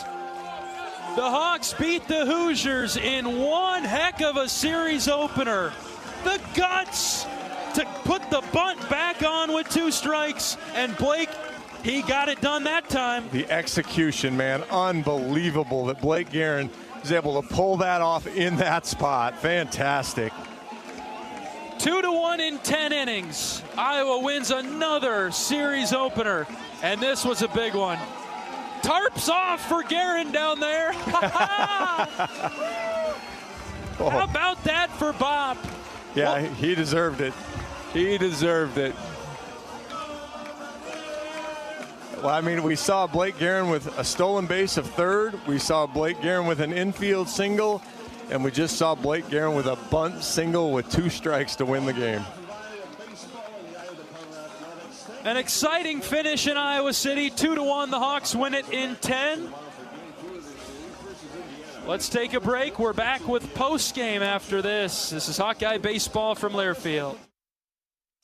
Which schools will take home the prestigious Learfield Directors Cup as the top college athletic programs for the 2024-25 college athletic season? You can follow the standings of your favorite team or alma mater at L Directors Cup on Twitter and online at thedirectorscup.com. Trophies will be awarded in June 2025 to the winning institutions in all college sports divisions. Learfield Directors Cup, the crowning achievement in college athletics.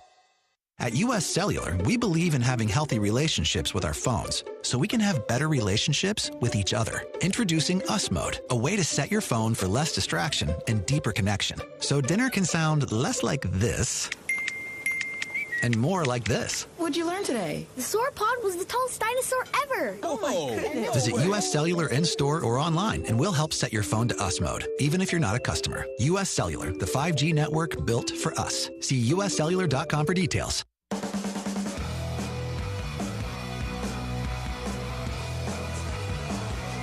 Iowa wins an extra innings thriller, 2-1 over Indiana this evening. 10 innings, and it's a Blake Guerin bunt with 2 strikes that brings home the winning run. We're joined by Associate Head Coach Marty Sutherland. Coach, are you kidding me with that call for Blake at the end? Are you serious? Yeah, great call by Rick, and great job by Blake. You know, a lot of that is from every day and believing Blake having confidence that he can bunt. He's a really good bunter. And then understanding in that situation with the runner, you know, at first and the first baseman back, it's just a really hard play to defend. And just a great call by Rick. What an exciting end to what a great college baseball game. What'd you see for the first 9.5 innings, Coach? Well, just a grind, man. It's hard, you know. I thought, you know, from our standpoint, Cade, you know, wasn't super sharp. But I think that was a growth game. Like, he hasn't always done that. When it's been bad, it's kind of gotten away from him. And he just guts it out, gets us into the 6th inning.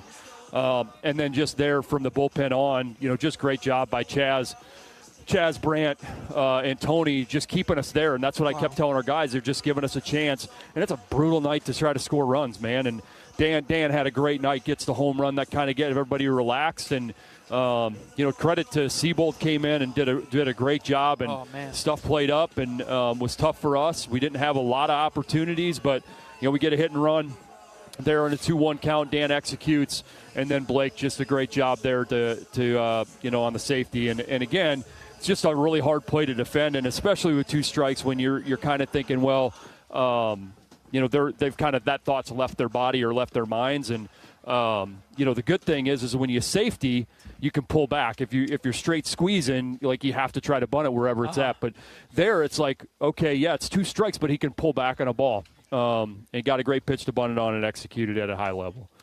Offensive approach tonight, Coach, against the Indiana pitching staff. What'd you think? I thought it was solid. I didn't, you know, we punched out a little bit too much in the back third of the game. But other than that, we hit some balls hard. Again, you know, I kind of told them before the game, I thought whoever flew out the least would probably win. But we were talking about that up here, but so many flyouts. Yeah, it's just hard. You know, it's just hard to do, something different than what you normally do. And I thought we hit some balls really hard that we didn't get rewarded for.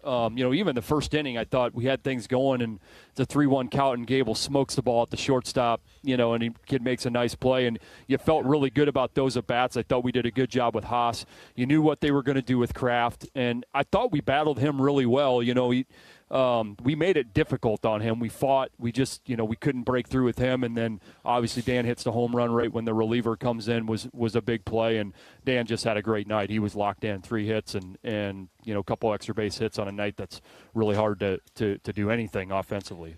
Clubhouse would be a fun place to be tonight, Coach. Yeah, and it's a great win. And again, it's just a great college baseball game. Both teams fought. It was, there were some walks. I mean, that's the one thing on our end. We end up walking 8, hit another 2 guys. So the 10 free bases, those first, the run they scored was on free bases. We put some guys on base. So that's the one thing you want to clean up. And, you gotta enjoy the moment, but understand that certainly 2 more games left in this series. And going to need some guys to step up on the mound, because you had to use a lot of horses tonight.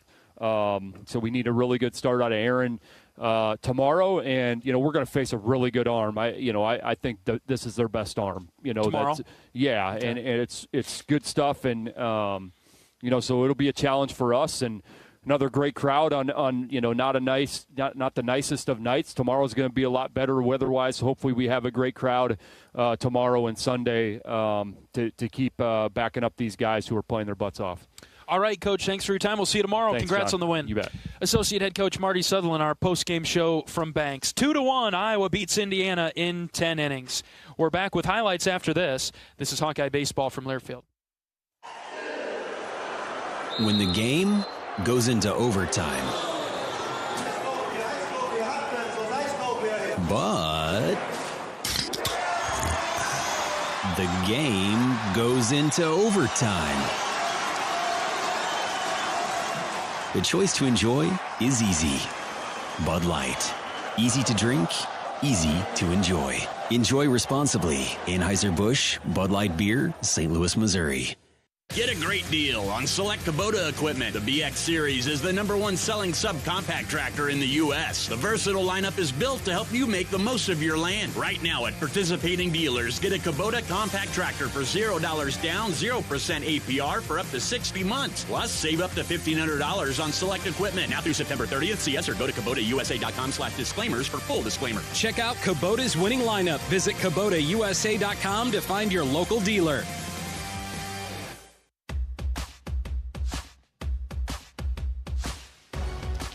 Iowa wins a thriller at Banks tonight, 2-1 in 10 innings. For a while there, it didn't feel like there were going to be too many highlights. I think Michael's done a good job to come up with some highlights. Let's hear him, Michael. First one to Dan Rogers, ripped into the right field corner. Long run for Koski. He just now picks it up. D-Raj with a leadoff double to start the 4th. One hop over to Guerin. He knocks it down, race to the bag. Blake dives, and he got there. Right in front of Moore. From the belt, he winds and pitches. Swing and a miss. Big strikeout, Big Maple. Yes. 2-0 to Rogers. Dan hits high to right field. Koski going back. He's at the track. He's at the wall. He leaps up, and it's gone.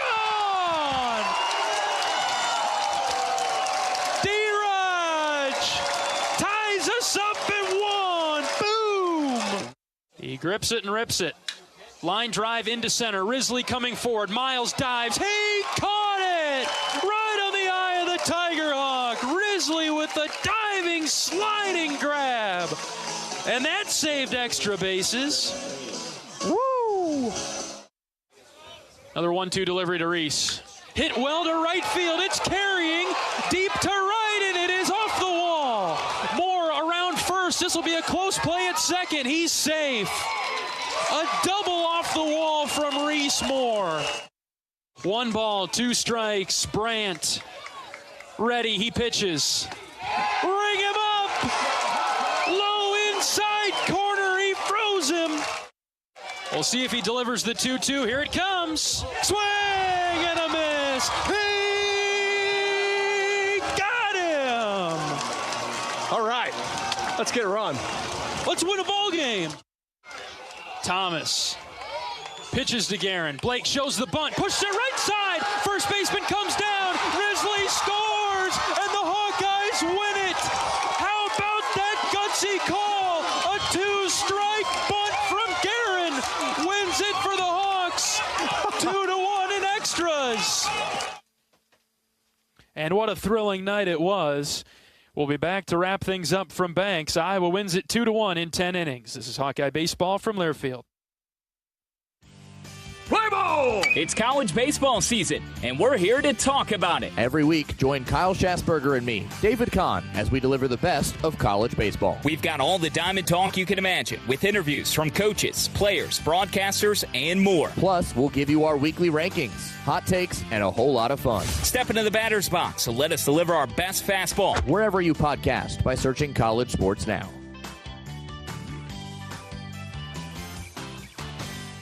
Every day, you're out there, up before the sun, and pushing forward before the chaos of the day settles in. At Great Southern, we're right there with you because we understand the need for trusted support. Having a team that is seasoned, agile, ready, an award-winning team that knows their customers personally and is behind them at every step. There to assist you, inspire you, and echo your inner dialogue in those quiet moments. Keep going. Whether you're getting ready to meet the day or working on something big, we're your team. Great Southern Bank, understanding what really matters. Member FDIC.